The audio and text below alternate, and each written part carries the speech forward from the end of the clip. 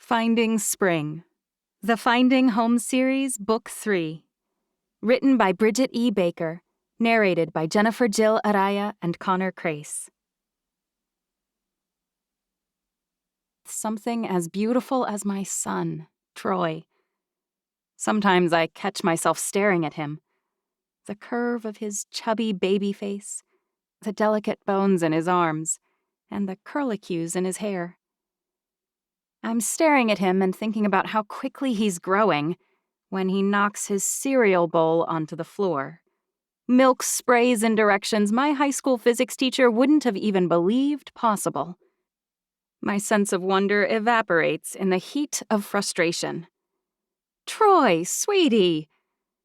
He turns wide, shining eyes toward me, eyes that could have inspired an anime character.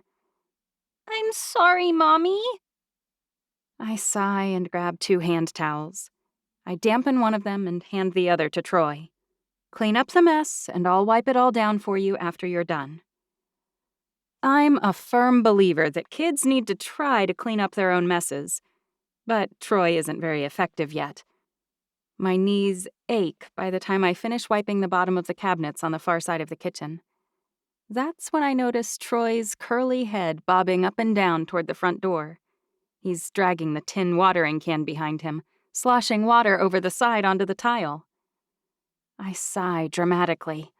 "I'm just finishing cleaning up the last mess. What are you doing?" "I forgot yesterday, Mom." I shake my head. "We're supposed to be getting ready for your party. Besides, we've talked about this. It's pointless." He sets his jaw and huffs. "It needs water." Troy turns 4 today. His dad won't be at his party, which is both a relief and a sorrow.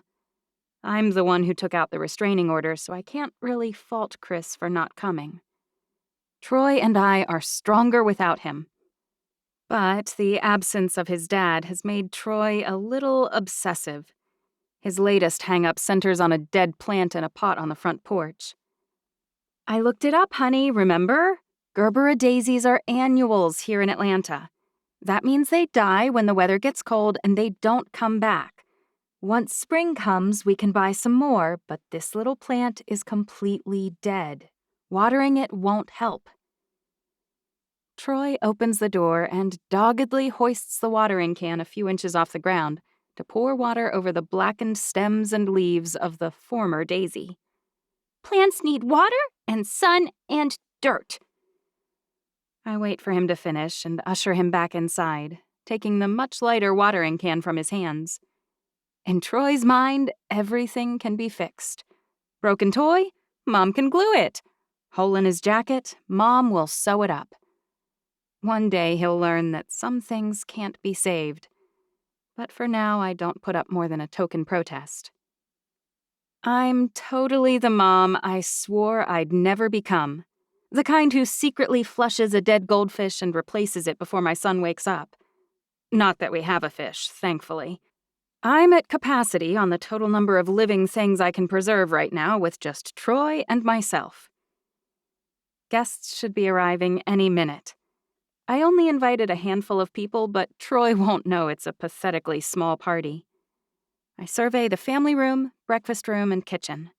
My homemade Lightning McQueen cake sags in the middle, and the frosting has slid down in a few places, forming bunchy piles. But the price was right, $4.75 for all the ingredients combined. Red and gold balloons are taped to the back of each chair, and streamers dangle from the ceiling. His gift from me rests in the center of the table. I stayed up way too late last night, making car-shaped sugar cookies for party favors, which now sit in clear plastic baggies, all piled in a bowl. I've got a stack of crustless peanut butter and jelly sandwiches in the fridge, along with a bowl of apple slices. Sadly, this pitiful party still cost more than I should have spent. I need a job so bad. I cross the room to the built-in desk between the laundry room and the kitchen to check my email before the party starts. Maybe someone has replied to a job application and there's an email inviting me for an interview. It could happen, right? Except it doesn't. My inbox is as empty as my bank account. A bright red piece of paper on the fridge catches my eye, and I snatch it down and stuff it in my pocket. Grateful I remembered to hide it before Mary shows up. She would not understand the importance of my list. Not that I really need the list taped to my fridge. I know the 3 things on it by heart. Trudy will not date anyone until 1. She graduates. 2. She finds a dream job. And 3. She repays Troy's medical expenses. I've been officially divorced for barely more than a month, and Mary's already raring to set me up.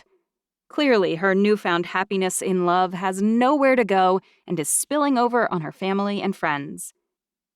In Mary's defense, lots of women in my place might be dating already.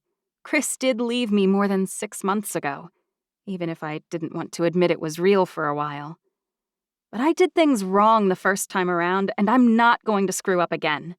No dating or even flirting until my 3 tasks are complete. Graduation hovers right around the corner, but finding a dream job seems like a long and possibly unrealistic trip I won't ever be able to take. And repaying the enormous sum Mary paid for me feels like a distant island only imagined in fairy tales. Mary loaned me a huge pile of money to cover medical bills when Troy was diagnosed with type 1 diabetes, and I will pay her back if it kills me. Unless I die of old age first, which seems like a possibility.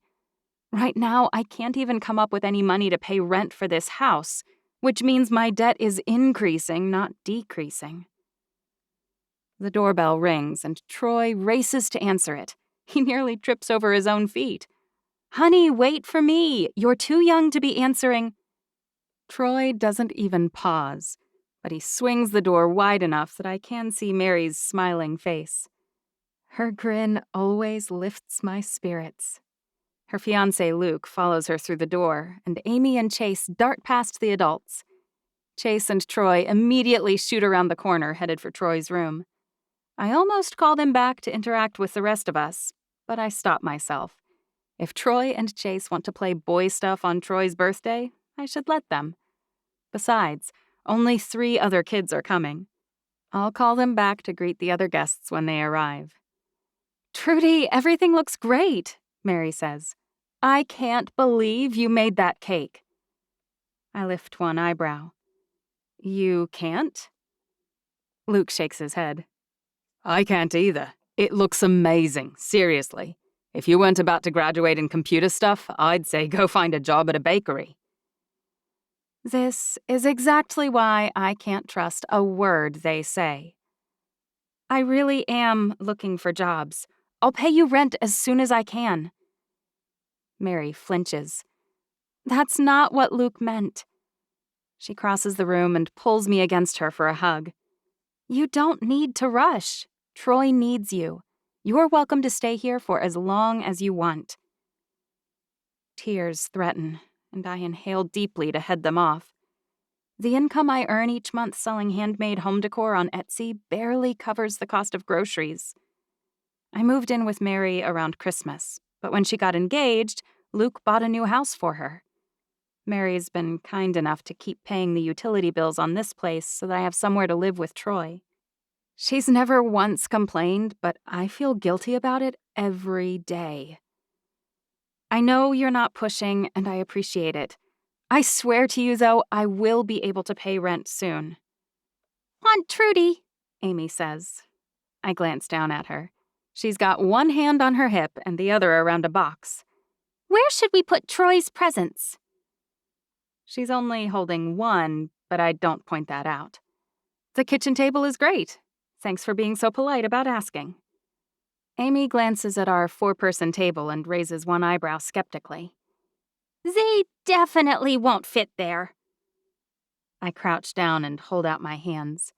She's clearly not accustomed to parties with only a handful of guests. I think we'll be okay. Here, if you give it to me, I'll make room for it. Amy shakes her head. No, this is just the one Chase picked. The rest of the presents are in Dad's truck. I frown. Surely Mary and Luke wouldn't have brought something huge. I told Mary I bought Troy a remote control Mickey car, and my sister would never upstage my gift, right?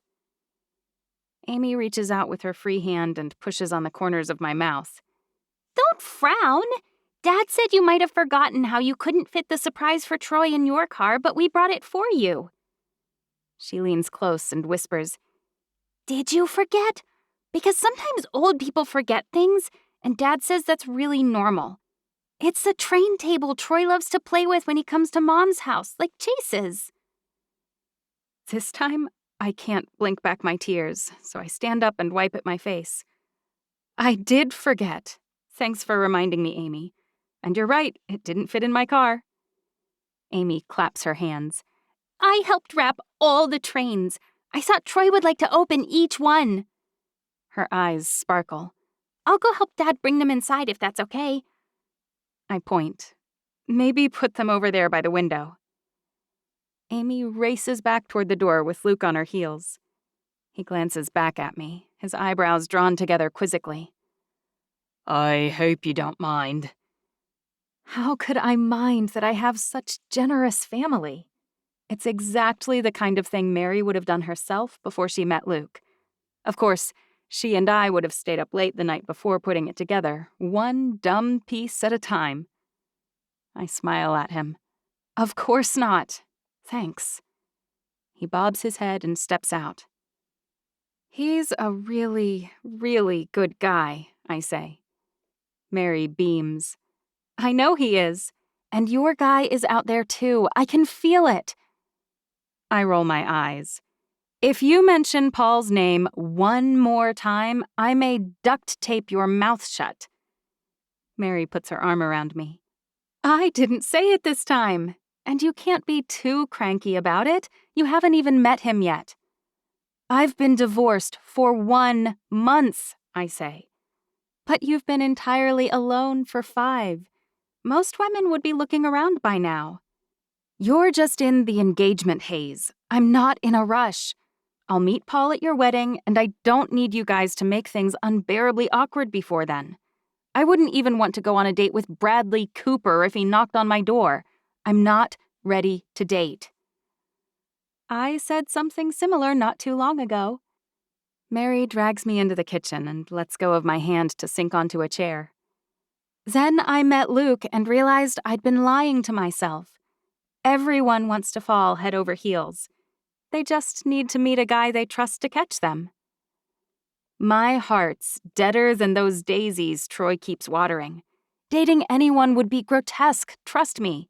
Let's all agree to spare poor Paul that miserable experience. Mary lifts her eyebrows. I'll do no such thing. My door bangs open, and I'm glad I didn't bother sitting myself. Paisley flies through the door in front of Luke, sliding along my tile in an unnatural way. What's up, party people? She pulls up short and barely avoids toppling right into me.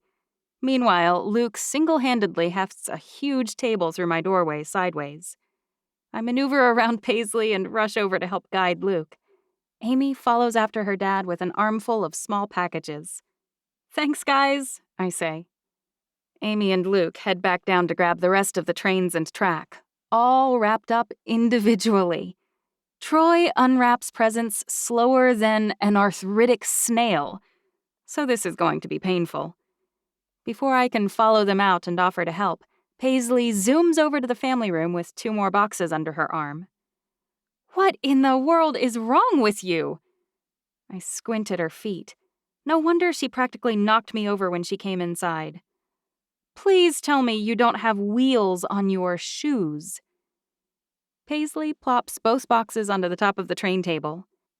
My Rolé footwear is literally the coolest thing ever invented. I can't believe I never tried them before. I'm pretty sure they hadn't made them in big people sizes. Mary drops her voice to a whisper. Not much demand. Very funny. Paisley leans close to me, her eyes twinkling. Don't worry, Trudy. I got you and Troy matching pairs. You're going to love these, I swear. I groan. You better be kidding. I need a broken wrist about as much as Troy needs a double shot of caffeine. What you need is more excitement in your life, Paisley says. You can't find it unless you look. And maybe I should clarify. You need to look somewhere outside of this house. Speaking of excitement, how did you get up the porch stairs? I ask. Without breaking your neck, I mean. Paisley's grin splits her face and she lifts one foot up. That's the beauty of these. They're shoes on the front. I walked up.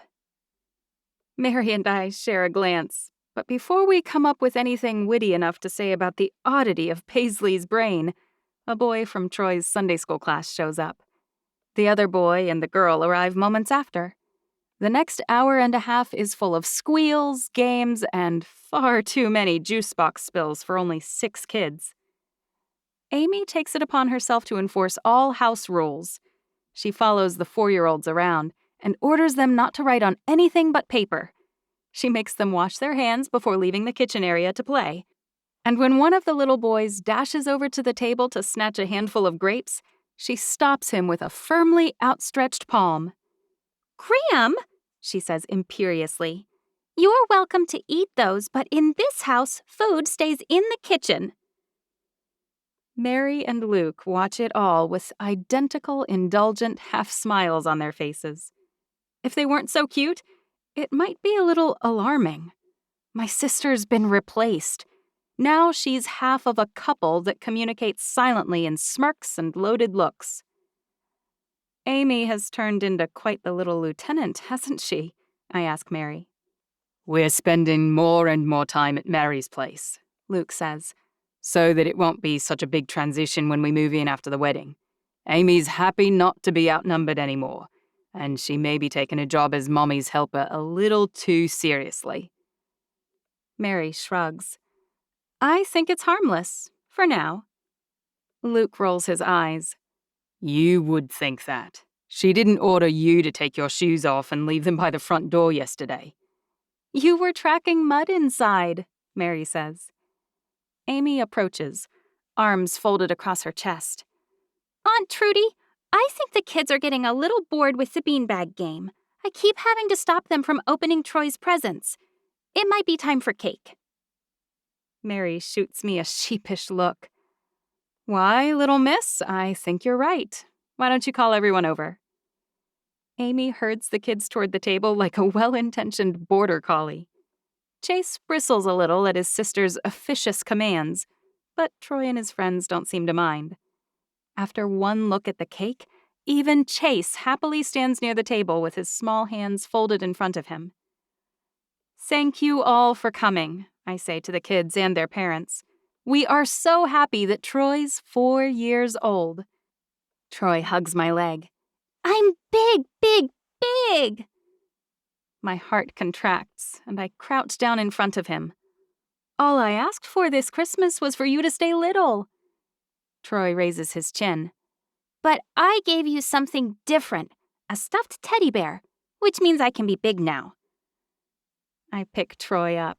He may be bigger, but he still fits on my hip. Now everyone wants to sing to you, okay? And then we can cut this cake. Troy claps and Paisley lights the candles. I choke back tears during the song, not ready to acknowledge that my baby's a little boy. But he blows out all 4 candles without help, and I have to admit it. He's growing up. We open presents next, and he loves the train table. Even so, a tiny part of my heart soars when he proclaims that the Mickey remote-controlled car is his favorite toy. One day, I'll be able to afford fancy gifts, but for now, I'm glad my boy likes simple things. After the other 3 guests have left, Mary calls for Chase and Amy. Time to go, kids! You can stay as long as you want, I say. No big rush on our end. I've got 50 million emails to wade through, Mary sighs. And I have to sign off on all the lunch plan details. Luke shakes his head. I know you're actively searching, but jobs are overrated. You might have a different opinion if you were in my shoes, I say. I've filled out 86 applications and not gotten one interview. Mary's eyebrows draw together. I wish you'd come work for me. I don't understand why you won't. Mary has always been a genius and laser-focused on top of it. She put herself through college and took care of me at the same time. She found her own job right out of school and worked her way to the top by the age of 30. She never had a leg up from anyone. So she doesn't get why I won't accept one when she's offering it. I need to find a place myself, I say. Just apply for a position at Lit Up Applied Science, Luke says. I won't even tell anyone to pick you, I swear. I roll my eyes. Sure you wouldn't. You guys are amazing, but I'm graduating in 2 months and I need to do this on my own. Plus, there's no way I want to work at Luke's office where he will awkwardly try to shove me at his little brother daily. Blah! If you change your mind, just say the word, Mary says. Being the boss should have some perks, right? A terrible thought occurs to me. What if they're offering me jobs because they're sick of me not contributing? Mary's too nice to complain, but the idea of her grumbling to Luke about how I'm such a freeloader when I could be earning something to pay them makes me dizzy. I bite my lip. If I still can't find anything in the next 2 weeks, I'll apply for a job at both of your companies. I know I'm sponging off you right now, so I shouldn't be too picky, but I'd really like to try and do this myself. Mary puts her hand on my arm. Her voice is soft when she says, Trudy, you are not sponging. You're caring for my beautiful nephew. You watch Chase and Amy all the time, and you're finishing up your degree. I don't even know how you'll find time to work between now and graduation. I watched my friend Pam's son, Benson, for free for 2 years while she was getting her beautician's license. She's too nauseated by the smell of hair products during her second pregnancy to work. Plus, her husband got a promotion and told her to take some time off. Troy and her son are the same age and they play beautifully. So she's going to watch Troy for free while things level off around here. What about school? Luke asks. You only had 4 classes between you and graduation, but that's still a full load. Yeah, I was so close.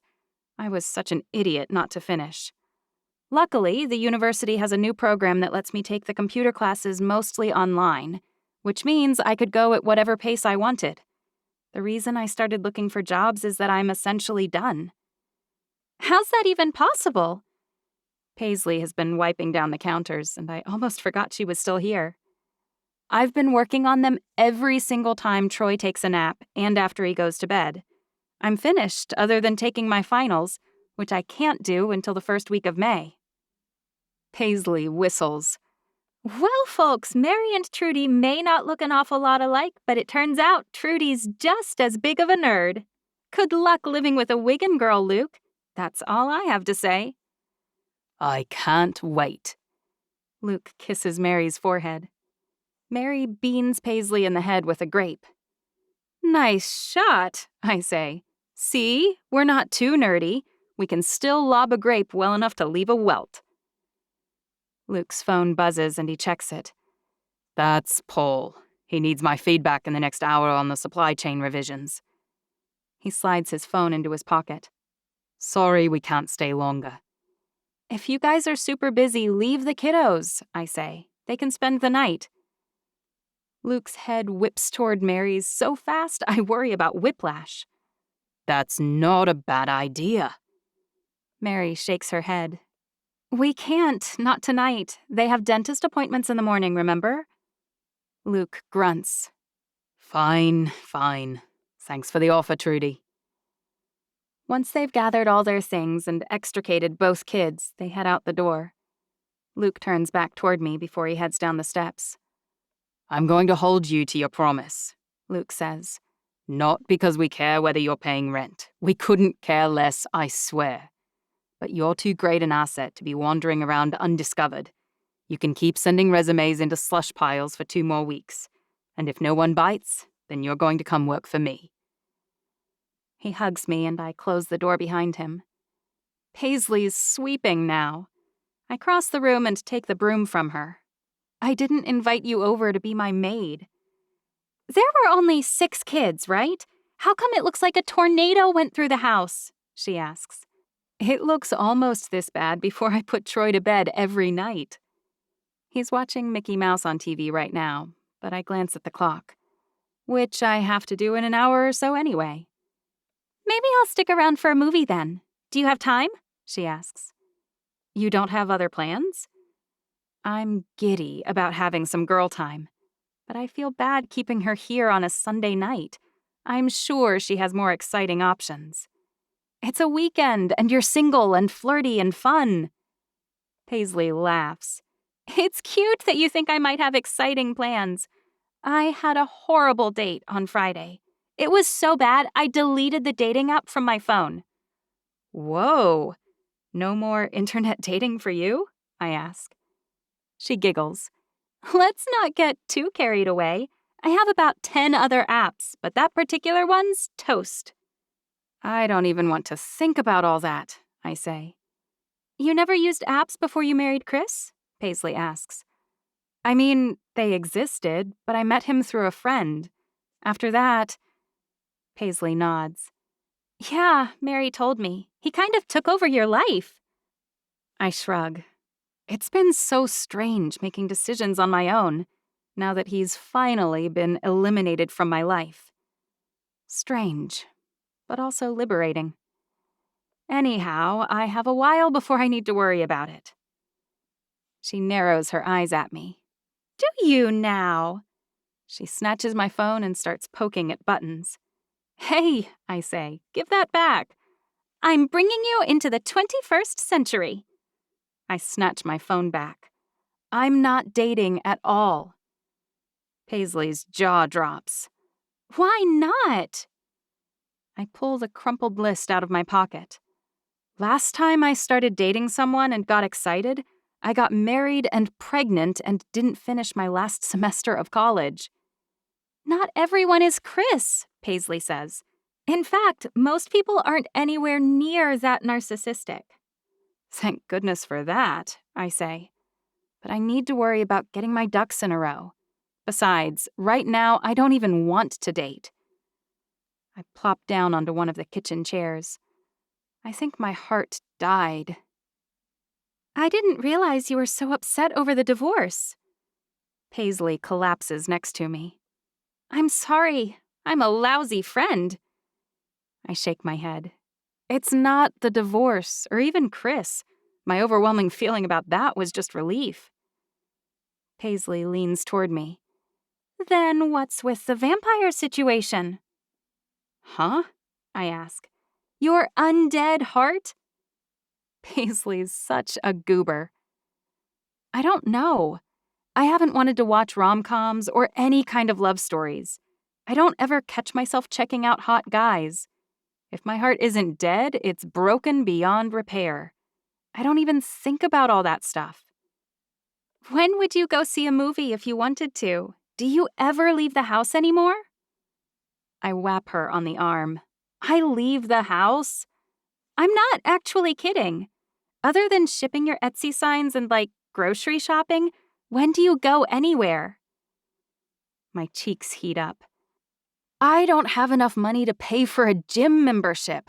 I only have one because Mary added me to her account for a Christmas present. My voice drops to a whisper. I really do need a job. Paisley's face crumples. Oh, Trudy, I'm sorry. I didn't even think about that. Look, the last year has been a rough one. Try the last 5. She slides her chair close and puts her arm around me. This year is going to be your best yet, then.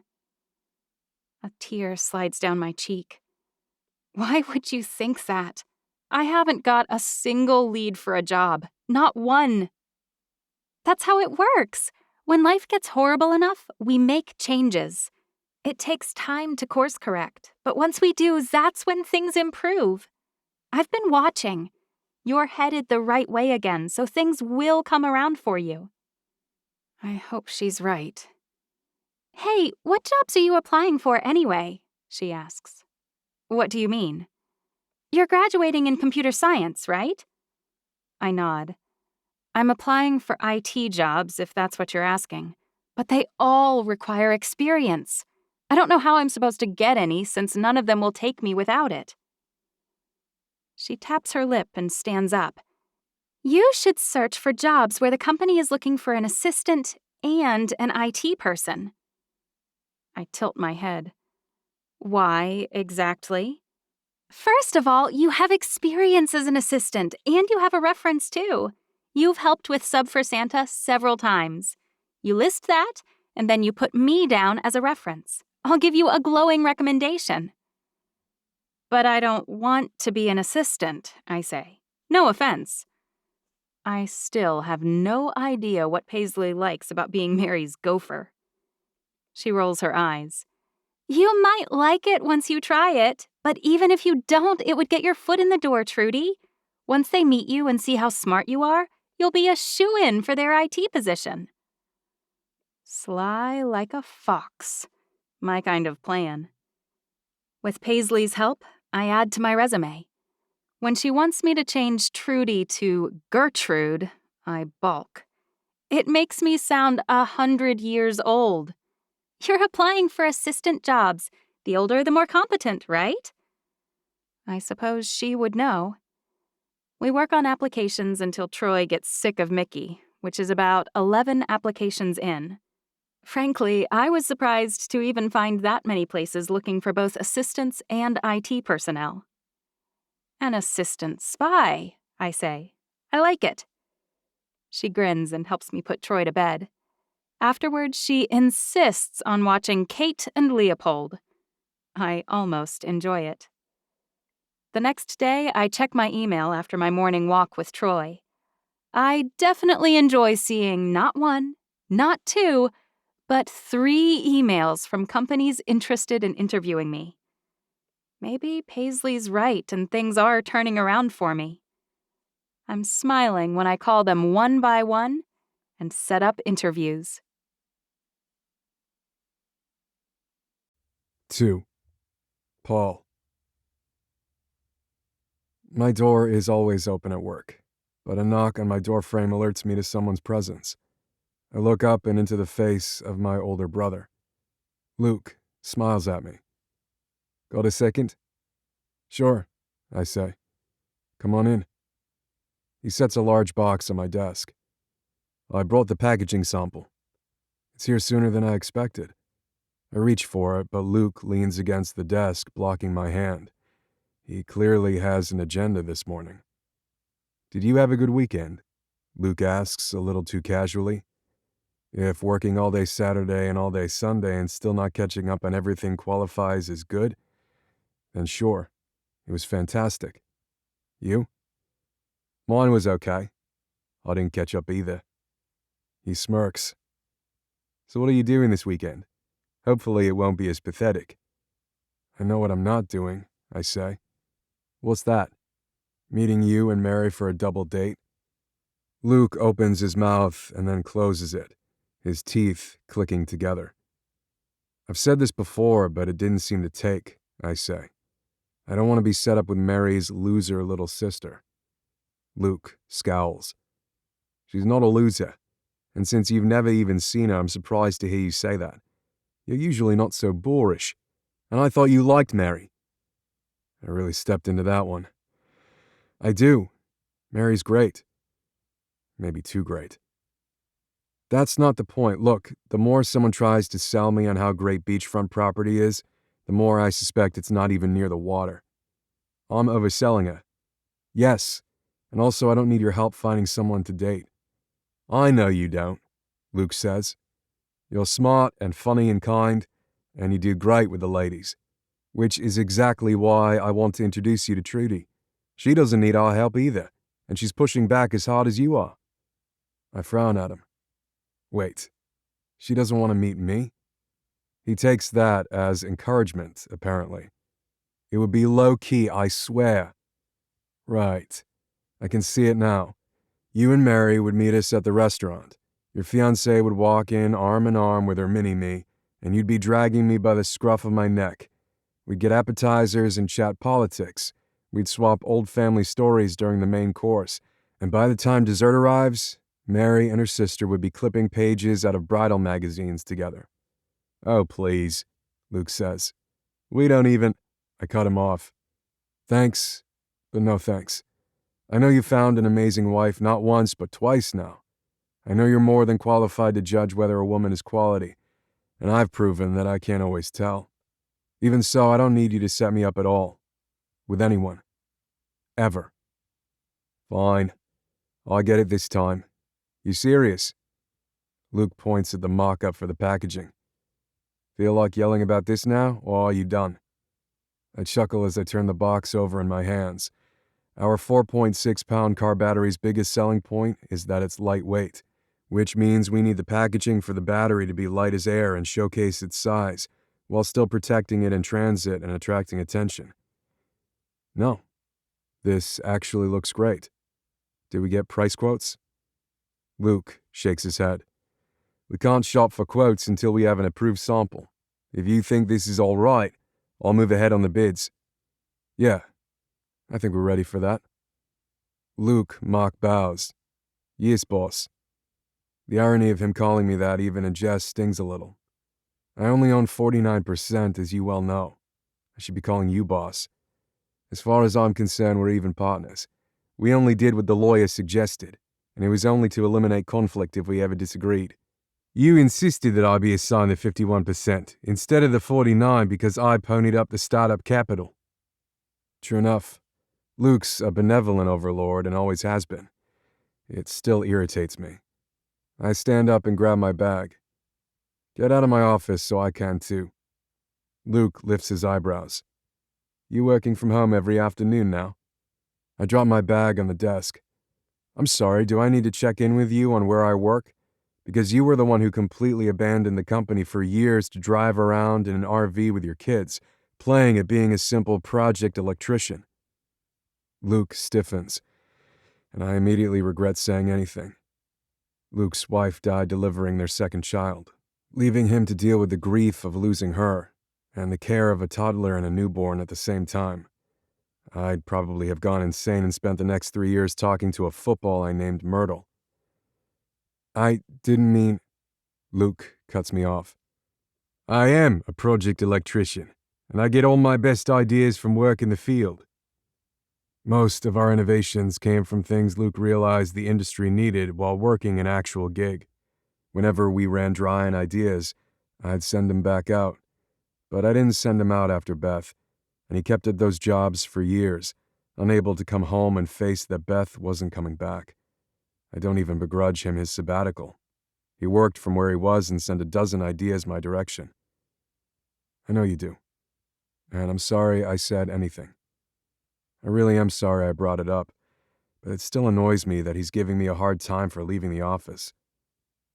During your working sabbatical, I discovered that I'm more productive during the afternoon at home, where there aren't 150 people dropping in to ask me questions. Fair enough, Luke says. I start to walk past him, but he grabs my shoulder and forces me to meet his eyes. Are we okay, Paul?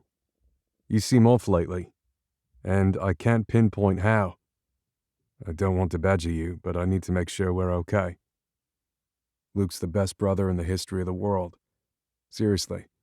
People joke all the time about us being the better Manning brothers since Peyton and Eli Manning are so famous. But honestly, Luke dropped his life and immigrated to the States with me when I got into Harvard. He worked to pay for my school expenses. I didn't realize the extent of what he'd sacrificed for me by going straight into a job after secondary school until he told me he was enrolling too. Up until the day I found out Luke got into Harvard, it had never occurred to me that he might be smart.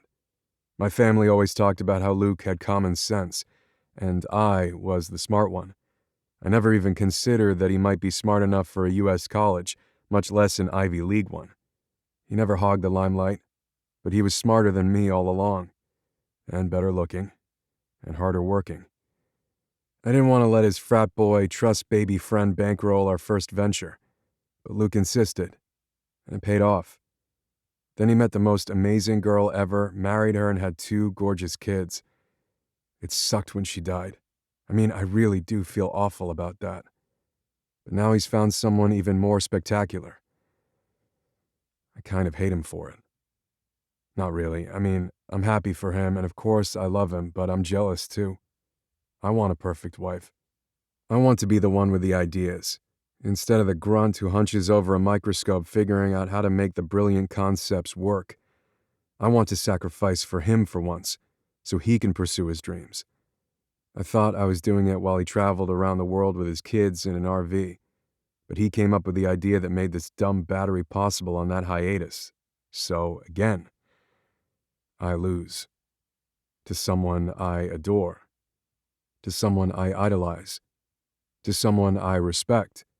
To someone I jump in front of a bullet to save. Losing over and over and over still chafes. But seriously, I really would do anything for Luke. Does it make me awful that I also want to do something without Luke? Probably. I shake my head. I love you, Luke. You know I do. Of course we're fine. I'm just stressed and tired, that's all. I'll get the rest of the publicity proposals reviewed later today and send them to you and Rob. Luke releases my arm. I know you will. I was only teasing. I don't care where you work. I really appreciate what you've done the past few weeks while I've been planning a wedding. I can't ever thank you enough for the time you devoted and stress you endured the past few years while I was barely hanging on. Okay, enough sentimentality. Go get your crap done so you can get home in time to have dinner with Mary. He grins. Sage advice. I sling my bag over my shoulder and head out of the office. But I don't drive home.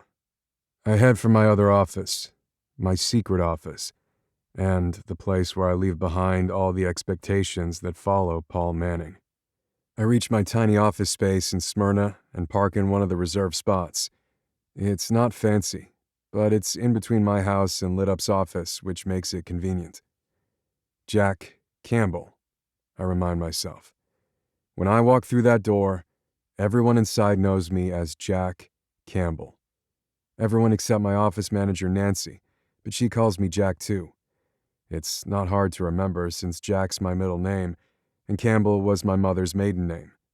Nancy didn't understand why I'd start a company with a made-up name at first, but once I explained that I needed to keep it a secret until it either took off or failed, she got it. A very pregnant Nancy meets me at the front door, wringing her hands. "We need to talk." Well, hello to you too, Nancy. It is a nice day outside, especially for March in Atlanta. She looks heavenward as if asking God for help in dealing with me. "Alan is waiting in your office." That's never good. We haven't had a breach. It comes out as a statement, but she knows it's really a question. She shakes her head. "No, but he doesn't have good news." I jog down the short hallway to my office, and Alan stands when I walk through the doorway. His enormous mop of hair looks even more unkempt than usual. Grooming standards differ for IT guys, in my experience. At least he's not entirely covered in colorful tattoos or bizarre piercings. I set my bag on my desk. "Alan, what's wrong?" He hands me a white sheet of paper. "I'm offering you my resignation." My eyebrows rise. I promised a share of our profits to all of the employees who have been with me more than 6 months when we either sell our tech or go public. "You're leaving now? Why?" "We've got a functioning prototype. We had one tiny glitch to work out before we could move to beta testing. I fixed the glitch last night, although I haven't told anyone yet. We're so close I can smell it."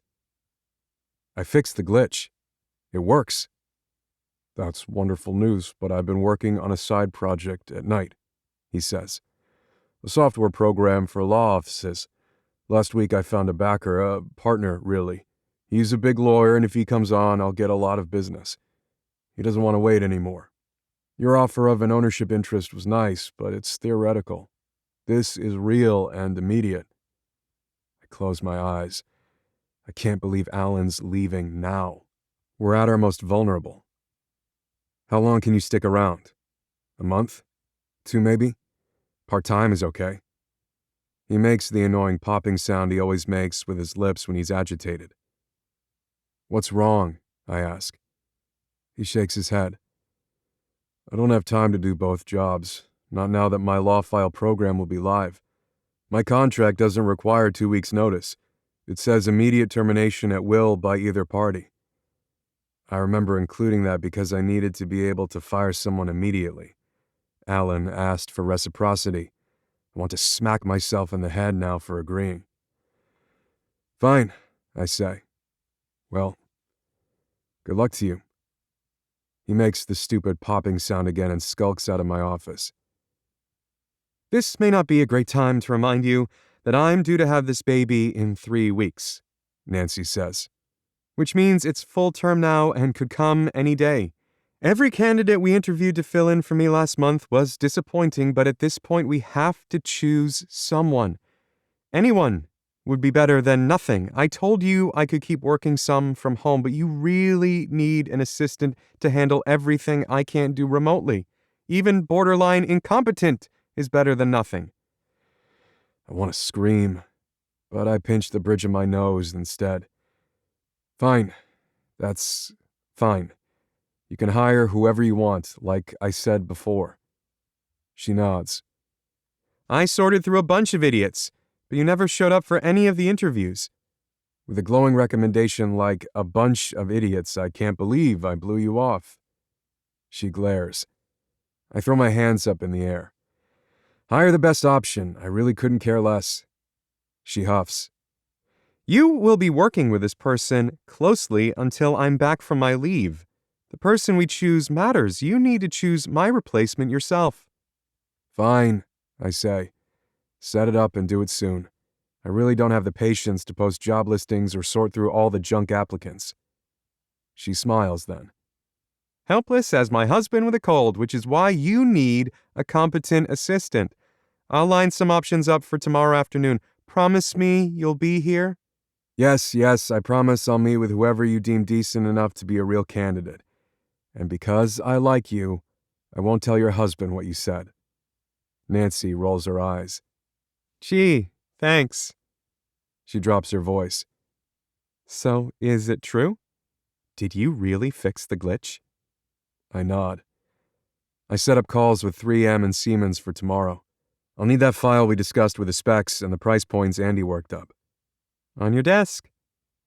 I have no idea what I'm going to do without Nancy, who I still can't believe is leaving me for nearly 2 months. I'm surrounded by happily married people and their growing families. I think maybe all their unadulterated joy is making me crabby. 3. Trudy. I apply for a dozen more assistant jobs on Monday morning at places that are also looking for IT specialists. Until I have an offer, I should keep looking. Both of the interviews I set up for Monday afternoon are a bust. The boss at the law firm disgusts me. I can't imagine seeing him every day. The second, an ENT clinic, says I don't have enough experience. Apparently, I need several years' practice to be competent to make copies, line up appointments, and pick up coffee. I pin all my hopes on the third place when I head in for the interview on Tuesday. It's a great fit and they love me.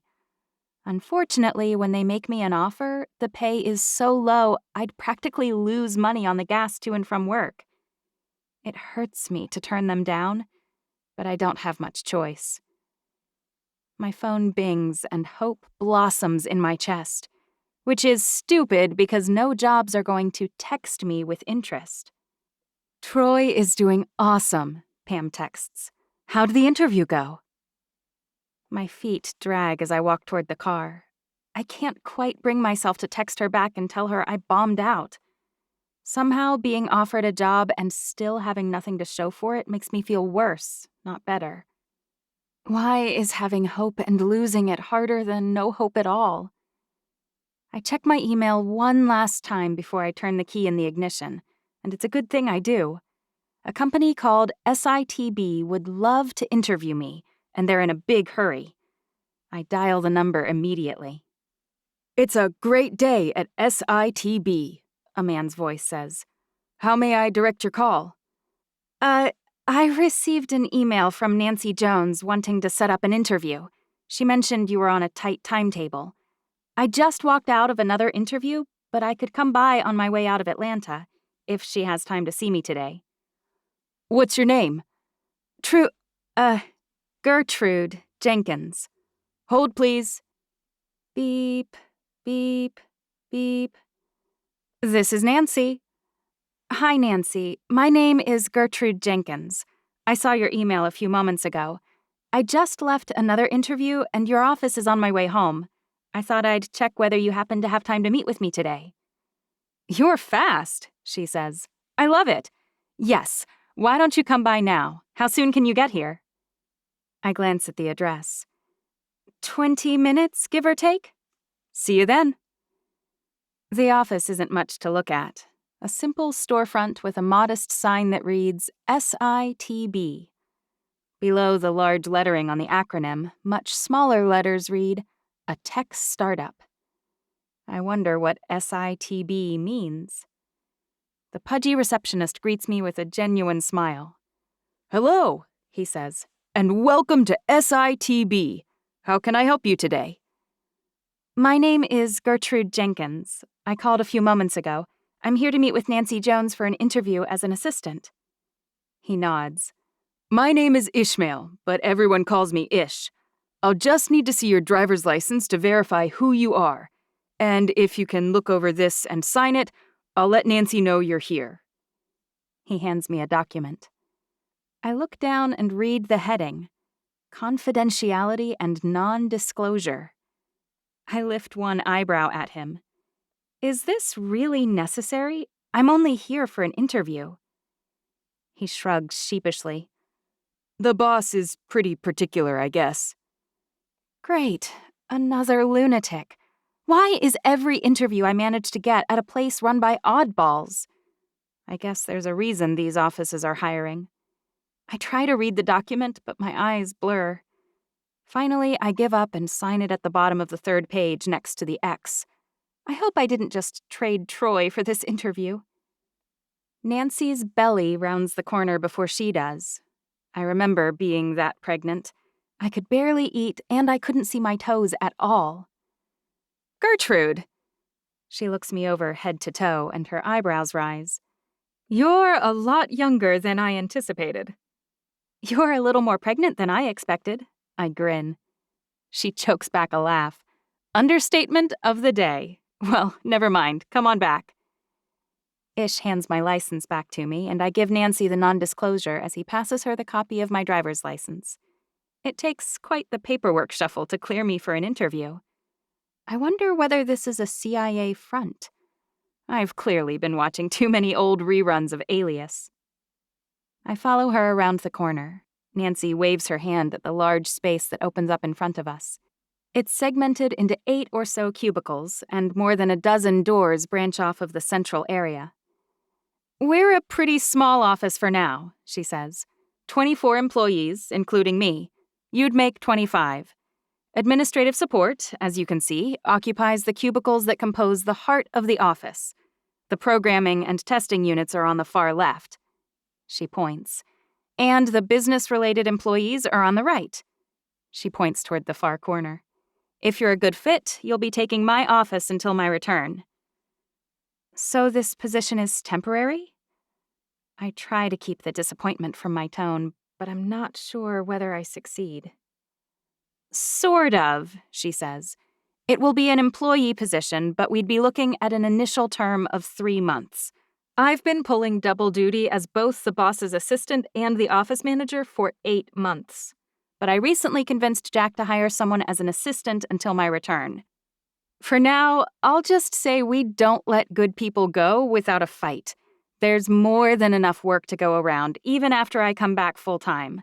I wouldn't worry too much about the interim in the title. Weird. Good to know. As we approach the corner, she indicates the doorway on the left. Jack works there. My office is on the right. It's smaller, but it's also way neater, if that helps. She's not lying. Her small, polished wooden desk has one organizational unit where several papers and a file folder are stacked. Notepads sit on top of one another on the opposite corner. There's one framed photo in the center of the desk of a freckled man, Nancy, and a young toddler at the beach. Nancy's belly is flat, and they're all beaming at the photographer. "Let's check out Jack's office," she says. I follow Nancy through her doorway and take one step into the office that's kitty corner to us. A quick glance tells me the guy lives in a state of barely restrained chaos. Piles of files cover the desk, an upright cabinet, and the windowsill. Notepads rest on top of piles and are shoved in between stacks of paper. Incomprehensible notes and numbers appear to be scrawled across all of it. Post-its are stuck to the desk, notepads, and even the walls. Mary would have a heart attack, and although I'm much less compulsive than she is, my fingers itch to tidy it up immediately. "Would cleaning this up be part of my job?" I ask. Nancy's laugh starts in her belly and fills the room. "You might never make it out alive." No, Jack doesn't like his stuff touched at all. In fact, he's pretty insistent no one mess with anything in here. Your job is organizing everything else. Meetings, appointments, phone calls, and presentations. How good are you with Microsoft Outlook and Word? I bob my head. Decent. They're simple programs. True. I saw you've had a few years of college. Your major is computer science? I nod. That's right. She narrows her eyes. Why apply for an assistant job? Paisley and I prepared for this exact question. I'm supposed to tell her that I love to interact with people. I chose my major wrong, which is why I never graduated. I'm excited for this job and ready to make this into a career. Except that's a lie. And now that I'm staring her in the eyes, I can't bring myself to say it. I'm recently divorced, and I need money, I say. I graduate in May, and every single IT position I've found requires 2 years' experience, so I don't qualify. The few that don't require 2 years of experience are unpaid, and I need income. Nancy bobs her head. The good news is we only need you for the next few months. So, as long as you can commit to staying for that long, if your dream job falls into your lap after I'm back from my maternity leave, well, I'll be sure to sing your praises. It's hard to find a competent candidate who isn't aspiring to something else, so I get it. And I appreciate your honesty. I sigh. That's a relief. My friend thought I should make up a story, but I didn't feel good about it. I think we should start the formal interview now, Gertrude. Does that sound all right with you? I nod, and she ducks back into her office. Do you ever use a nickname? Nancy asks. Because my favorite aunt is named Gertrude, oddly enough, and she goes by Gertie. I don't think I've ever met another Gertrude in my life, so I thought it would be funny if you did too. No one has ever called me Gertie, not one single time. So of course I say, I totally do. What a small world. The words pop out of my mouth unchecked, unapproved, unconsidered. I want to yank them back, but I'd look crazy. Why would I tell the truth about my reasons for applying to be an assistant and lie about something as stupid as a nickname? A horrible nickname. I must want Nancy to like me, which is kind of pathetic, but if a connection to her dear old aunt gets me this job, I'll take it. We chat for another 20 minutes, running through more typical interview questions. My past experience, my skills, my work availability. Do you have any questions for me? She asks. If I get the job, what does it pay? Please be more than $8 an hour. Please. Since you'd be working full-time, we'd offer you a full employee package. Starting salary would be $35,000 a year, with 2 weeks of paid vacation and 8 holidays per year. I know that sounds low, but with benefits, it comes to almost $30 an hour. I hadn't even dreamed of finding a job with medical insurance. I cannot break down sobbing in the office in front of this woman who barely knows me. I dig my nails into my palms until it hurts and inhale deeply. When would you expect to let me know? She pops up quickly for someone with such a large belly and peeks around the corner. Ideally, I'd love to have you meet Jack today so we could tell you tonight or tomorrow. We're in a bit of a hurry. She rests her hands on her stomach. I'd imagine you can't sleep more than about an hour at a time right now, I say. Is he or she a nighttime kicker? You have a child? She sounds surprised. I nod. A 4-year-old son. This one's a girl, but I have a nearly 3-year-old son at home already. I mentally stomp on the spike of jealousy that shoots through me. I want another child, and I'd love a girl, but I can barely manage Troy. Besides, it's not like I've got any plans of finding someone to father another child anytime soon. Congratulations, what wonderful news.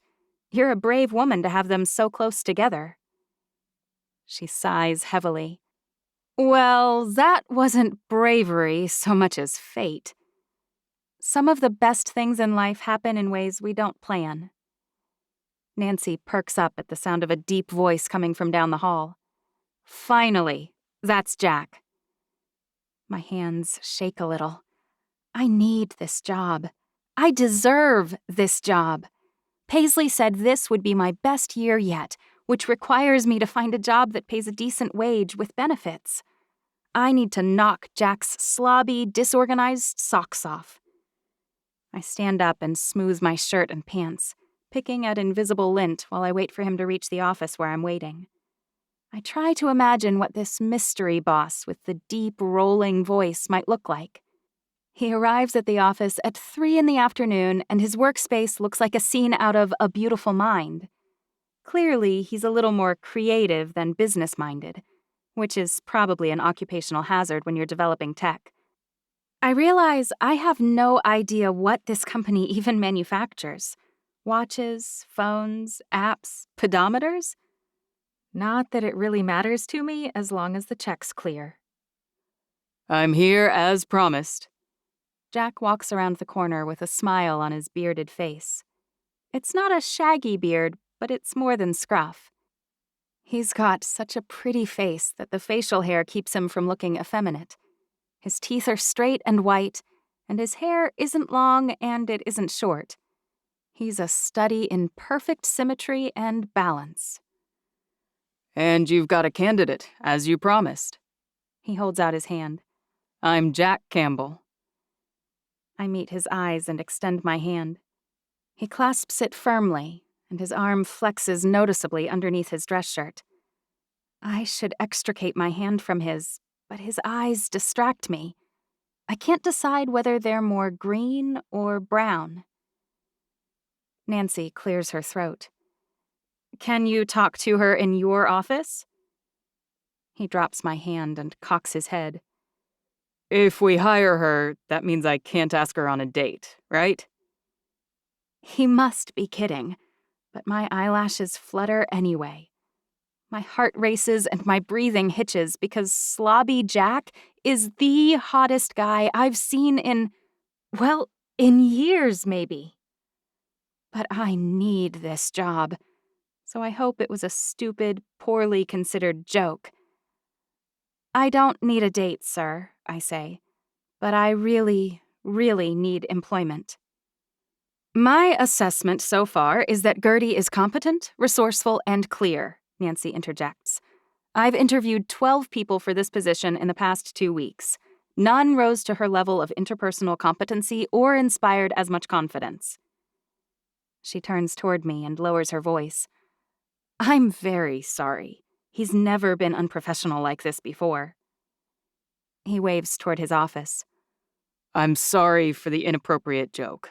I've been working pretty long hours lately, and I think I may need a good night's sleep. I immediately imagine where he might sleep, and an enormous, king-sized 4-poster bed comes to mind. I think about sinking onto it myself. What is wrong with me? I close my eyes and clear my throat. No problem. He motions toward the doorway.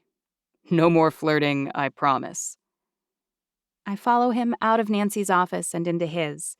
He glances from one black leather armchair to the other, clearly at a loss. Both are so covered with notepads that there's no clear place to sit. Nancy said not to touch anything, but this is unworkable. I carefully gather up the pile of notes resting on one chair and set them on the corner of his desk. Not afraid to take action, he says. I like it. Just make sure you never trash anything, even if it looks useless to you. He's talking like I've already got the job. Clearly, he values Nancy's opinion. Got it. Never throw anything away, including stained napkins covered in incomprehensible equations. Probably contains the cure to cancer, and I'd doom the entire world. He barks a laugh. Exactly. Is that what SITB does? I ask. Medical research? He sits in his desk chair and drops his arms down on the messy surface, undermining my belief in the precious nature of his notes. Something like that. Wait, seriously? You do cancer research? That was a lucky guess. Not cancer, no.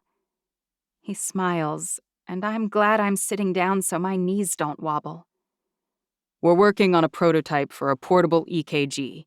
It'll allow docs to do an EKG from anywhere, including the privacy of a patient's own home. If we succeed, it'll save $500 million on medical bills annually, and allow efficient monitoring for patients who would otherwise be cut loose. Plus, it'll minimize equipment waste. Wow, I really shouldn't toss his old napkins. That sounds amazing. He nods. I certainly hope so. What questions do you have for me? I ask. Let's say I have a meeting on the books and clients arrive as planned, but I'm not here. What would you do? Is this a trick question? Where else would he be? I lean toward him. Is your real name Bruce Wayne? Blood drains from his face for some reason. I'm not a hero, that's for sure. Is this a real scenario? I ask. Do you regularly miss important meetings you've scheduled? He sighs. I have a lot of things going on in my life other than this startup. I'm not Batman, but that's a reality for me. I need someone who can run interference if things don't run smoothly. I lick my lips. I suppose I'd let them know you were delayed by circumstances outside your control and make sure to offer them amazing snacks while they wait. There's a great bakery around the corner. I'd order muffins and cookies to be brought in for any days when important meetings are scheduled. Then I'd try and message you to find out whether you're merely delayed or not coming at all. If you're on your way, I'd do my best to keep them happy until you arrived. If you're not coming, I'd make up a plausible lie, if the truth is off limits, and try to reschedule. The corner of his mouth turns up in something that approximates a smile. It would help if you had someone else prepped to take over for you when you're not around, a second in command, so to speak, who could do the presentations without you. He shakes his head. Not possible. Only I have all the puzzle pieces of this particular piece of tech. Some of them are up here. He taps his head. Can I ask why? You can ask, he says. And maybe one day I'll even answer. But today is not that day. You're the boss. That I am. Did Nancy already talk to you about numbers? I nod. And you're okay with them? I nod again. He stands up and offers me his hand. Then I guess you're hired. Just like that? This time he's the one who nods. Nancy will expect you to be in the office daily by 9 a.m. It's short notice, but we'd love it if you could start tomorrow. Nancy doesn't have much time left to train you. He holds out his hand and I reach to take it again. It's a mistake. The second our fingers touch, my heart goes haywire and my face flushes. His hazel eyes sparkle at me, as if he knows exactly how I'm feeling. I'm sure every girl he meets goes gaga around him. I snatch my hand away. The joke's on him, because his face might rival a young Brad Pitt. His voice probably causes most women to swoon. None of that makes a difference to me. I'm as dead inside as Troy's beloved Daisy. I fill out the new hire paperwork before I head out to my car. My excitement 100% stems from the fact that I've found a job with decent pay and medical. It has nothing to do with the mesmerizing eyes of my new boss. Nothing whatsoever. 4. Trudy. Nancy spends the first hour teaching me the safety protocols at SITB. We enter my biometric data for the after-hours scanner, and I'm issued badges and passwords. I've been here 64 minutes, and already my head feels stuffed full of pointless information. Basically, it's like being in high school again. Eventually, when my head feels so full of new stuff it might burst, Nancy starts showing me how to set up appointments in their system and telling me what the various codes and acronyms mean. That reminds me, what does SITB stand for? I ask. Nancy shrugs. Jack won't say, so it's turned into a bit of an office joke. We're working on portable medical testing equipment, so most of our ideas have something to do with that. Best idea at the end of every week gets whatever's in the change jar in the break room. We all dump out our pocket change as we come and go each day. We vote on the idea on Friday at 3. Seriously? I ask. Jack knows about this weekly contest? Nancy grins. It was his idea. He says it's good for office morale. I think the lion's share of the change comes from him, actually. I think about the letters and can't come up with any ideas off the top of my head. Maybe Paisley will be better at it. I probably need to come up with a decent submission for my first week. I don't want to be the office loser. About halfway through the day, Nancy leaves for lunch. I'm working on a spreadsheet when I realize I never ate anything myself. I pull my peanut butter and jelly sandwich out of my purse, but it looks even worse than I remember them looking in grade school. I decide to try my luck with the vending machine. $2 later, the dumb machine still hasn't spit out a single bag of chips. I kick it. Hey now, assault is illegal in Georgia. I jump at the sound of the man's voice and turn around to face him. A tall guy I saw working in one of the big side offices stands behind me, smiling. I didn't even hear him approach. His hair is perfectly mussed, and his shoes are perfectly shined, but a few freckles on the bridge of his nose add a little character to his face. I laugh. I'm not even intimidating enough to scare a vending machine, apparently. It's more about leverage. You've got to press your numbers and then hit enter twice. He points. I try it again, and this time it works. 2 bags of Cheetos drop, so apparently the machine registered my multiple requests at some level. I offer one to my new friend. Cheetos? His eyes and tone judge me. Really? My son loves these, I say. Maybe I miss him more than I thought I would. I have 3 boys myself, he says. 9, 6, and 1. I've liked Cheetos since I was a kid. I just didn't peg you for a cheese powder girl.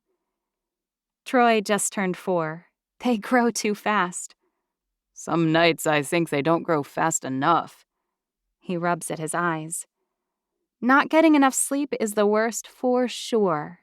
I laugh. My feelings on Troy growing up change by the hour. I completely agree. He holds out his hand for a shake. I'm Greg. Welcome to SITB, an office run by a guy with a stick in the butt. I wouldn't ever describe Jack that way, but it's a funny acronym. That must have been a weekly winner. He grins. Yep, the first month I was here. It's getting harder to come up with something original, but that one kind of stuck. You'll get it once you've spent a little more time with Jack. Is he a hard boss? I ask. I've only been in the same room with him for 5 minutes, and that was an interview. Greg grunts. He's a maniac. Nothing we do is ever good enough, which is rich coming from a guy who can't be bothered to show up before 2 in the afternoon. When he's being especially awful, I try to remind myself that he's probably got a lot riding on this. That must be scary for someone who never learned to have any kind of work ethic. It must suck for a trust baby when their parents insist that they finally do something. Is he really a trust baby? I scrunch my nose. He didn't seem like it to me. But then I've never met one. Oh, please, he must be.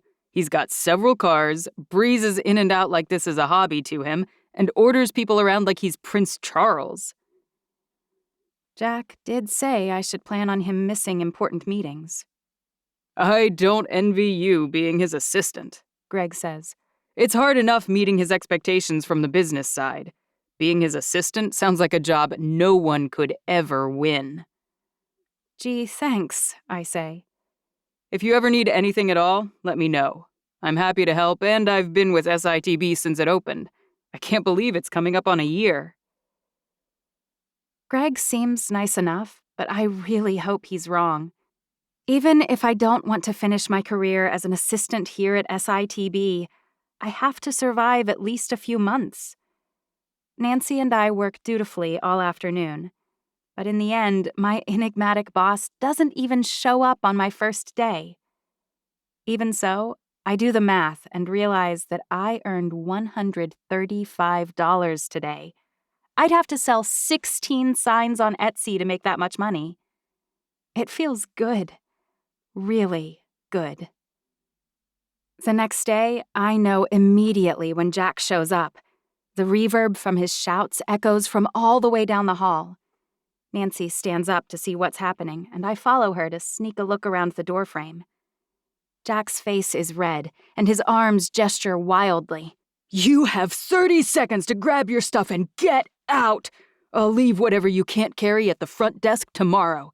Give me your security clearance now, because you're done here. When Greg walks out of his office, his face is pale enough to pass for a sparkly vampire. My heart sinks.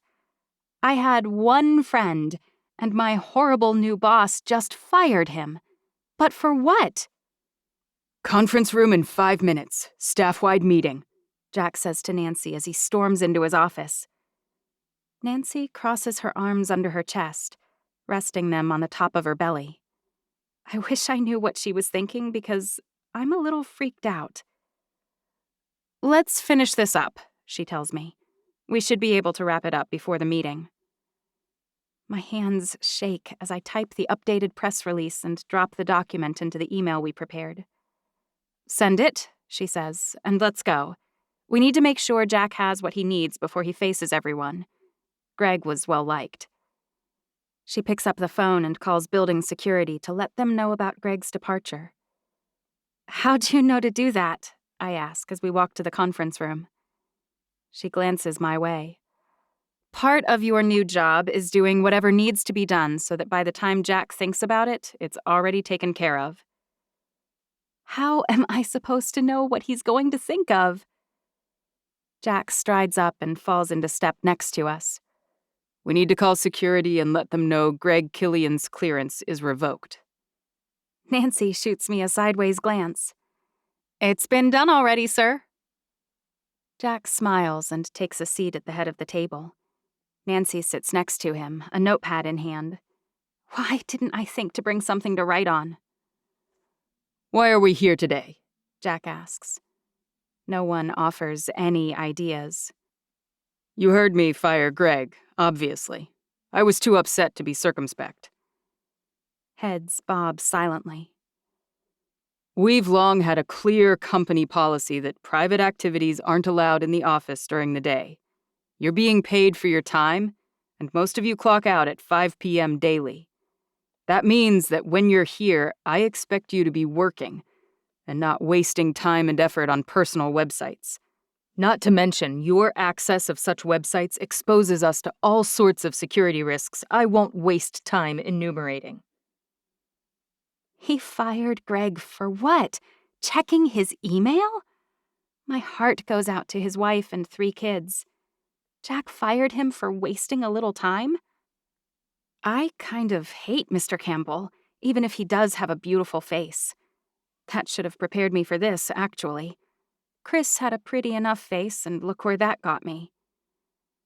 Jack talks on and on about the importance of following the protocols and rules and then dismisses everyone abruptly. I may run to the bathroom, I say to Nancy, if that's okay. I wonder whether Jack considers trips to the restroom a waste of valuable company time. Maybe he should ration them.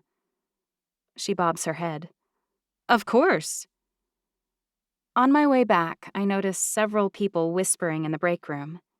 A woman I haven't met, Ish from the front desk, and a guy whose office was next door to the dearly departed Greg. I can't believe he did that, the neighbor guy says. I pause and they notice. What? The woman lifts one eyebrow at me, like I'm an informant. I can't have them thinking I agree with Jack. What he did to Greg was terrible. I should have spoken up during the meeting. Someone should have defended Greg, but it's only my second day. I always assumed I'd have stood up to the regime in Germany before World War II, but now I'm not so sure. Maybe we're all cowards at a baseline, more inclined to duck our heads than risk our necks. At least the other employees should know where I stand. I agree with you guys. Jack's a complete jerk. He never should have fired poor Greg. I mean, who doesn't check their email once or twice a day, right? Where are we working? Nazi-occupied Germany? Ish clears his throat, and I turn around slowly. Jack breathes in and out slowly, and the three people behind me scatter like cockroaches when the lights flipped on. They're the real cowards. I stand my ground, even if my knees shake and my fingers feel rubbery like microwaved hot dogs. I prefer to think of myself as Napoleonic, but I suppose you're entitled to your opinion. Maybe I should shave off my beard and leave a little mustache. What do you think? He's making a joke about me mocking him 15 minutes after he fired someone? Greg will struggle to feed his kids next month, and Jack's smirking about it. Which is infinitely better than fuming at me for my horribly disproportionate and unflattering comparison of him to the most famous tyrant of all time. I'm so sorry, sir. I don't know what I was thinking. He grabs a soda from the fridge behind me. You were thinking you'd sure like to fit in at your new job, and my other employees were grumbling. Oh, no, I can't let him throw them under the bus. They'll never talk to me again. I shake my head emphatically. No, sir, they weren't complaining. It was only me. Uh-huh. Well, a helpful bit of advice. If I were you, I might wait until my second day before likening my boss to Hitler, who was undeniably way, way shorter than me. But it's your life, so it's your call to make. Actually, today is my second day. I put my hands on my hips. You didn't bother to show up at all on my first. I could kick myself for being such a brat. I'm so fired. But Jack just grins at me. Nancy hired a live one, didn't she? Let's hope you can organize as well as you can mouth off. He spins on his heel and walks down the hall without a backward glance. My hands shake as I slink back to my office, but Jack doesn't say a word to Nancy. He marches back into his office purposefully and slams the door behind him. Okay, then. I'm looking over the next 2 months on the calendar with Nancy when I notice Greg wasn't kidding. There aren't any meetings set up before 2 p.m. Where is Jack every morning? I ask. Does it matter? She asks. I shake my head. I guess not, but he's sort of like Willy Wonka, isn't he? Why not tell everyone why he's always late? And what SITB stands for? We do our jobs and we don't pry into Jack's life. It's none of our business. Nancy hands me a list. We've got meetings set up with possible buyers for SITB's tech in 2 weeks. These are the details we need to complete before then. You can see how much time Jack has to deal with them. She points at the calendar.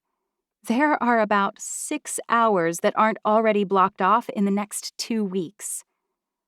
We don't have enough time to schedule all of this stuff, I say, unless he comes in earlier. Can't we ask him to clear some room?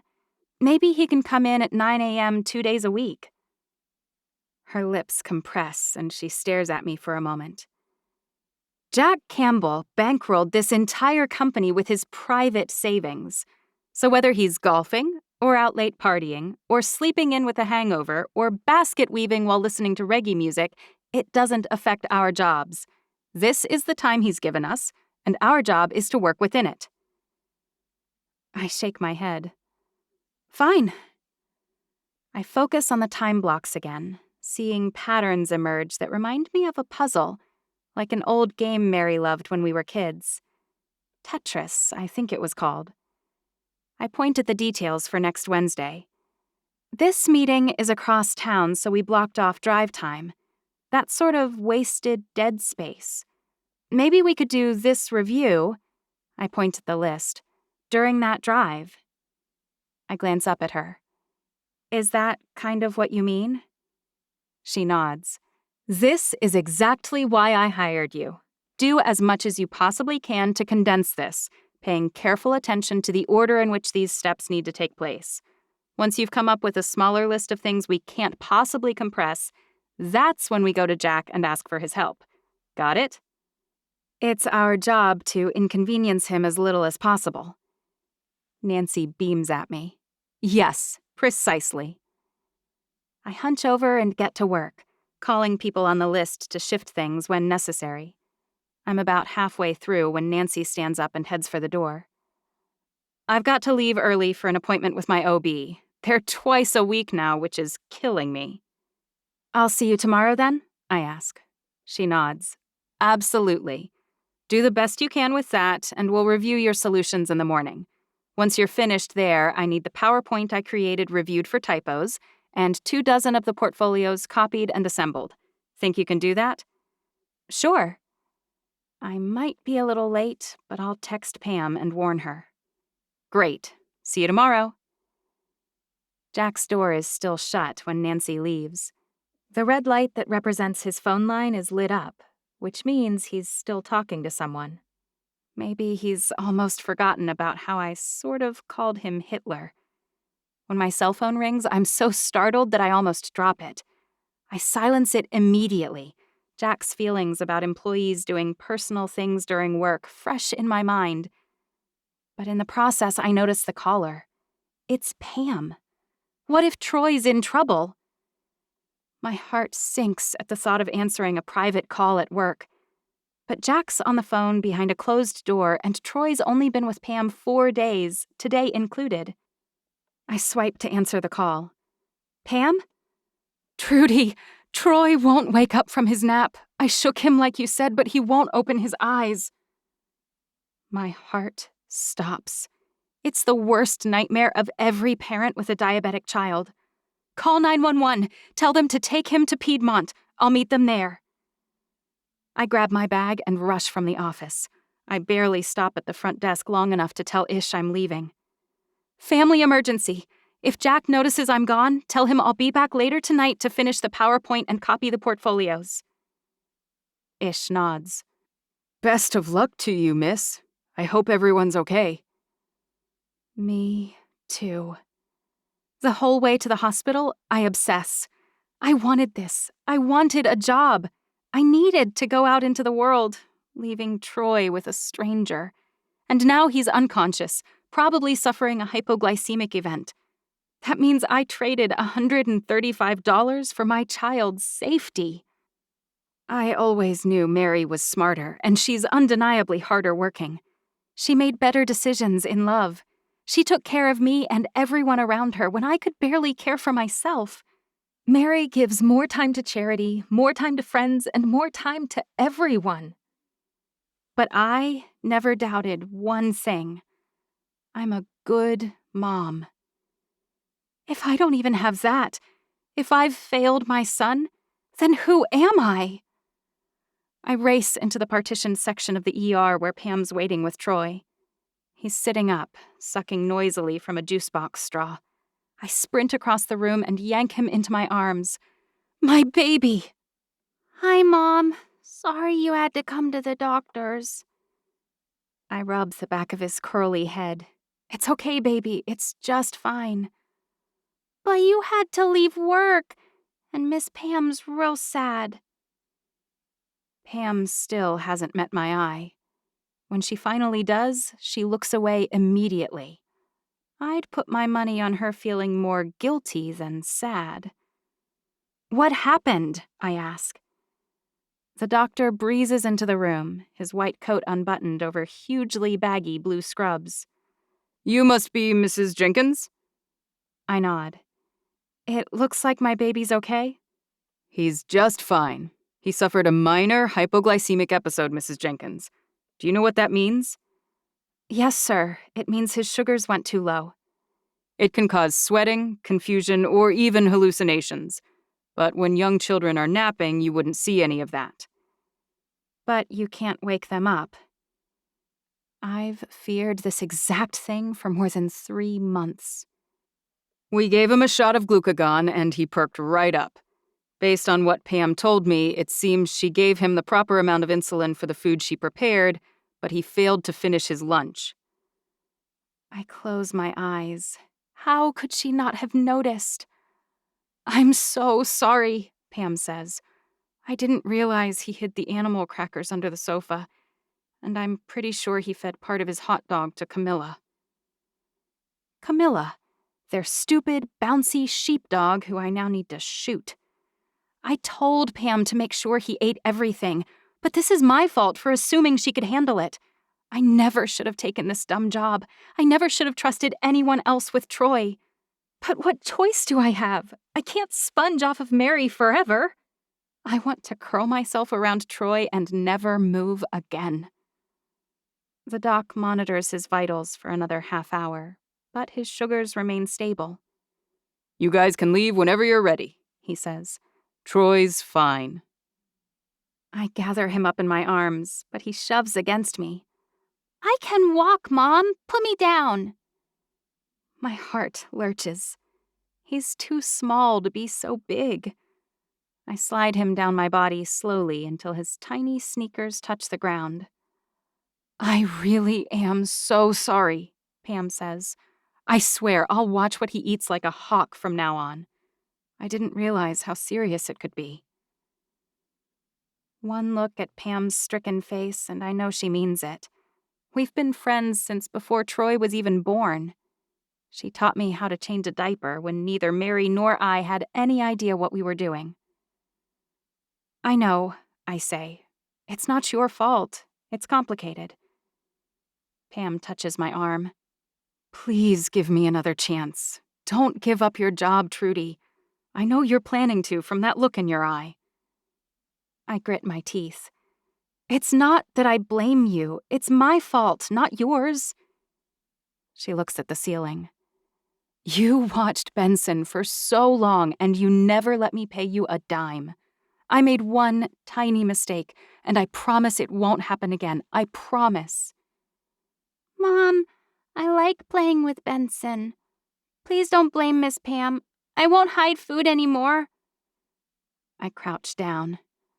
You can't ever hide food, sweetie. I know sometimes you don't want to eat every single thing, but you're special, remember? You have to follow different rules. Harder rules. His lip trembles. I want to be normal, like Benson. I shake my head slowly. You can't change how God made you. No one in the world is more amazing than you are. But that means you have to pay a little more attention than other 4-year-olds. I will do it, Mommy. I will. I know he will. And at the end of the day, the only way I'll have health insurance for visits exactly like this is if I keep my job. Which means I need to get back to the office and finish what I said I'd do. I call Paisley. Hey, gal, how do you feel about babysitting for a few hours tonight? I fill her in on what's going on during the drive home, and Paisley meets me at my house just in time to take over after Troy's bath. Aunt Paisley's going to read you a story or two, okay, sweetie? Mom has a little work she needs to catch up on since she left early today to check on you at the doctor's, okay? Troy nods and I kiss him on the forehead. The hardest part about being a parent isn't being willing to do anything and everything for your kid. It's figuring out what to do when the things your kid needs, like direct care and a roof over his head, pull you in two different directions. And now, after hiding his food and feeding it to a dog, does Troy need a hug or a stern talking to? I opt for a little of each.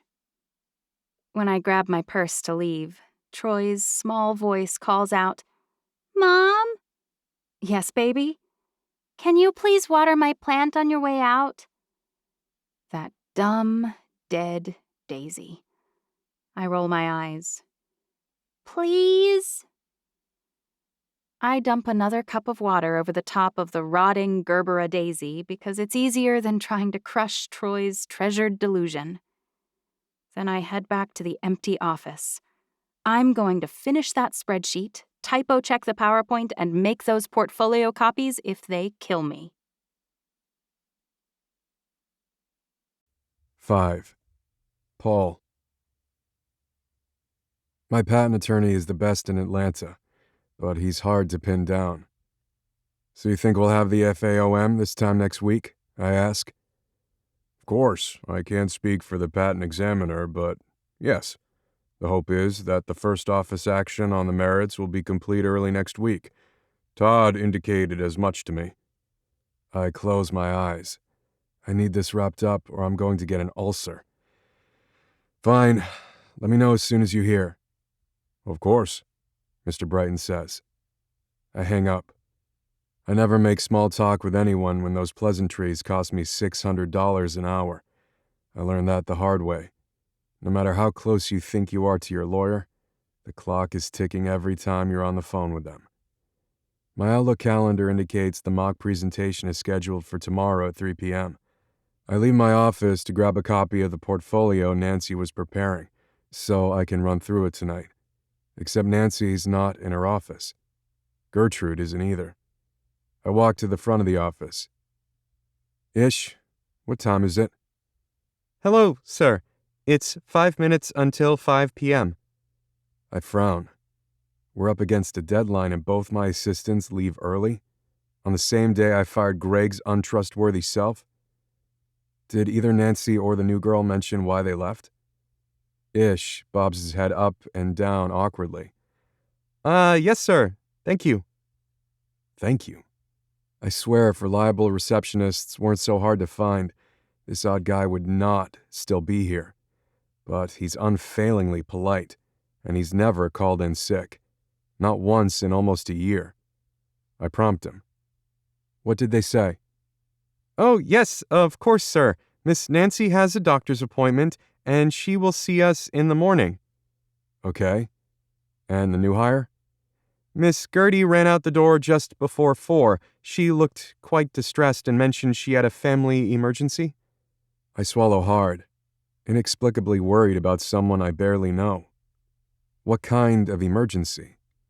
Is she married? Why should I care about that? Did she say anything else? Ish shakes his head. "I'm sorry, sir." I stomp back to my office, annoyed that I'll be stuck here prepping for a presentation tomorrow without the proper materials. Why did I hire someone new if she's not even going to put in a full day?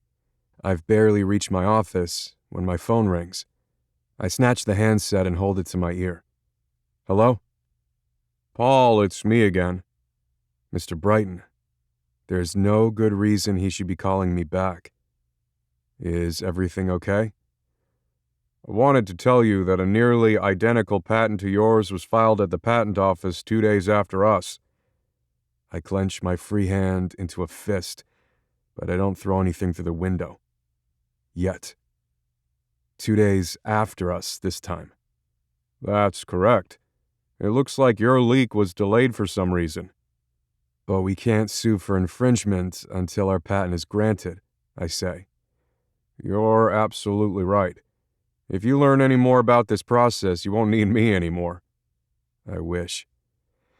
How nervous should I be right now?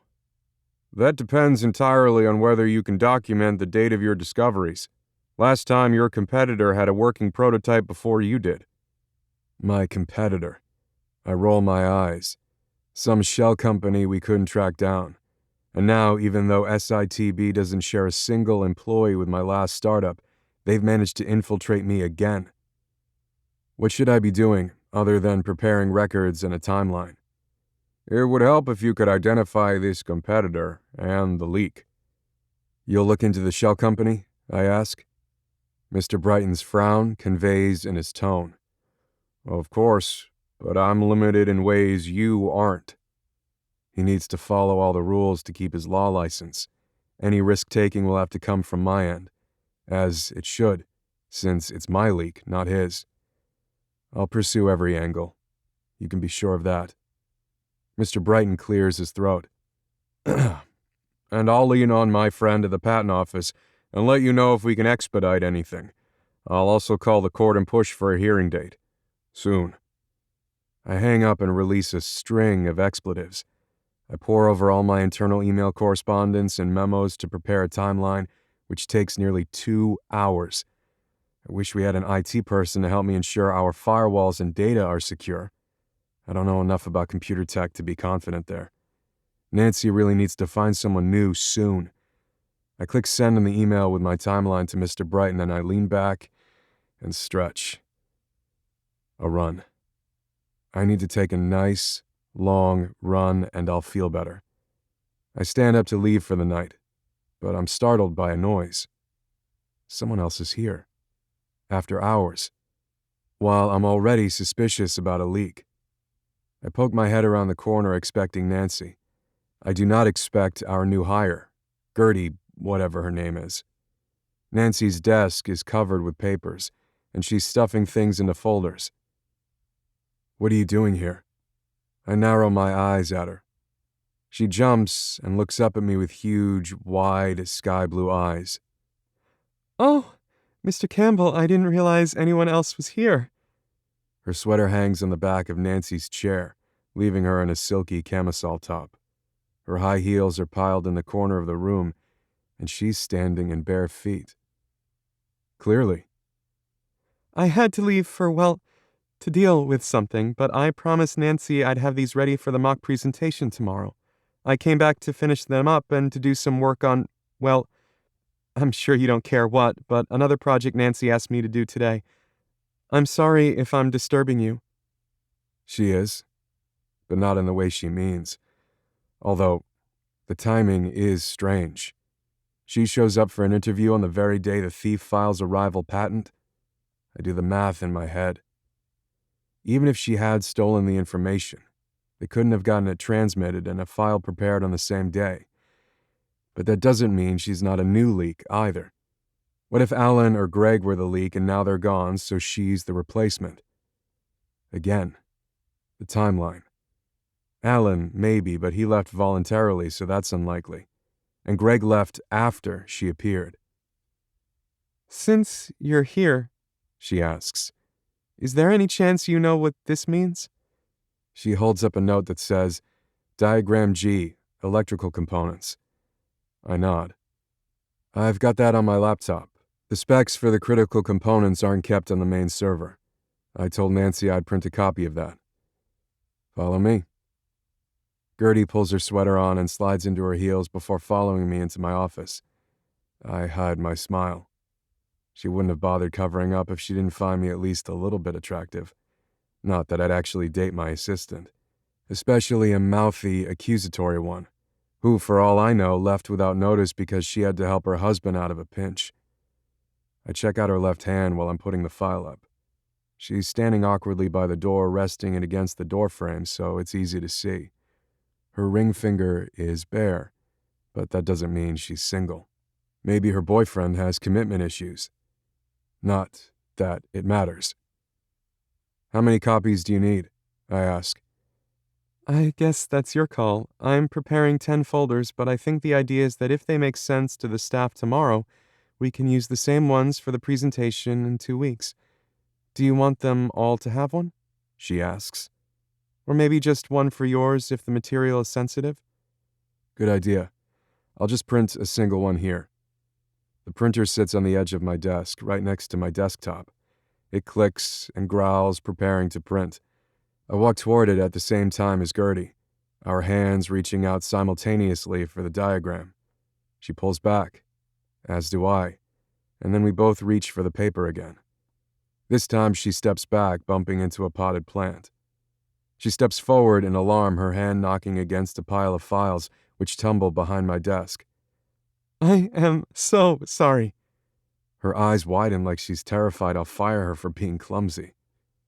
It's fine, I say. Hard to sneeze without knocking something over in here.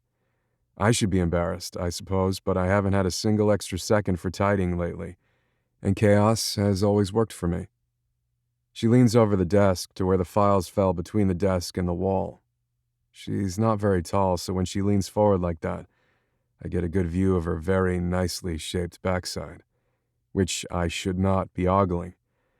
I turn away and force myself to grab the diagram off the printer. Mr. Campbell? I turn back toward her.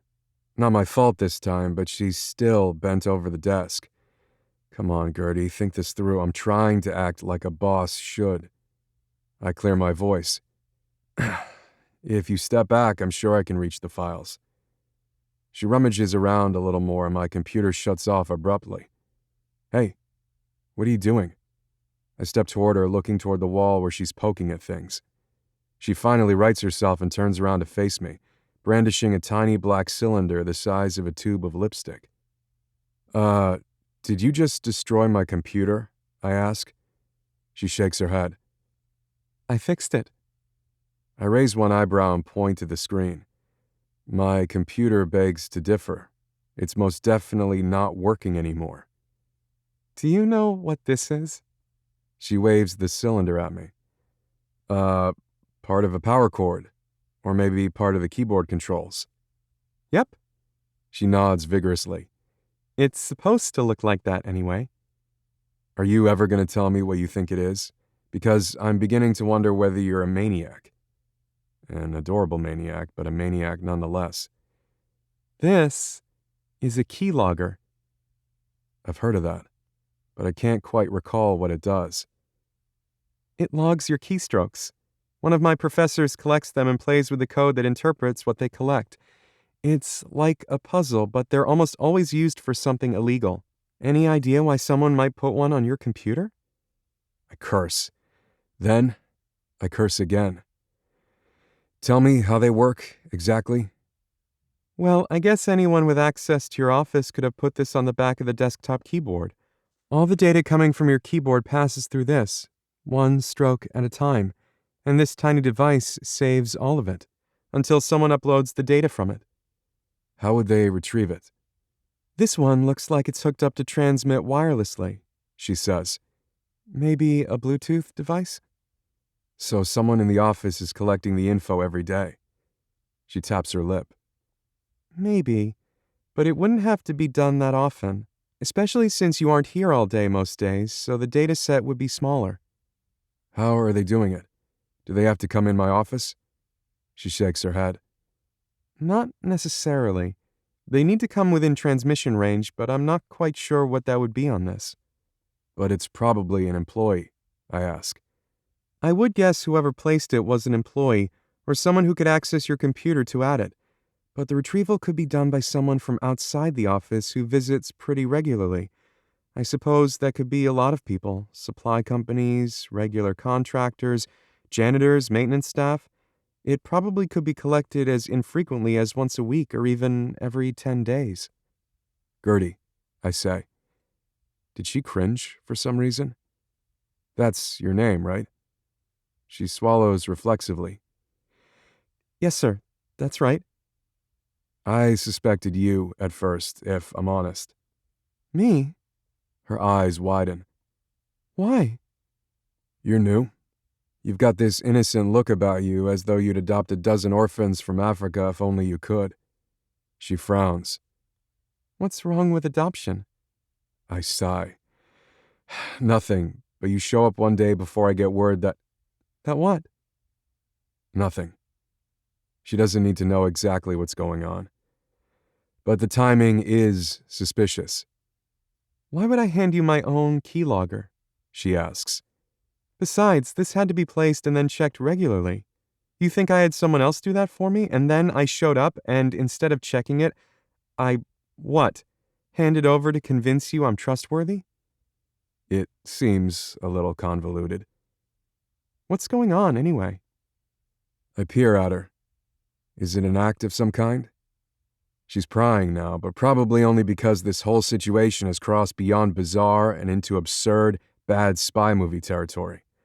Unless she brought the keylogger and pretended to find it to win me over. Then again, she didn't have anything in her hand, and she doesn't have pockets in her pants, so where would she have been hiding it? I might be going crazy. Based on timing and proximity, I don't think you could be complicit, even if you are a new hire. I gulp. I'm going to share something with you. As of right now, you may be the only person on Earth who will know enough about what's going on to help me. She frowns and backs one step toward the door. Okay. Are you a CIA agent or something? I thought all that extra security was weird. She glances around her like she's expecting someone to jump out from behind the curtains, or maybe like she thinks I'm nuts. Nothing like that. But I began with another startup and another invention before this one, something in a similar field. It was worth a lot of money, but before I even filed a patent application, someone else stole my idea. They filed first. Game over. That stinks. You have no idea. But it's worse than just stealing my idea, really. They stole everything. The tech, the prototypes, all of it. They filed the patent application before me, and I had no way to prove that I owned it. So this time I hired a completely different team. None of the same researchers, none of the same staff. I picked an office in an obscure office park, and it worked. I filed first, but only by 2 days, according to my lawyer. Apparently, another shell company just filed, and they're going to claim that this new invention belongs to them. Exactly like last time. Wait, who is it? You need to put that keylogger back on my computer, I say. Because that's exactly what you and I need to figure out. Are you serious? She asks. Deadly serious. Okay. So you're going to, what? Type in things that will throw them off? I think about it. I think we go about business as usual, especially since this time we have the upper hand. Okay, She says. but then what do you want me to do? Because I can't really do anything dangerous. I've got commitments. Commitments? What does that mean? I can't think of a way to ask that isn't creepy, so I stay focused. This is corporate espionage, not a murder investigation. Other than stealing my ideas, I have no reason to believe the thief is dangerous in any way. Even so, if you help me, you'll never go anywhere without me along. And if we see any indication things could turn violent, I'll call the police immediately. She breathes in deeply and looks up at me with the most trusting, beautiful eyes I've ever seen. Okay, boss. Whatever you say. Boss. I'm her boss. I needed the reminder that I shouldn't be thinking about her remarkable eyes, or how full her lips are, or how much I want to pull her against me and tug that sweater off her shoulders. We'll get started tomorrow, I say. You should also make sure IT checks out the firewalls. If anything is down, the person who installed this may not even need to use it. Do you trust your IT guy? I close my eyes. I don't even have an IT guy to trust anymore. She frowns. Who's making sure your FTP server packet filters are working? No one? You're worried about a leak and you don't have an IT person at all? Sounds like you know a little something about it. She crosses her arms and leans against the desk. I should confess something. I applied for the job as your assistant because I saw you had an IT position open. I was hoping if I got my foot in the door as an assistant, I might have a chance to do a little IT work. I graduate in 2 months with a degree in computer programming, and I can't find a job because I don't have enough experience for anyone who's hiring in my field. You were playing me then. I smile. Just not in the way I thought. She grins back at me. I sort of was. But not to steal anything, I almost didn't mention it. But I figure with your current situation, complete honesty's probably the best policy. Would you mind taking a look at our firewalls before you head home? She bobs her head. Sure, I'd be happy to do that, and I can lend a hand until you fill the position. You may be mouthy, but I guess we're lucky you showed up. It's like she's my guardian angel. She follows me into the server room and I log her into the system. I hover for 15 minutes or so, but her fingers fly over the keys expertly. She doesn't seem to be doing anything nefarious, not that I'd know necessarily. What are you doing exactly? How much do you know about how firewalls work? She asks. I shake my head, but realize she can't see me. Not that much. I know the internet is comprised of a bunch of servers in various places that provide information in response to GET commands. She leans back in her chair. Not bad, actually. Better than most people. So, a firewall is a set of protocols that control what things can pass through your company's T1 line to access information on your computers. If there's one tiny hole, then people can poke their way through. And you have a hole here. Her fingers keep typing, and I try to watch but can't puzzle out quite what's happening.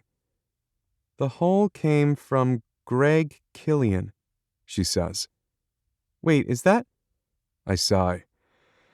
I fired him because of that today. Her fingers click away. For using porn on a company network? She whistles. A lot of porn. Really gross, illegal porn. Her mouth twists up. Blech. Yep. I didn't figure I needed to disclose the gory details to the entire office. But yes, I only found out because another employee walked in on him. Well, it was reported to me. It's not a comfortable spot to be in, but I dealt with it. I didn't think much about the possible consequences to the network. That one is cleaned up now, but why didn't your last IT guy see that? I lean against the doorframe. No idea. He had plenty of experience too, so maybe that isn't all it's cracked up to be. He was working on another project and maybe he'd already checked out mentally. Or maybe not. Could he have placed the keylogger? She shakes her head. Doubtful. He wouldn't have needed to. He'd have access to your desktop from here. If he had a keylogger, it would have been part of some kind of shell and P game. A distraction, a red herring. Her mouth drops. So if I were a bad guy, full disclosure, I could have placed that phony keylogger to gain your trust so you'd get me access to this. I bob my head. I'd already thought of that. She cocks her head, her lips slightly parted. You aren't worried? Not really. I trust you for some strange reason. Or maybe I'm just a dupe. In my defense, your people did run a background check and pulled all my IDs back to, grade school. I chuckle. There is that. But that's true of anyone. I'd assume someone truly nefarious would have gotten good fakes. I wish I had some fake credit cards, she says. But all I know how to do is tighten up network security and help fix glitches. Which is exactly what we need you to do until we can hire a replacement for our last guy. I think until we hire someone new, you may be pulling double duty. I'm okay with it, she says, as long as you'll give me a recommendation for an IT position once Nancy returns. I doubt I'll be interested in letting her go when Nancy returns, but I don't mention that. Sure, but our top priority right now is catching whoever installed that keylogger. I think we should get started first thing tomorrow morning. Her jaw drops. I might have misheard you just now. Does that mean you're coming into the office before noon tomorrow? That's so surprising. She shrugs. Kind of, yeah. I don't usually come in until later, but I'll make an exception for this. So you aren't in a coffin or howling at the moon every day before 2 p.m.? Her eyes twinkle at me and my head dips a few inches toward hers before I remember I absolutely, positively cannot kiss her, no matter how funny she is or how good she smells. No matter how dark her eyelashes look against her cheeks, I can't touch her face. No matter how soft her hair looks, I can't stroke it. I didn't say that, I joke, but I'll delay my coffin nap tomorrow in pursuit of a bigger villain. Are you with me? She nods. Absolutely. Before we leave for the night, she follows me back to my office and bends over the desk to plug the keylogger back in. I try to look away, but I don't quite succeed. I hope we find the leak soon because unless she does have a husband or boyfriend I haven't heard about yet, I don't know how long I can spend around Gertie without really infuriating Nancy. 6. Trudy. I spend far, far too long in front of the mirror in the morning. I start with a black sheath dress Mary gave me last month when I told her I'd be interviewing, but it screams I'm trying too hard. I put on a low-cut cotton top and a fitted skirt next, but that's too come hither. Finally, I change into a sky blue button-down blouse and black slacks. Mary once told me the shirt exactly matches my eyes. It's stupid that I'm spending so long thinking about how I look, because there's no way Jack Campbell cares how his mousy little assistant dresses. I doubt he could pick me out of a lineup. He bankrolled the entire company himself, which means he's someone with means. It makes sense with his assured nature and his clear, if somewhat disorganized, genius. Actually, he reminds me a little bit of a younger, more aggressive version of Luke. Better looking, too. Which makes me think about Mary's repeated efforts to set me up with Luke's brother, Paul. I saw a photo of him months and months ago. He looked like a dorkier version of Luke. Chunky, black-framed glasses and a sweater vest. I absolutely love nerds. So why do I keep refusing that offer? Unlike my boss, Paul is someone I could actually date, and he's exactly my type, judging from that photo. Mary warned me years ago that Chris was a train wreck and I should dump him. I ignored her, and here I am, divorced, penniless, in debt up to my eyeballs, to my perfect sister, no less, and raising my darling son alone. Even so, if I agreed to let her set me up with this Paul, it would be doomed from the start. There would be so many expectations weighing the entire thing down that it would certainly implode. But if I brought an absurdly handsome entrepreneur to my sister's wedding who I met on my own, that would feel good. I'd have a job I got on my own, and a quality guy I met myself. Could I ask him to be my date for Mary's wedding? Maybe as a favor to an employee, and after a little light flirting. Great idea, Trudy. Flirt with the boss and lose your job. And then where will I be? Back to square one with nothing crossed off my list. When I spend a little too long doing my makeup, I stare at the mirror and make a promise out loud. I will not smile at my boss. I will not flirt with my boss. I will not, under any circumstance, kiss my boss. I will remember my list and why it matters. I found a job working for a man who's slightly unpredictable and way too good-looking, which probably means he's a ladies' man. I've made progress on turning this temporary placement into an IT position, so I will not even think about kissing him. I need to save my money and repay Mary. Only then will I start looking for people to date. And I'll only date people who can't ruin my chances at keeping my job. Mom? Troy clutches his teddy bear and blanket to his chest. Who are you talking to? I spin around and cross the room. He holds his arms out and I pick him up. No one, baby. Mom was just talking to herself. He snuggles into my shoulder. I do that too. I know he does. I hear him every day during nap time. Or I used to, back when I was around for his naps. I miss hearing my baby babble to himself quietly. I miss watching Mickey Mouse with him in the mornings. I miss making eggs and toast or pancakes. But if I want to take charge of my own life and provide for our future, if I want to grow as a person into someone he'd be proud of, if I want to stop wishing and hoping and start doing, then sacrificing a little of this precious time is the price. It still stings to pay it. I kiss him on the forehead and shamelessly offer him a bribe. Life cereal? Troy beams. He loves cold cereal, and it's so expensive that we almost never have any. Life is the lowest sugar option that doesn't taste like cardboard. When I pull into the office parking lot 5 minutes before 9, I park my 10-year-old Honda next to a shiny blue Tesla. I bet it belongs to Jack. My heart isn't racing because he's already here. It's just because I don't want to be late. I do my best to look casual when I walk inside, waving at Ish, putting one foot in front of the other purposefully. But I'm breathing a little too fast and my cheeks feel warm. I do not have a crush on my boss. I don't even like my boss, which means I certainly do not have a crush on him. "Gertie," Nancy says. I spin toward her voice, which came from the direction of the conference room. She's standing in the doorway. "Morning, Nancy.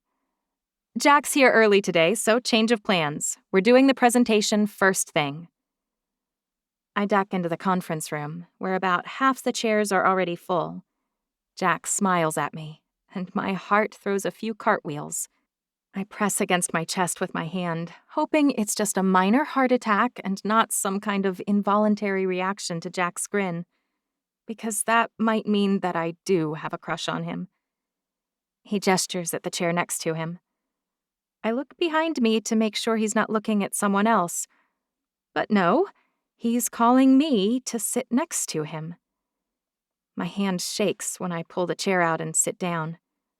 "Morning." "Good morning, Gertie," he says. "I hope you slept well."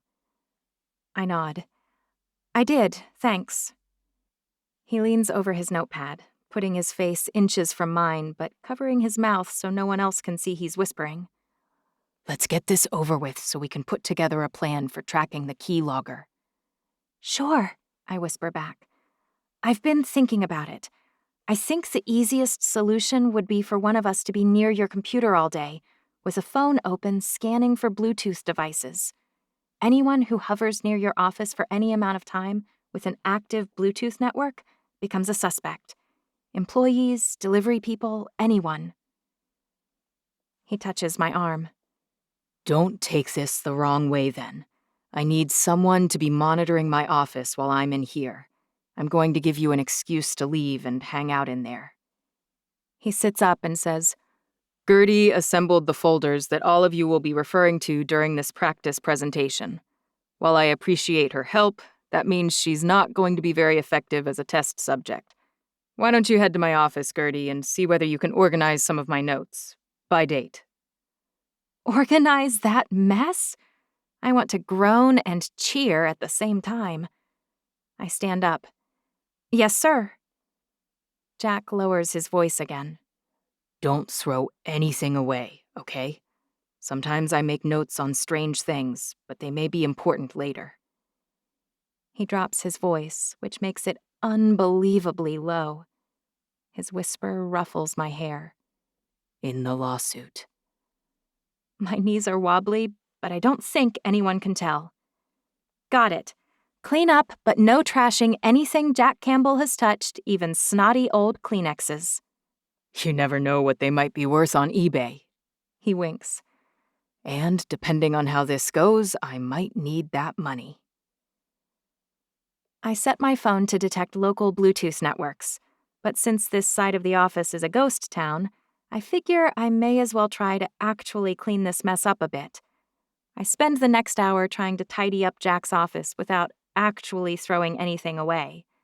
I don't find any snotty Kleenexes, but I do find lots of coffee-stained napkins covered in notes. And I notice patterns in the notes. Most of them are dated, including almost all of the Post-its. My boss is a little obsessive. He returns to his office about an hour after I start organizing. "Where are my Kleenexes?" he asks, "because I feel a sneeze coming on, and who knows what inspiration I might have afterward." I put one hand on my hip. You're a little OCD for such a slob. He grins at me. I'm clearly not OCD, but this isn't my first rodeo. I know timelines matter. That's the real reason I don't throw anything away. Not until the patent comes through, at least. Your files are all here, organized by date whenever possible and grouped by subject matter. I taped napkins and Post-its to clean pieces of paper so they don't simply disappear. Jack smiles at me, which gives me the confidence to ask, "What else have you invented?"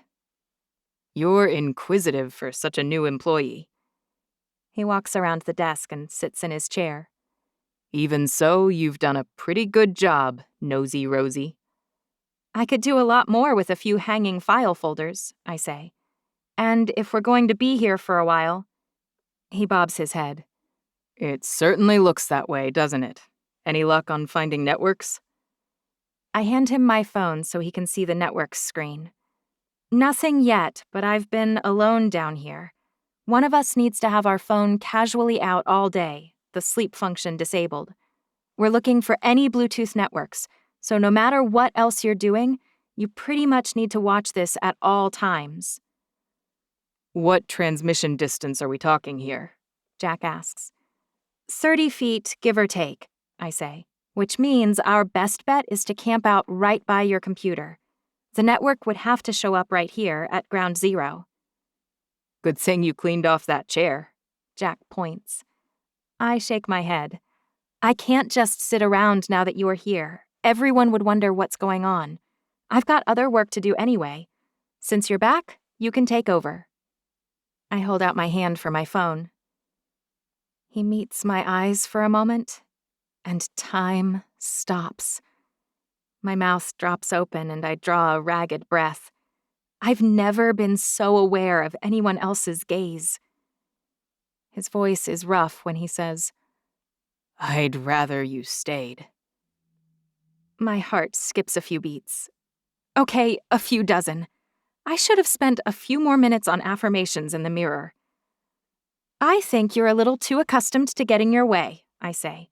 Turn on your phone and let me know if you need anything else. I'll be next door. I snatch my phone from his hands and walk out the door before I can rethink my flirty refusal.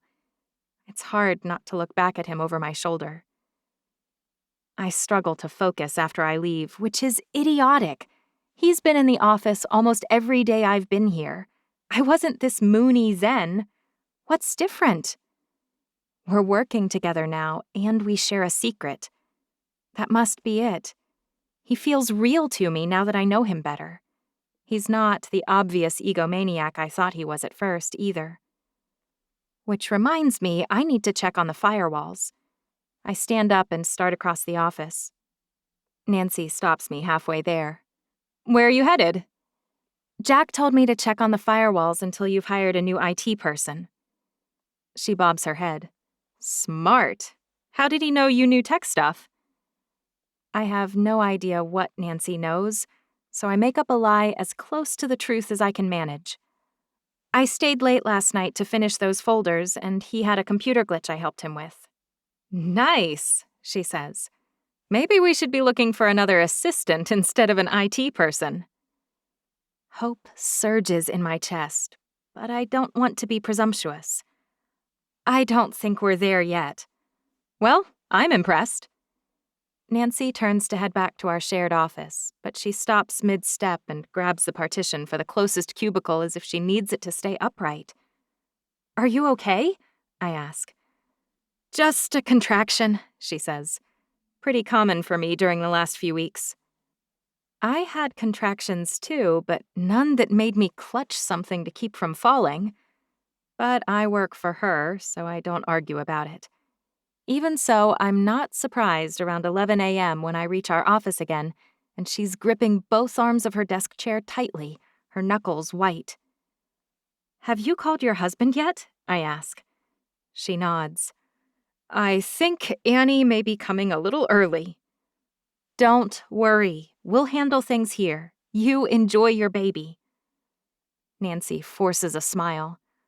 I hope so. Had a rough first delivery, huh? She nods. This one will go much better, I say. What makes you think that? I shrug. A hunch. I hope you're right. I tap on Jack's door. Nancy's husband is on his way because it looks like she's having a baby today. He gulps and stands up, his hands fisted at his side. Wow. Okay. Well, do we need to do anything? I can take her and meet him at the hospital. I shake my head. Her contractions are still almost 10 minutes apart, and she said Ken is nearly here. Okay. Well, maybe you can tidy in here a little more while I check on her. It's sort of cute that he looks so discomfited. Sure. I pull my phone out and turn on the network signal search screen. My battery's below 50%. I'll need to plug it into a power bank if I'm in here much longer. Leaving it open sucks up a lot of juice. I'm sitting in Jack's desk chair organizing some emails by date when a sound like a squeak draws my attention. A very tall, waif-thin model who could easily grace the cover of Vogue looks down her nose at me from the doorway. I wonder how long it took to make her eyes that dark, dramatic, and smudgy, or how she keeps that wine-colored lipstick off of her luminescent teeth. Her dark leather jacket probably cost more than my entire wardrobe. Hello. Can I help you? I ask. Why are you sitting in Jack's chair? Well, I'm his interim assistant, and I'm cleaning things up while he's dealing with his actual assistant. She raises one carefully waxed eyebrow. Where is Nancy? And why would he need to deal with her? You seem to know a lot about the SITB office personnel. Who are you? She crosses the room and trails her fingertips across the front of the desk. I'm Jack's girlfriend, Cynthia. My eyebrows climb toward my hairline. Oh, I didn't realize. Clearly not. She crosses her arms under her chest, shoving her ladies up even higher than her push-up bra already had. I'm a little concerned they might pop right out of her sequined tank top and poke my eyes out. What are you doing here? Jack asks in a raspy voice. She spins toward where he's standing in the doorway. I came to see you. Her lips drop into what looks like a practiced pout. Jack steps into the office and Cynthia reaches toward his face. He catches her hand before she touches him and pushes it away. You weren't invited. Her pout deepens, her mournful eyes downcast, her dark, full eyelashes fluttering. You love to hurt me, don't you? Jack scowls. Actually, that's your MO, not mine. Why are you even here? I can't believe you're asking me that, she says. We broke up, Cynthia, months ago, and yet you keep showing up like you never got the memo. I snort. Did you really break up with her via memo? The corner of Jack's mouth turns up. I should have tried that. It might have made an impression. Cynthia glares at me. I might be safer if I change the subject. Did Nancy's husband pick her up? Jack nods. Ish buzzes from the front.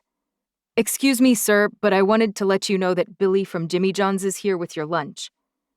Yeah, send him back, Jack says. And keep your eyes peeled for Miss Dalton. She's on her way out. Cynthia's pout transforms into an imploring, lip-biting simper.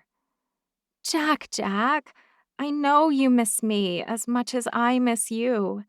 And I heard through the grapevine that you still aren't dating anyone else. Jack leans against the wall. You shouldn't conflate my disinterest in others with my missing you. Inflate? She asks. I'm not a balloon. I shake my head and suppress a smirk.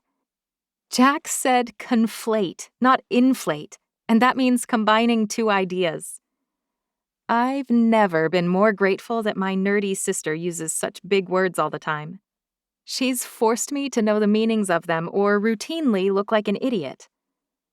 A short guy with a black and red Jimmy John's shirt and ball cap appears in the doorway at the same time as Cynthia presses one hand to her chest melodramatically. You're different when other people are around. Colder. Excuse me? The sandwich delivery guy steps past Cynthia and places 3 cylindrical subs on the edge of Jack's desk. Where's Mrs. Jones? She's finally having that baby. Jack reaches for his wallet and pulls out a $10 bill. Thanks, Billy. Billy takes the tip with a smile, but before leaving, he looks from Jack to me and then to Cynthia. He's clearly wondering what exactly is going on. Join the club, Billy. Should I walk her out? He finally asks. This has gotten pretty awkward. I stand up. That's okay, I can do it. I don't need an escort, Cynthia says. I just can't believe you're asking me to leave without even hearing what I came to talk to you about. I roll my eyes and reach down to grab my phone, freezing when my eyes reach my screen. There's an active Bluetooth network named Delivery. I need to check whether the keylogger's active. I leap to my feet and pretend to stumble on my high heel when I straighten up. That gives me an excuse to fall backward against Jack's computer stand. Ouch! I glance behind the desk as though I'm worried I knocked something over. The tiny white light is blinking.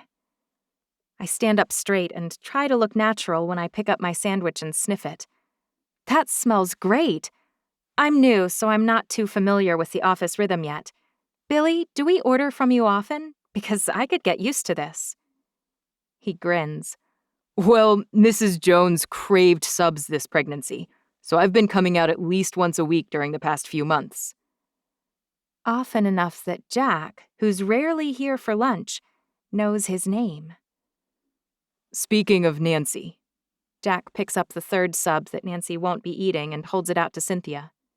Don't say I never gave you anything. Here's one last meal on me. She wrinkles her nose. I'd never eat cold cuts, as you should remember. Delivery. It's got to be Billy's network. After all, he's a delivery guy. I take the sub. It would be terrible to waste such great food on someone who won't even appreciate it. I offered to walk her out, but now I need to get rid of the dreadful Cynthia and follow Billy out instead. How can I delay Billy and kick Cynthia to the curb? Sink, Trudy, sink! I'd love to widen my eyes at Jack or point at my phone so he'd know what's going on, but that's impossible to do without alerting Billy to the fact that we're on to him. Hey, Billy, actually, I say, I heard Jim in the far office saying he forgot to bring his lunch. There's no way Jack and I can eat both of these. Would you mind taking this to him? Because I just realized Jack and I have a conference call in 3 minutes. I need to dial us in right away. Jim's already gone out to lunch, but it should take a minute or two for Billy to figure that out, hopefully buying us the time we need to follow him. Cynthia frowns. You have a conference call starting at 12:24? What is with this lady? We've got to get rid of her quickly, and neither my suggestions nor Jack's cold shoulder are working. I'll have to roll up my sleeves and be the bad guy. We're logging in 5 minutes early to go over our strategy with our lawyer. Not that you'd understand any of that. You don't strike me as a corporate heavyweight. I put one hand on my hip and purse my lips in the snottiest way I can manage. Please, let us get back to work. Her eyes widen. Sorry to be rude to your friend, Jack, but you really do have to get on that call. It's my job to make sure you do it. I move toward her and she backs up a few inches. It's enough that I can shut the door in her shocked face. It feels really good. If you could do that again while I record the interchange, I'd give you a really big bonus, Jack says. She's so obnoxious. I turn my phone around, but the Bluetooth network has, unsurprisingly, disappeared. I whisper in case anyone's near enough the door to hear me. We had a download from a network named Delivery. I think Billy's your leak. He comes here regularly enough. Jack straightens and grabs his jacket. Let's go. I hold out my hand to stall him.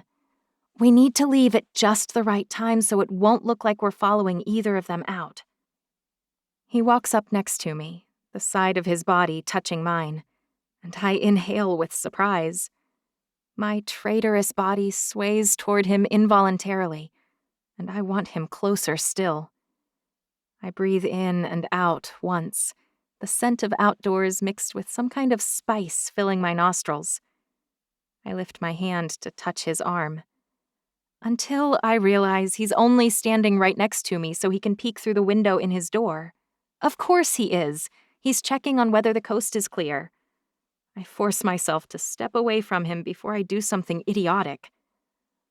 Okay. He focuses entirely on the hallway, like he had no idea we were even touching before. I think we're good to go. Do you have a jacket? I nod my head. Yeah, I'll grab it so we can go. We exit through the back door and walk toward the employee parking area. Jack beelines for his Tesla without thinking, but that's a terrible idea. Not that, I hiss. It's too obvious. He pauses. Duh. Do you mind driving? I assume your car is not as memorable as mine? Nondescript at its best. I point at my little Honda. And I don't mind driving as long as you're paying for gas. He laughs like I'm joking. Yeesh. Hopefully we won't need to drive too much. I just filled up, and this tank needs to last me at least 10 days until my first paycheck. I unlock my car and he climbs into the passenger side. I cringe when he has to shove aside 2 empty granola bar wrappers and a protein shake container before he can sit down. Sorry, I say. I wasn't really planning to give my boss a ride today. Unfortunately, the back seat's even worse. I left my booster seat for Troy with Pam so she could take him to the park, so there's a ring of snack debris where it used to be. I close my eyes and shudder. It's fine, he says. You're doing me the favor here, and trust me, the last thing I'd judge you for is the cleanliness of your car. I bet Cynthia's car is pristine. Why did I say that? Am I comparing my car to his girlfriend's? Ugh! I wish I could retract my words. That should be his next invention, a word retractor. I bet it would sell a gazillion copies, 1 to every single person on Earth, for starters. Jack turns toward me slowly, and I keep my eyes on the steering wheel until motion distracts me up ahead. Billy's car pulls out of the lot, and I click my seatbelt into place. Cynthia drives the nicest car her daddy could afford to buy her, and it's clean whenever she makes time to take it for a detail. It's a mess the rest of the time, because she doesn't lift a finger to clean it up herself. I bet it looked perfect next to your Tesla. That's it. I need to duct tape my mouth shut. And I need to sell my Tesla now. Jack buckles his seatbelt. You better go or we'll lose him. I slide on a pair of sunglasses and pull forward. You're going to sell your Tesla and buy what? A Subaru? I pull out behind Billy with a smile on my face. We follow Billy right back to Jimmy John's. He's only inside for a minute before he emerges with his black insulated bag. We follow him to a dozen other delivery stops and back again. Nothing suspicious happens, unless doing his job with a smile qualifies. Miracle of miracles, I manage not to say Cynthia's name again. I'm guessing his shift ends sometime soon, Jack says. He mentioned at some point that he has a second job he works in the evenings. Maybe he's uploading from my keylogger for extra cash. I doubt he's paid much to deliver subs. I hope Billy does whatever he's going to do soon. I can't keep driving all over forever. At some point, I'll need to take Jack back to the office and leave work to pick up my son. Finally, at 4:15, Billy leaves Jimmy John's without any bags to deliver. I inhale sharply. Oh, Maybe he's headed to meet whoever he's downloading the information for. Or he could send the data remotely, Jack says. Which is, of course, more likely. A face-to-face meet would be moronic. Even so, I hope for it. We follow him to a Chuck E. Cheese parking lot. Jack looks sideways at me. This is odd. Did he mention what his second job might be? I ask. Jack shakes his head. It may be time for us to confront Billy. Jack hops out of the car before I've even cut the engine. I have to run to catch up to him after I lock up. Wait up! He turns toward me and shakes his head. You don't need to come along. Just wait in the car. I promised I'd keep you safe. Billy turns toward us, all 5'3" of him, his eyes wide, his mouth hanging open. I think I'll take my chances, I say. Jack grins. Suit yourself. Billy snaps his mouth shut before greeting us. Hey guys, what's up? I didn't figure you two for Chuck E. Cheese fans. We know about your keylogger, Jack says. Billy's eyes shift to me, clearly hoping I'll explain what Jack's saying. My what? I think Jack meant to ask what you're doing at Chuck E. Cheese. He scratches his head. I'm Chucky. What? Jack asks. You know, I'm the mouse. It's my second job. I don't get enough hours at Jimmy John's to cover the bills. You're the mouse, Jack repeats. It's actually kind of fun, Billy says. The kids love me. If it didn't get so hot in that suit, I'd quit the delivery job and do this full time.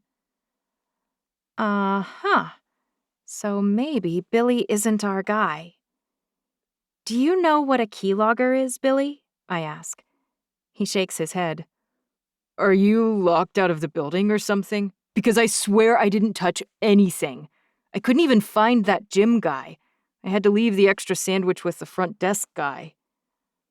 Look here, Billy. You may not understand what exactly you're doing, Jack says. Or you may just be playing dumb. But either way, we know you're downloading data when you drop off sandwiches. If you're doing it for extra money, I even understand what got you started. Money gets tight and people get creative, but this is theft. I need you to confess everything you know, or I'm going to have to involve the police. The color drains from Billy's face. He stumbles back a step. Mr. Campbell, I would never steal anything from anyone. If things got that bad, I'd move back in with my mom, I swear. When Jack steps toward poor Billy, his eyes flinty, I imagine how Billy must feel. What if he's innocent? Because if he's dissembling, he's very convincing. Jack's a big guy, and it's clear he works out. He towers over Billy, who looks like he's going to wet his pants and roll over to show his belly any second now. I put one hand on Jack's arm. I think you may be intimidating the wrong person, I say. Jack turns confused eyes toward me. I saw the keylogger light up, I say, but Billy wasn't the only person in the room. Jack shakes his head. You said the network was called Delivery. I nod. I did, but what types of things would you call a Bluetooth network if you didn't want anyone to pay attention to it? Delivery, UPS, FedEx. Common, generic words, something unlikely to arouse suspicion. You certainly wouldn't title it with your actual name. I might have jumped to an erroneous conclusion. I drop my voice to a whisper. Billy doesn't seem like much of an operative, but someone else does. Someone in the room when I saw that network makes at least as much sense as Billy. Jack swallows hard, and his shoulders slump. Do you guys still have questions for me? Billy shuffles his feet across the pavement toward the entrance to Chuck E. Cheese. I shake my head. No, Billy, we're sorry if we startled you with our misunderstanding. He bobs his head enough times that I start to worry about him. You can go to work, I say. I promise we won't bother you anymore. Good luck, sir, Billy stammers. Finding out whoever's stealing from you. I take a step back toward my car, hoping Jack will follow. He doesn't. I turn and call over my shoulder. How long did you date Cynthia? He frowns at me, but he finally takes a step toward my car. Progress. I don't know. A few months. Was it when you were inventing your last thing? The first idea that got stolen? He nods slowly. The end of that, yes. And you mentioned she still comes around sometimes even though you broke up. He clenches his jaw. How often? Like every week or two? He shrugs, his eyes clouded. Maybe. In spite of your repeated refusals? I lift one eyebrow. I might have slipped in my resolve once or twice. I close my eyes. So she's been around fairly often. He groans. How could I be so stupid? In my experience, men's stupidity is usually directly related to a woman's beauty. He climbs back into my car, but his eyes don't meet mine. He clearly needs a minute to process this turn of events, so I put the car in gear and head for the office. Jack doesn't stop me, and he doesn't say another word the entire ride back. 7. Paul. I'm a complete idiot. I've been racking my brain for months, subjecting employees to background checks and invasive security measures, and all along, I was the problem. The girl I was stupid enough to date and then moronic enough to continue to allow into my life has been stealing my ideas and generally ruining my life. I knew she wasn't a good person. She annoyed me from the beginning, but like Gertie said, my stupidity was directly correlated to the beauty of her face. The only thing I did right was confining Cynthia to knowing me as Jack. I met her as Jack, at the sushi place closest to SITB's office. I never told her my real name or took her to Lit Up, thank goodness. I shudder to think what she could have stolen from me there. Meanwhile, my older brother's been dying to set me up with his perfect fiancée's sister, the one I was too prideful to meet. If she looks anything like Mary, she's beautiful in a much more natural way than stupid Cynthia. What kept me from meeting her? Pride, which is basically another way to say I'm a moron. After Cynthia, the girl I've been most interested in is sitting next to me, an employee. Dating her would be only marginally less boneheaded than dating a scheming socialite. I whip out my phone and text Luke before I can change my mind. I'm ready to meet Mary's sister. Set something up. I ought to tell him about the train wreck of my startup and beg for his help, but I can't quite bring myself to do that yet. Maybe I can still salvage it on my own. Great. Win, Luke texts back. I'm up to my eyeballs with the launch of our new car battery, and I barely have time to shower with the patent nightmare at SITB. I should tell him sometime after the wedding. I could ask for her phone number so we can text a little beforehand. Except that's a weak move, texting someone back and forth. No, I need to make some kind of tangible step towards something good. Something that might be real. Something with someone who isn't a mistake. Tomorrow, I finally text back. After all, sleep is overrated, right? I'll see if she's free, Luke texts back. I'll let you know. I put my phone back in my pocket. We're almost back to the office.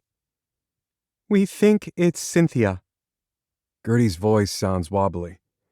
but we won't know until we have evidence. She's right, of course. It could still be Billy. Or neither of them. Maybe someone we couldn't even see was standing outside the door. We need to get proof, especially since I really doubt my socialite ex stole my ideas for herself.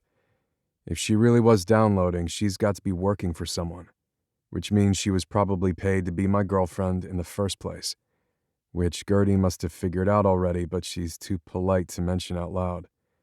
I shudder. I need a hot shower right now, but I know that's a silly compulsion. Water won't clean away the dirty feeling I've got. Any ideas on how we can get that evidence? I ask. I'd rather do it sooner than later. We have a patent hearing next week to sort this preliminarily. Tiny furrows appear in Gertie's brow. If it's her, the evidence would be on her phone right now from the latest download. If I could clone her phone, we could prove she was stealing information. As to the buyer, I think you could force her to confess that information in court once the judge hears Cynthia placed a keylogger. We might even find the information we want on her device if she doesn't realize we cloned it. I nod. Gertie's bright. Brighter than I expected from such a young person and a brand new hire at that. If she hadn't discovered and surrendered the keylogger to me herself, I'd heavily suspect Gertie right now. I hope I'm not being blinded by a pretty face again. We need her phone? I ask. She nods, her eyes on the road. I think you need to take her to dinner tonight. I can walk you through how to clone her phone. The idea of taking Cynthia out and pretending I'm interested, especially now that we know she was probably a plant, causes bile to rise in the back of my throat. But my anger surpasses my disgust. I'm ticked enough to do whatever it takes. I dial her number. Jack. She practically purrs when she answers. I knew you'd want to hear me out, once all those people were gone. We've always been so much better one-on-one. I grunt. I thought you might want to grab dinner with me tonight. Just the two of us. Of course I do, Cynthia says. I've been craving drift. Cynthia only eats fish, so we went to Drift a lot. Sounds great. Meet you there at 7? Perfect. I'm so glad you called, Jack. I can't bring myself to lie and say the same. Uh-huh. See you then. I hang up. Gertie pulls into a space in the parking lot outside SITB's office and turns to face me with an earnest look. Okay, how much do you know about the cloning process? Hold up. Wait, you aren't coming? On your date? She asks. No. Besides, I'm busy tonight, but I can walk you through what I know about it. How am I even supposed to get her phone? I ask. It's not like that's a normal thing for me to do. I'm not a snoop. I'm sure you'll think of something. Her smirk annoys me. That's it? It's nearly 5, so you're clocking out and I have to fend for myself? She sighs dramatically. You're a big boy. You got yourself into this mess. Maybe I did. My voice sounds a little whiny, which probably isn't helping my case. But when you get right down to it, we don't know whether it is Cynthia for sure. I could really use a little help from someone who already knows how to do all the tech stuff. Plus, I might need your testimony at the hearing or it'll sound like a lover's spat. Blech, she says. I want nothing to do with you and your girlfriend's drama, frankly. I grit my teeth. I dumped her a really long time ago. It's been a rough couple of months, though, and she's been persistent, okay? Look, I'm not perfect, but I'm not the villain here. I really need your help to figure out the identity of the real bad guy. Cynthia's way too dumb to mastermind something like this. Or maybe she's been playing you and she's actually a Harvard grad. I lift one eyebrow. She thought limes turned into lemons, and if you left the lemon for long enough, into a grapefruit. She snorts. She also told me she was so upset that Tom Cruise didn't win when he ran for president. Gertie's mouth drops, and then her mouth shakes with suppressed laughter. Ted Cruz, Tom Cruise. Potato, potato. I laugh. Gertie taps her lip. She could have made that stuff up to convince you. She thought the Eiffel Tower was really called the Awful Tower, and she called the end zone in football the in zone. I let the last one sink in. Do I need to go on, or do you believe that she's not the mastermind? I believe you, but I've lost a little more respect for you. Gertie smirks. Which means I'm probably not convincing you to cancel your plans and help a desperate guy out? She sighs. I'll see if I can work something out, but even if I can, I'd have to meet you there. Fine, I say. That's fine, it's probably better anyway. I'll reserve 2 tables and make sure one is out of the way. Actually, it shouldn't take you too long to clone a phone, right? Maybe you can bring your date along. He'd be a good cover for you. She frowns and her eyebrows furrow again. I want to reach up and wipe that frown away, but that would be weird, so I clench my fist instead. Or not, but if you want to bring him, that's fine, that's all I'm saying. You're assuming my plans are a date. Aren't they? I hope they aren't. I don't want her to have a boyfriend or worse, a husband. Even though I shouldn't care, I clearly fall for all the wrong women. Not that I'm falling for Gertie. At all. I'll be there at 7, She says. ready to clone Cynthia's phone and with a date for cover. I nod. I really appreciate it. This is really above and beyond. And maybe we better exchange phone numbers in case we need to check in at the restaurant. Good idea. She rattles her number off and I save it. Then I do the same. She clears her throat. Yeah? I ask. Not to be rude, but if I'm going to pull this off, I better start shifting things around. Right, absolutely, of course. She needs me to get out of the car. I open the door, but I pause, because I don't want to leave her. I don't want to eat dinner with Cynthia while Gertie's eating at the edge of the restaurant with her boyfriend. I open my mouth to ask her out for real for tomorrow. Besides, I'd rather know now if she's got a boyfriend. It would be better to know. Except tomorrow I'm supposed to be going out with Luke's soon-to-be sister-in-law. Maybe. A setup I agreed to because I'm a moron and a bad judge of character, which is exactly why I can't ask Gertie out. I force myself to climb out of her car and head for the office. I ought to make sure the whole place didn't burn down without me or Nancy around to hold things together. I should be looking forward to confronting Cynthia and tracking down my thieving competitor. I should be excited to meet a great girl tomorrow night for dinner. Except I keep thinking about sky blue eyes and light brown hair. When I reach my office, I sink into the chair and lean back. My phone buzzes. Bad timing. Trudy's busy, maybe in a few weeks. I should be upset. Or at the very least, I should feel annoyed. I finally want to meet Mary's baby sister and she's too busy for me? Instead, all I feel is relief, because right or wrong, Mary's little sister isn't the woman I want to take to dinner tomorrow night. 8. Trudy. My phone buzzes in my pocket before I can pull out of the parking lot. I check it before leaving, since I never, ever text while driving. Mary texts, "You free tomorrow night? I know you said no last week, but Luke and I really want to set you up with Paul." Is she kidding? How could I have been clearer? Busy, sorry. Are you really busy? Mary asks. It doesn't have to be a date, but it would be nice if you knew each other before the wedding.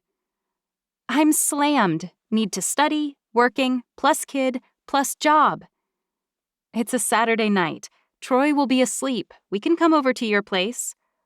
Once he's asleep, I'll be studying, and I want to play with Troy all day. I've missed him every single day while I've been at work.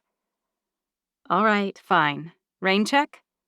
Sure, I text. But she knows it's my way of saying no way politely. I'll have to meet this guy at the wedding, and I'll be very nice when I do, but I'm not going to get shoved into some kind of unbelievably awkward date before then. Besides, what if he is adorable and I fall for him and he doesn't like me back?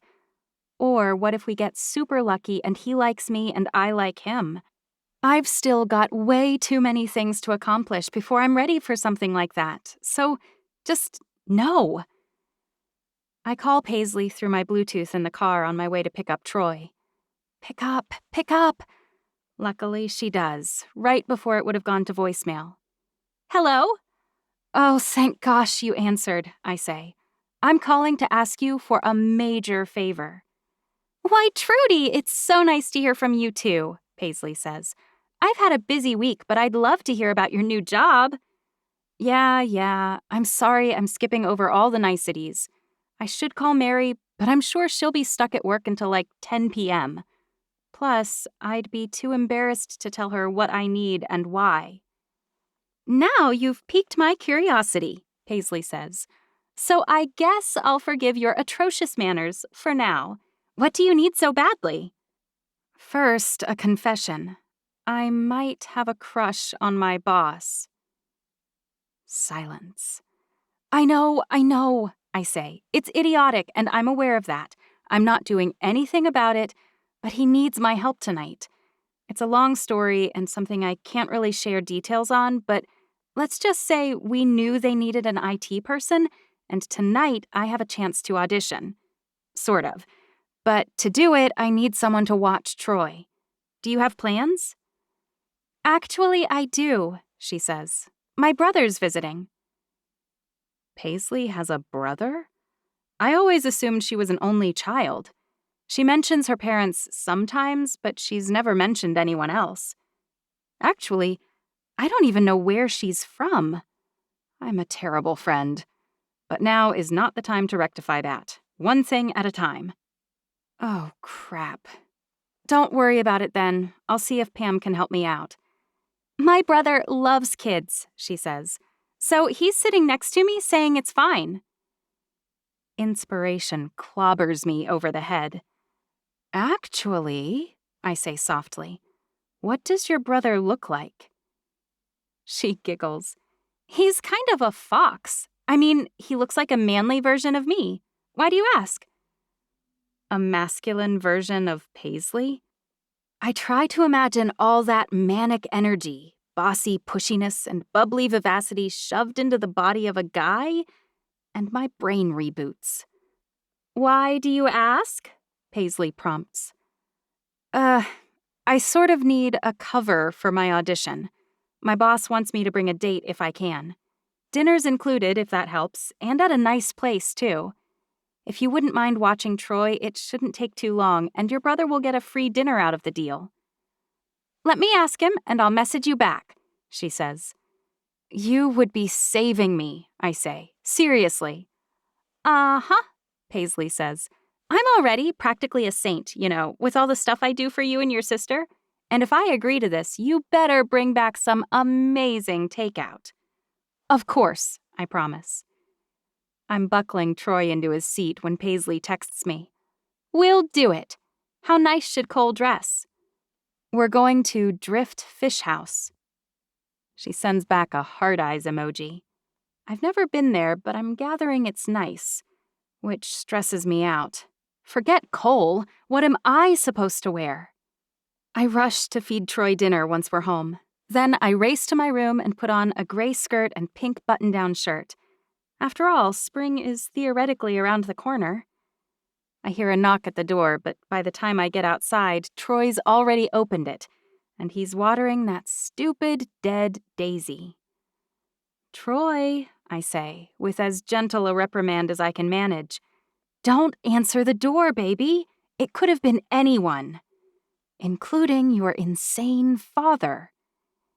"It's Aunt Paisley," he says. "She told me that through the door, and she has some guy with her." "It's her brother," I say absently.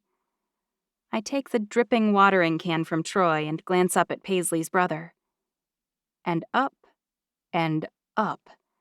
I freeze with my mouth hanging open stupidly. Cole is tall, like tall. At least 6'4", maybe 6'5". And he's got coal-black hair and bright green eyes. Not gold like Paisley's eyes, or hazel like most people who call their eyes green. Not even the bluish green of Mary's, which is plenty uncommon already. Cole's eyes are the green of emeralds, or a super shiny holly leaf, or a bough of evergreen, or bright green paint, maybe. Once I finally stop gaping at his eyes, I notice that his jaw is chiseled and his nose aquiline. Oh my word. If Jack likes me even a little bit, this guy will be perfect. I hear I'm your fake date tonight. Cole's voice is deep, like Mufasa in The Lion King. Troy loves that movie, so I've seen it way too many times. And I'm supposed to make your boss jealous? Cole grins and my ovaries faint. Something like that, I say. But it's less about making him jealous and more about acting as my cover so I can get the information he needs.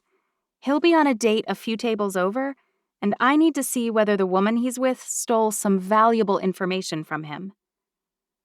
Cole's eyebrows rise approvingly. This gets more and more interesting.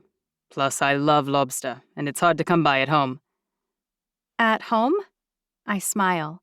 Maybe he'll tell me where home is, and then I don't have to admit I have no idea where Paisley's really from. He doesn't take the bait. Then you really will love tonight, I finally say, because we're both getting the lobster, and one to go for your amazing sister. Paisley picks up Troy and carries him behind me into the kitchen, where I'm emptying the watering can into the sink. That all sounds great, she says. But... I turn around to face her. But what? She points at me. What?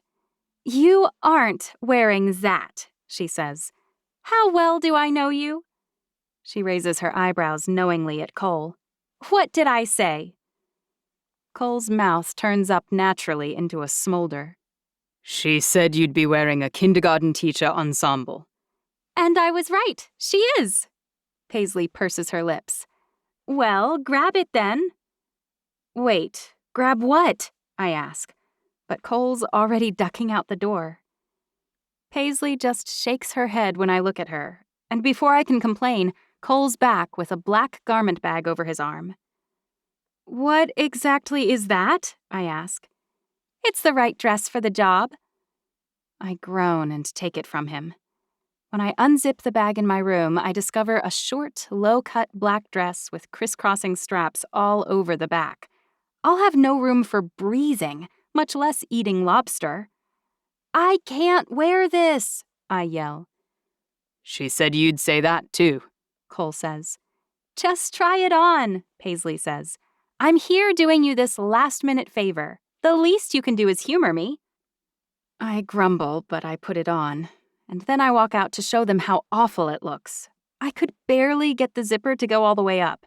Clearly, I'm too fat for this dress. See? I spin in a circle, wishing heartily that Cole wasn't also in the room. Paisley shakes her head and turns to Cole. She's wearing that. His eyes are wide. Definitely. I've never seen a kindergarten teacher that hot. This two Paisleys thing is bad for my blood pressure. I hope this gorgeous man-hunk will be headed home soon, wherever that is. He may be beautiful, but he's pushier than his sister. Fine, I'll go to this stupid thing half naked, but we need to leave soon or we'll be late. Mom, you're leaving? To go where? Troy's tiny voice stops me in my tracks. I crouch down so we're eye level. I'm sorry, baby. Mom has to help her boss out, but it's almost your bedtime, so I'll only miss out on a few minutes with you. His frown breaks my heart. Can you read me I'll love you forever first? Jack can wait. My baby can't. I pull Troy close and rub his curls between my fingers. Yes, baby, I can. Troy's tiny legs pump as he runs into his bedroom and finds his favorite book. It always makes me cry, no matter how many times I've read it. So by the time I'm done, my mascara is smudged. Paisley wipes her fingers under my eyes and cups my face in her hands. You've got this, and I'll take great care of your angel. My heart swells a little bit, and I wonder sometimes if that's how life works. Someone awful comes along and torches your heart just to watch it burn. All that's left is a hard, black lump. But over time, kind acts of friends and family restore the blood flow. Bit by bit, my heart's starting to pump again. Mary, Troy, Paisley. Thank you, Paige. It means a lot. She grins. Anything for one of my Wigan girls. I grab my purse and my black wool peacoat. Ready to go, Cole? Absolutely. He opens the front door for me and takes my arm in his. Did your son plant seeds in that pot? It seems a little early in the season for that. I glance down at the mushy black and brown mess of dead daisies and laugh. Not seeds, no. He thinks if he waters it, that plant might come back. Obviously, that's not going to help because that thing is dead. Kids are funny, Cole says. but it's good he's so hopeful, especially since you're pretty recently divorced, right? I realize he has a faint accent, but I can't place it. It's not like Luke's, so Australia's probably out. Cole insists on opening my car door, too. Once we're in the car, I answer his question. Troy's dad left us back in September. I hid for a while, like an ostrich with my head in the sand. I knew he was gone, but I guess I was paralyzed by what that might do to Troy. I finally filed for divorce in December. Of course, it wasn't final until the 1st of February, and it only went so quick because he literally could not wait to ditch us. I didn't have anything he wanted, and I didn't ask for anything from him. I only recently filed the forms for child support garnishment. That sounds rough, but Troy seems okay with all of it, and you do too. Good for you, getting out and finding a job, and apparently finding an attractive boss as well. I laugh. It's not really like that. Actually, I'm doing my boss a big favor. I think he was worried if I showed up alone, his ex-girlfriend would immediately spot me. She met me at the office today and wasn't my biggest fan. So I'm here less to make some guy jealous and more to pull off an operation? He raises one eyebrow. Which is exactly what I told Paisley. I'll admit I'm a little disappointed, but you're beautiful enough I don't mind much. My cheeks heat up, but it's dark enough I'm sure he can't see. Where are you from, anyway? I've known Paisley forever, but for some reason I thought she was from somewhere around here. You sound exotic, though. I'm realizing I'm not a very good friend. Cole lifts his eyebrow. Paisley said you and Mary and some woman named Gio are her best friends in the world. I nod. I don't disagree. I see her several times a week, and Mary sees her every day, obviously. And she hasn't told you where she's from? I glance his way. I didn't know she had a brother until today. I expected you to be really weird or ugly or embarrassing. Now that we've met, I have no idea why she never mentioned you. Cole frowns. I don't think it's my place to say, not if Paisley hasn't been forthcoming. But I'll warn you about one thing. I'm here because my parents have requested that she return home. My tiny, charred heart stutters. I need her. Our family needs her too, more than you do. I don't press Cole for any more information, afraid to poke the bear. I can't survive Paisley leaving. I just can't. And it feels like asking him about where he and Paisley are from led to this anvil dropping. Her family wants to summon her home? I don't know where it is, but I don't even want to contemplate her leaving Atlanta. Leaving me. When we arrive, 10 minutes late, our table is waiting just like Jack said it would be. Cole and I follow the hostess toward the corner of the restaurant, and I don't see Jack or Cynthia anywhere. At least, not until we're 2 steps away from our table. That's when Jack comes into view. His eyes light up when he sees me, and I smile. Then his gaze shifts sideways toward Cole, and he glowers. I toss my hands up in the air. He told me to bring a date. I whip out my phone. What's your deal? Your boyfriend's tall, freakishly tall. I bet he has Marfan syndrome. I roll my eyes. He has no such thing. But if he did, you'd be pretty insensitive to say that. Okay, fine. I'm sorry. Tiny dots appear, and then the words, You're late. But I'm here as promised. Now get your girlfriend's phone already. I should steal it and then just lob it at you? That earns him an eye roll emoji. Is her phone locked? It needs a password, yes. Then I need her to enter her iTunes password in the 10 minutes before I access it, or I won't be able to get in. You text really fast, Cole says. What did you say your job was? Professional texter? I smile. Not yet, but I'm hoping to go pro by September if everything falls into place. He grins back at me, and now that my hormones are done going haywire, I can totally see Paisley in his features. You're funny. He glances down at his menu. Have you been here before? I shake my head. Nope, but seeing as neither of us are paying, I vote for lobster rolls, lobster bisque, and lobster tails. How does that sound? Cole grins at me. You had me at lobster. Clearly we see eye to eye. Or we would if I was about 1.5 feet taller. You are pretty short. I gasp. I'm normal. You're just ridiculously tall. Maybe in America. I really, really want to pry after that bizarre comment. Does that mean Paisley's not American? And if she's not from some small town in the Midwest like I assumed, where is she from?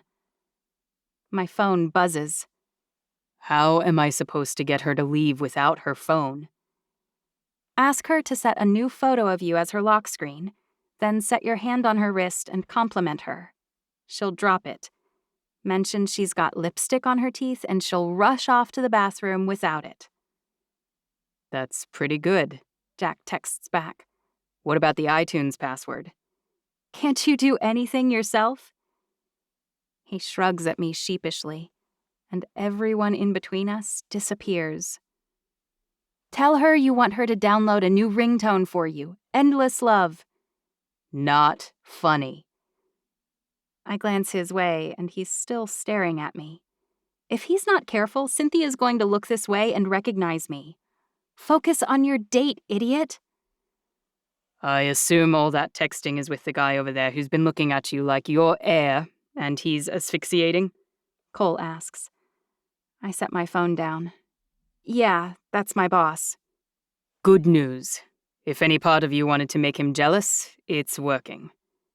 What? I ask. Why do you say that? That guy hates me more than the French hate American tourists, Cole says. The waiter arrives with our lobster rolls and bisque, but as soon as he leaves, Cole grabs my spoon. Hey, I'm hungry, I say. He nods his head. Of course you are. Now follow my lead. He scoops up a spoonful of my soup and holds it out to me. Oh, gross. There's no way I'd be one of those people. He grins at me. Come on, you adore me. I fill your heart with sparkling stars and rainbow-pooping unicorns. You'd share spaghetti with me just to kiss me over a noodle. I snort. Oh, please. He shakes the spoon at me. Trust me. I lean forward and take a bite, grinning like an idiot the whole time. My phone buzzes. I did the ringtone thing. I couldn't think of anything better. I'll bring her phone to the coat check closet in 2 minutes. I look up at Cole. It's almost go time. He nods. What do you want me to do? Other than bail me out if this bombs and I'm hauled off to jail? He laughs. Yes, other than that. I shake my head. Hopefully nothing but eat lots of food and act casual. But if I'm gone more than 5 minutes, maybe come find me. I'm aiming to get this done quickly in the coat check closet. Got it. I bolt my soup to calm my growling stomach, and also to give my shaking hands something to do. You look nervous, Cole says. The thing is, I know how to do this in theory, I say. And I've got my old phone handy to use, so I won't have to involve my actual phone. But I'm still a little nervous. I mean, did you drive a car flawlessly the first time you tried? His smile's cocky. So cocky. I could, yeah, but I understand your point. Not everyone can be as amazing as me. I want to roll my eyes, but judging from his appearance, he may be one of those disgustingly perfect people. Too bad I'm not. Some of us botch things up on the regular. Oh, I've made my share of terrible mistakes. Let's put a pin in that one for later, I say, because now I'm intrigued. But Cynthia stands up and rushes toward the restroom. Jack picks up her phone and slides it into his pocket. I meet Cole's eye and leave for the coat check, my purse over my shoulder. His whisper follows me. Good luck. I hope that wish works, because cloning a phone is a crime. I really don't need to add a rap sheet to my existing court records. One divorce is more than enough drama for my lifetime. Jack must have tipped the coat check attendant big time, because the second I arrive, he motions me past him. I duck below the rack of outerwear and slide past scads of coats hanging in rows. Jack's standing in a small alcove in the back. Ready to work your magic? He asks. I sure hope so. 9. Paul. When I place the phone into Gertie's small hands, my fingers brush against hers. I close my eyes and remind myself that she works for me. I'd step back a little to give her space, except we're standing in a 2-by-2-foot cube.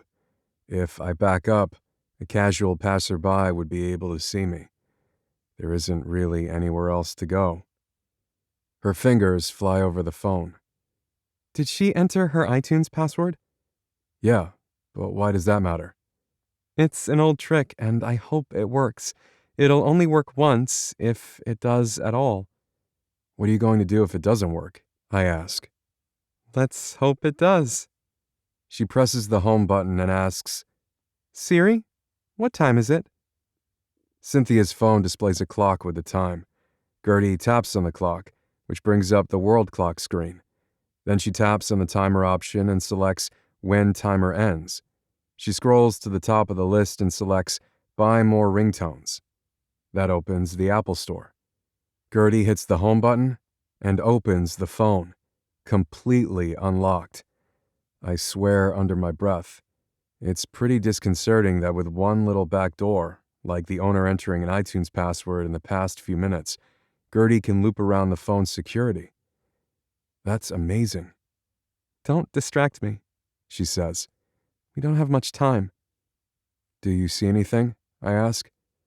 Her fingers fly past screens so fast I can't even tell what she's doing.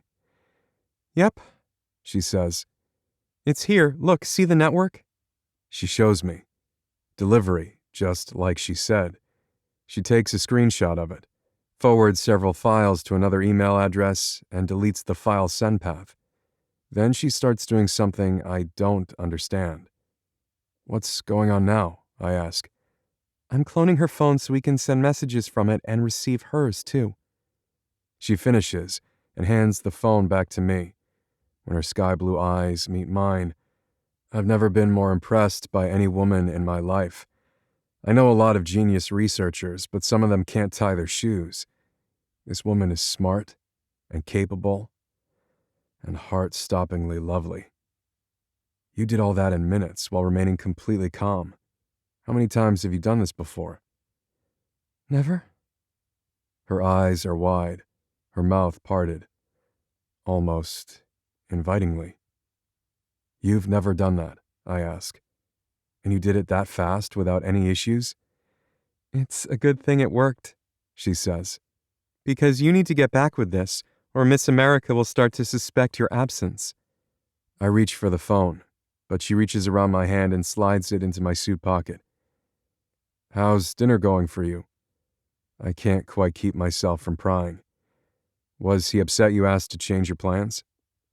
She turns up to look at me like I knew she would, her lips parted again, and her hair tumbling down over her shoulders in messy curls. I lean down without thinking and press my lips against hers. She curls into me with a tiny sigh, and my arms reach around behind her back to pull her closer still. Her lips move softly against mine, and a voracious hunger consumes me. I want more. So much more. "Excuse me," a deep voice says behind us at coat check. "You haven't seen my date, have you? She's wearing a black dress and silver heels. I thought she left her phone in her jacket and came back to look for it. It's been almost 5 minutes since she headed this way." Gertie stiffens next to me and I back away from her, pushing flat against the wall. Her voice wavers when she speaks. "I better go." I nod. "Call me when you get home so we can go over what we found." She swallows and tucks her hair behind her ear. I want to reach out and trace the line of her jaw. I want to press my fingers against her lips. I want to drag her toward me and claim her mouth again. But that's moronic. The guy 5 feet away is probably her boyfriend. The perfect Adonis guy with the exotic accent. But she trembled against me when I kissed her. And she sighed. Unless I'm misreading everything. After all, I'm her boss and I just badgered her into coming here to do something illegal. Then I kissed her in a coat check closet like a creeper. She ducks out, and I follow 30 seconds after. When I head back for my table, Gertie and her date are already eating lobster. Good for her, ordering the most expensive thing on the menu. Cynthia looks distinctly annoyed about being alone. Where did you go? I had a call and didn't want to be rude to the restaurant's other guests.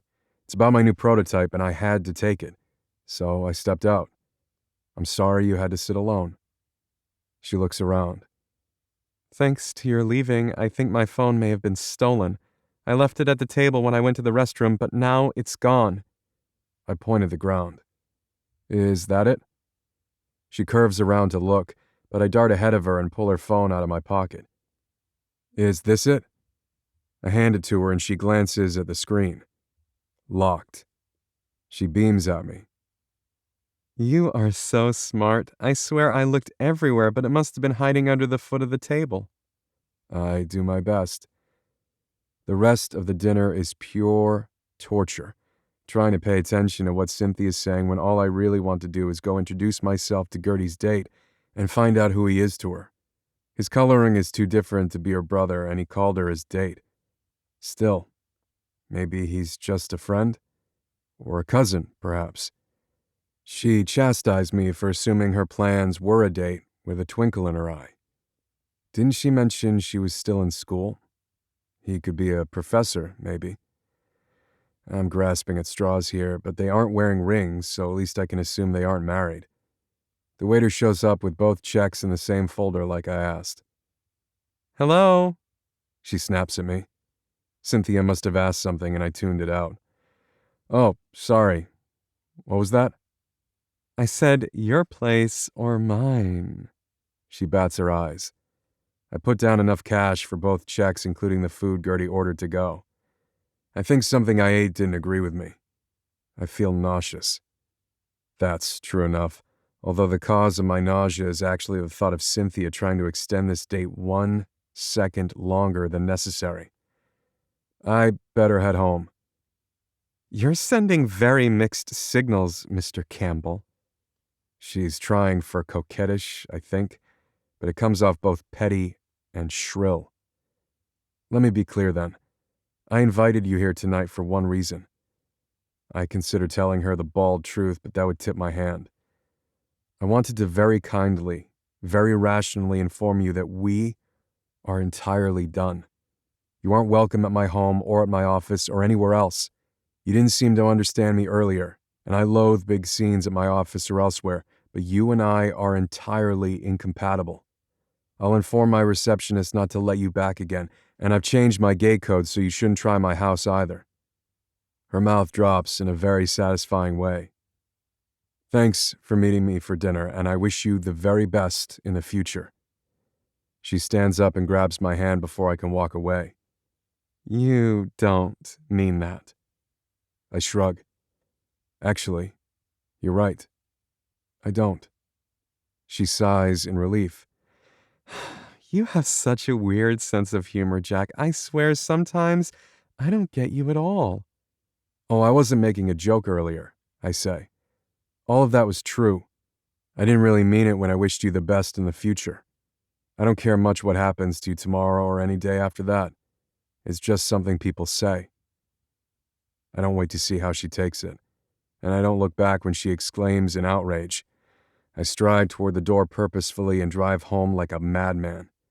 Once I'm home, I decide to go for a run instead of just staring at my phone.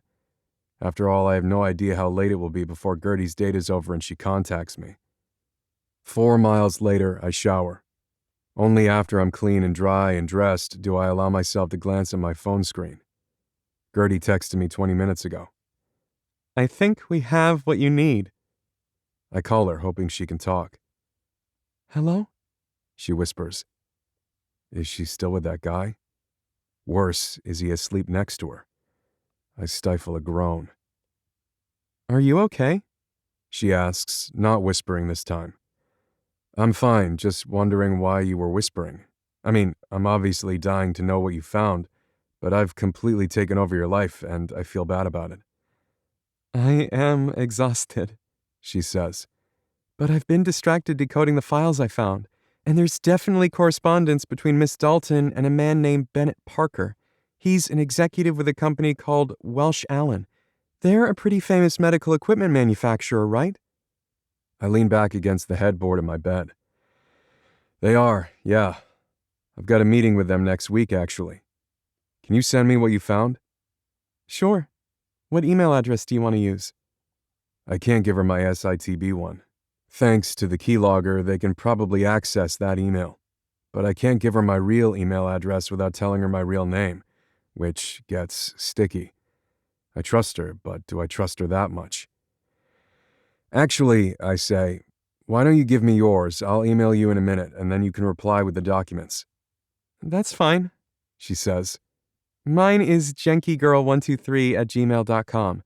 And yes, I know that's a stupid email address, but I've had it for a while. I wish I could see her face right now. She's so pretty when she blushes. Which I should not be thinking about. There is absolutely no way she can work with me every single day as my assistant. It'll drive me mad, but I can't fire her. That would be utterly unfair. She's been an absolute champ.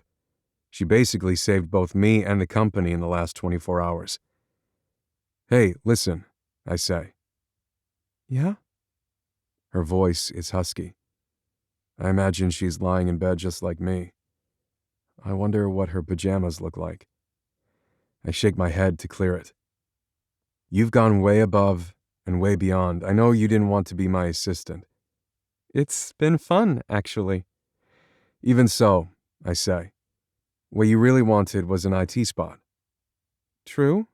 She says tentatively, clearly unsure where I'm going with this. Well, consider that my repayment for your help.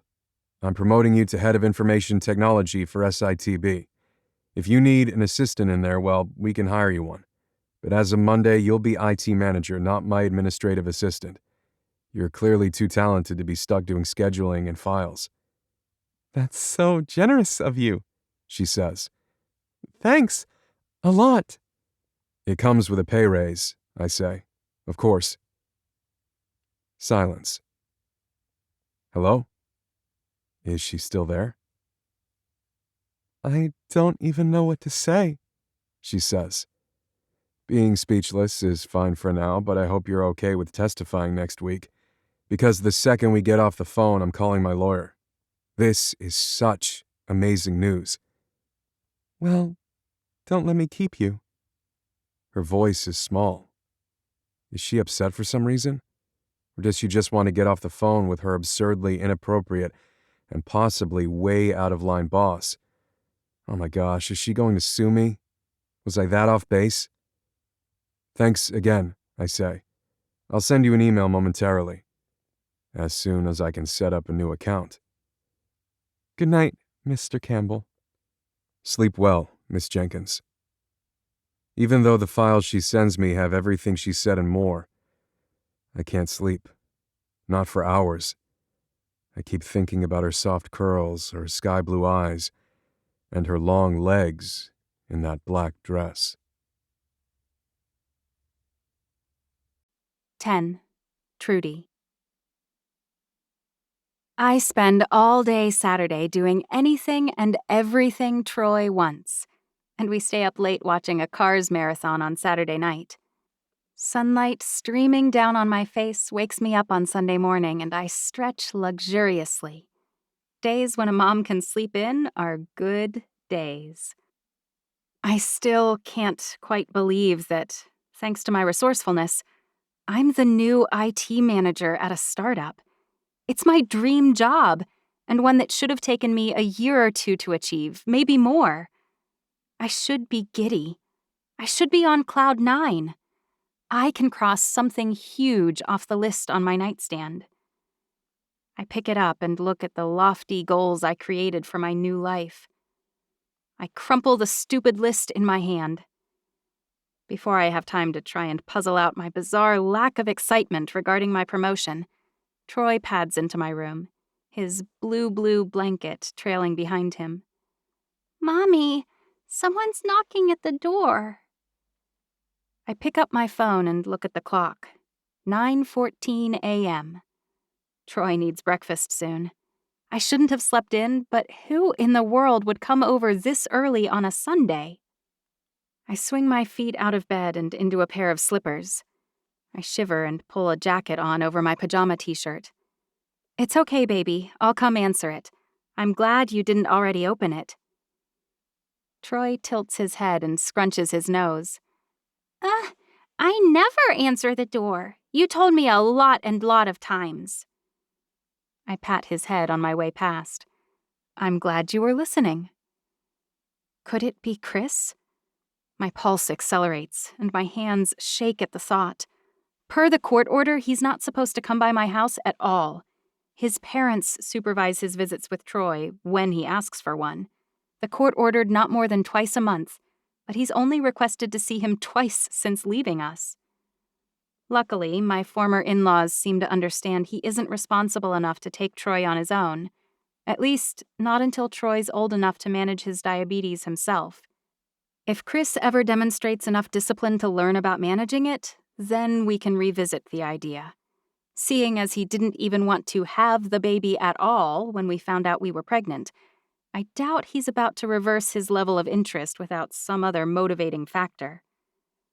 I did just file for garnishment of his wages. He could be here to yell at me for that. I've been expecting it.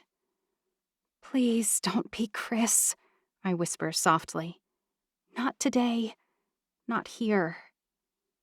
I force myself to breathe in and out, and then I walk to the door. I wish Mary had a peephole. Since she doesn't, I hold my phone in one hand, ready to dial 911 if necessary. I shift the door open a few inches, slowly. The old man standing in front of me braces himself on a cane to stand upright. He couldn't possibly look less like my ex-husband. Underneath a puffy jacket, his blue shirt buttons down, but the buttons are skewed by one and his gray pants look 2 sizes too big. His sky-blue eyes light up when he sees me. And I realize, inasmuch as he looks nothing like my ex, there are a few similarities between them. "Hey, Daddy," I say. "Long time no see." Gertrude! He lifts one shaky hand toward my face, like he wants to touch me. I step back from him, and his eyes fall to look at his feet. I was hoping we could talk. "Who is that, Mommy?" Troy asks. His head pokes around my leg, and I pull him toward me and close the door until there's only an inch of space through which to see. "Go play with your new train table, baby. Mom's got to talk to this man for a minute."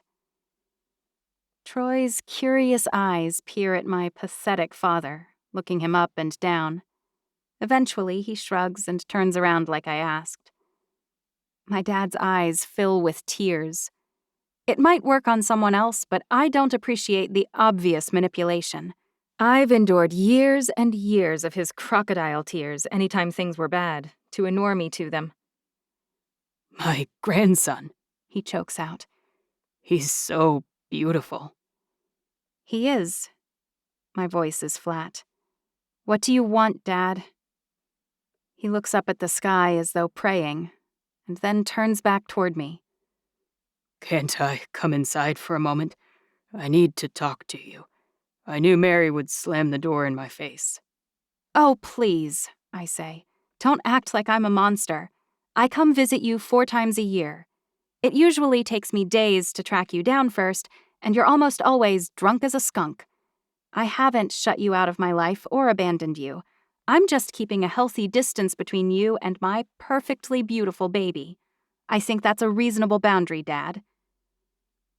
He looks so frail this time, like a stiff wind could knock him off the steps and he'd shatter like a glass vase on the ground below. It's like he can sense that my resolve is wavering. I'm sorry about that. I need to apologize to you, but it's so cold out here.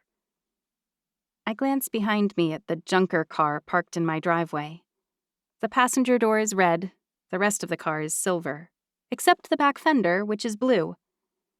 Your project car? I ask. He nods. Dad always works on a project car when he's sober enough. Once he sold one for an $800 profit, and in a fit of generosity he bought Mary and me both our own pair of rollerblades. It's the only gift I can recall him ever giving me, other than the occasional black eye if I riled him up while he was hammered. Sit out there while I feed Troy. Once I've got him fed, I'll turn a movie on for him and let you come inside. He nods and hobbles down the stairs. I really hope this isn't a terrible mistake. Once Troy has swallowed his last bite, I turn on Mickey Mouse for him in my bedroom and wave my dad into my tiny breakfast nook. Did you want some coffee? I ask. Do you have any tea? He asks. Since when do you drink tea? I'm avoiding anything with addictive substances of any kind, he says. Coffee has caffeine, and it makes me jittery. I cross my arms and glare at him. You're telling me you're actually sober? Like for more than 2 days? Or because you can't afford booze? Are you here because you need money? He flinches. I know it's hard to believe, but when I heard Mary was getting married and I wasn't even invited to my own daughter's wedding, it woke me up. His eyes fill with tears again. Which makes me mad. For him to act like he suddenly cares and Mary and I have shut him out is offensive. Dad, drop the act and get to the point. What do you want? I want to go to your sister's wedding. I've been sober for 7 weeks now. He pulls out a 1-month chip and shows it to me. I'll have my 2-month chip next Tuesday. His grin showcases several missing teeth. The ones he still has don't look very functional. I should bundle him out the door and down the steps right now. After all, the wedding isn't about my dad. It's about Mary and her happy day. But Dad's never even tried before. If he's actually trying now, would Mary want to know? I bite my lip. I don't know what to do. I turn around and busy myself with making mint tea. It gives me time to think. I'm the one who keeps checking on Dad. I'm the one who feels sorry for him. Mary likes to pretend she doesn't even have parents. In a lot of ways, our lives would have been easier if we hadn't had any. I hand Dad a mug of mint tea. I put my hand on my hip. I need to think about this. I know I wasn't a great father. At least, I wasn't half the father you girls deserved. I nod and sit down next to him. He's right. He wasn't. Not by a long shot. He sips his drink. I came to your wedding. You only came because Mary forced you. She felt bad for telling me that marrying Chris was a mistake. I was angry with her, and I was so young and so stupid that I told her I didn't want her to fill in for Dad like we had planned. I told her I didn't want to be the girl without a dad to walk her down the aisle. Mary suppressed her own distaste for the entire situation, and probably her hurt feelings, and hunted down our dad. She cleaned him up and dragged him to the wedding for me. That entire wedding was a mistake, and any real dad would have told me to walk away from the whole thing the same way Mary had. My dad grinned like a loon the entire time. "I just want the chance to walk her down the aisle like I did for you," my dad says. "and this time I'm clean and sober for it, without any arm twisting or bribes or threats or anything." My voice is soft when I ask him, "Why do you think I never told you I was having a baby?" "I figured you were too sick," Dad says. I shake my head. I had a lovely pregnancy. I just didn't want you to ruin it. The truth is, I struggled that whole pregnancy, wondering whether I'd be like my parents. I was scared I might not really connect with my child, or that I wouldn't love them just like my parents didn't love us. He crumples. I don't want to hurt him, but I'm more worried about not hurting Mary. And if I vouch for Dad and he lets her down... "I've missed everything other than your wedding, but I don't fault you for it." He sets his nearly empty mug on the table. "But I did try when you were little. When your mom left, I tried. I did my best." Your best sucked, Dad. He nods. "I know, but I held down my job. You have no idea how many days I didn't think I could do it. I didn't want to move at all. I thought about giving up all the time, about killing myself. But then I thought about you girls and where you'd be if I was gone." Probably in a foster home where we had regular meals at least. "I stayed alive for you. I went to work for you." And then you spent every dime you earned on booze, Dad. Mary had to steal from you and walk to the corner store to buy food, and then hide it so you didn't spank her for taking your money. His nostrils flare. "I wasn't that bad." I stand up. Get out, Dad. If you can't even face the real truth of what our life was like, then leave now. I won't revise history for you, even if that means you lose your stupid chip. He stands up slowly. "I'm sorry. Sorrier than I can say. If I was really that negligent, if I was really that awful, I am so..." He chokes up. "I hope one day you can forgive me, and I beg you to ask Mary the same. I wake up every day now and pray that God will soften her heart so I can walk her down the aisle." There's no way that's happening, I say coldly. I'm giving Mary away. We've both always had one person we could rely on, each other. My dad's bottom lip trembles. "Can you just talk to her? I'd like to at least be there to see it." I take my dad's arm so I can hurry his departure. I'll think about it. He hands me a folded piece of paper, dirty and smudged. "That's my phone number. If you need to reach me, call it. Anytime, day or night." Sure, Dad. I don't call Mary after he leaves. But when she invites me over for dinner that night, I get Troy ready and go. Her new house, around the corner from her old house where I live now, is stunning. Luke bought it as a surprise when he proposed, to show her he intended to put down roots, to show her he was committed, that he would give her the dream she always had. She and I rode the bus past it every day on our way to school when we were kids. And now Mary's even remodeling it, one room at a time, so it'll be even more amazing inside. I carry Troy up onto the porch and knock on the beautiful blue front door. Andromeda immediately begins barking, in case they didn't hear the knock. Amy opens it, and Andy runs out to lick Troy's face. "Aunt Trudy's here!" Amy screams, as if her parents didn't already know. But then she cocks her head sideways and leans toward Troy conspiratorially. "Me and Chase are playing the best game. Do you want to play with us?" I set Troy down so he can respond.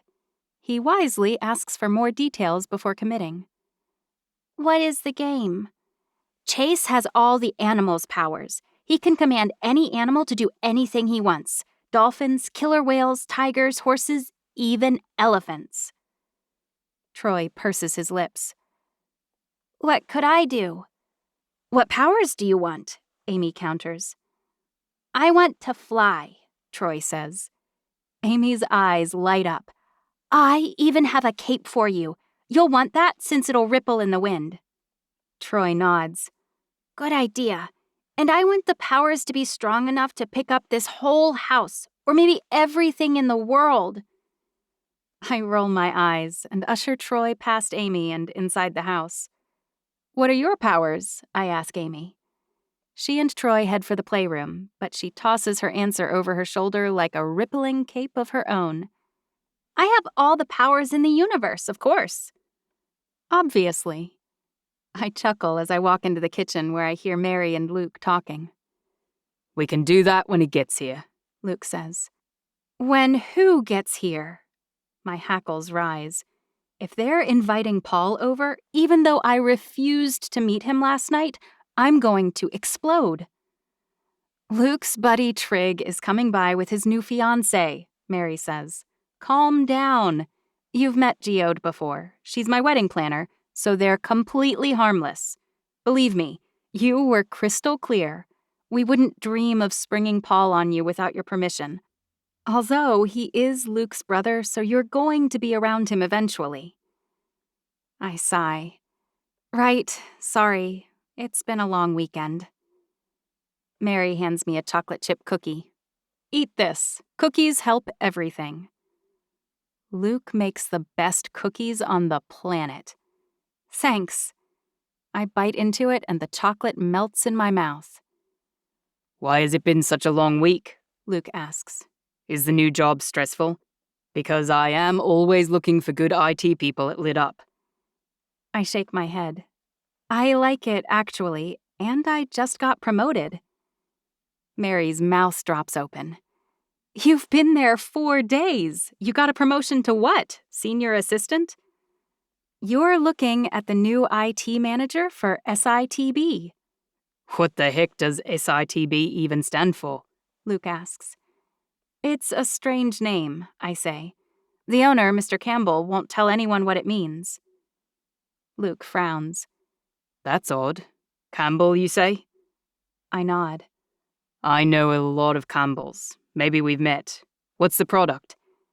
It's a tech company, I say. Kind of like you and Paul's, except for it focuses on medical technology. Huh, Luke says. Maybe one day I'll meet this guy. I always like to connect with other inventors. Maybe I'll bring Jack to your wedding, I say, without thinking. I immediately wish I could take the words back. What happened to your list? Luke asks. At the same time, Mary asks, Who's Jack? Just a cute guy from work, I hedge. I'm not about to tell them he's my boss. Luke's being nosy enough already, and that conversation would be way too awkward. I like the sound of that, Mary says. So you worked hard this week, met a cute guy, and got a promotion? What's the plan for next week? Announce your candidacy for president? I roll my eyes. Hilarious, but no, that's already part of your 5-year plan. I'd never want to steal your thunder. The doorbell rings. Mary's supermodel wedding planner arrives with a guy who's nearly as tall as Paisley's brother, Cole. You must be Trig. I hold out my hand. I'm Trudy, Mary's baby sister. Nice to meet you, Trudy. I've heard good things. You're graduating soon, right? I nod. It's about time, and it can't come soon enough. I wish I could take my finals right now before I've forgotten everything I learned doing my coursework. Very exciting, Trig says. And you have a young son, right? I point toward the back of the house. Peals of laughter drift our way, punctuated by periodic shouts. My son is lost forever now. He's joined the mob in the playroom, roaming free. Luke and Trig start talking about work stuff that I don't understand, so Geo, Mary, and I drift into the kitchen. How are your wedding plans coming? Mary asks Geo. Geo beams, and I check out her finger. A stone the size of a large grape winks at me from her hand. I try not to gape at it, but judging by the rock size, Trig must be even richer than Luke. We've set the date, at least, August 1st. Now we just need to decide where to have it. How did it go with Trig's mom last week? Mary asks. Gio sighs and turns toward me. Trig's mother is a force of nature, like a hurricane or a tornado. If the tornado could ruin your credit, bankrupt you, and insult you all at once, while wearing 4-inch Manolo Blahniks and a plastic smile that never droops thanks to excessive Botox. She sounds even more delightful than my mother, I say. I haven't actually met her yet, Gio says. That's just what Trig says. She's rescheduled our meeting 4 times now. I think she's hoping if she never meets me, maybe this whole thing will magically disappear. I thought she was supportive of Trig getting married. Mary frowns. Or, at least not opposed, relatively speaking. Maybe she was before Trig disclaimed his entire inheritance, but now she blames me for that, which is probably fair. When Gio laughs, I marvel at her beauty. Her cheekbones are high, her eyes piercing, her skin flawless. Her black hair shines like a Pantene commercial, and although she's wearing a simple pair of jeans and a sweater, she still looks runway ready. Great career, amazing fiancé, immaculate looks. Some people have all the luck.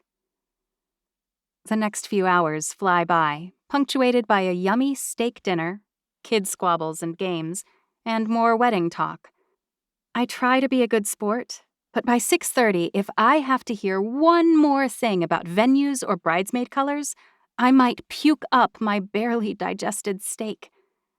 I lean close to Mary and whisper, "Can we talk for a second?" Her eyes immediately meet mine. Is everything okay? I nod. Mostly, but I need to talk to you about something privately before I take Troy home. Mary turns toward the other adults.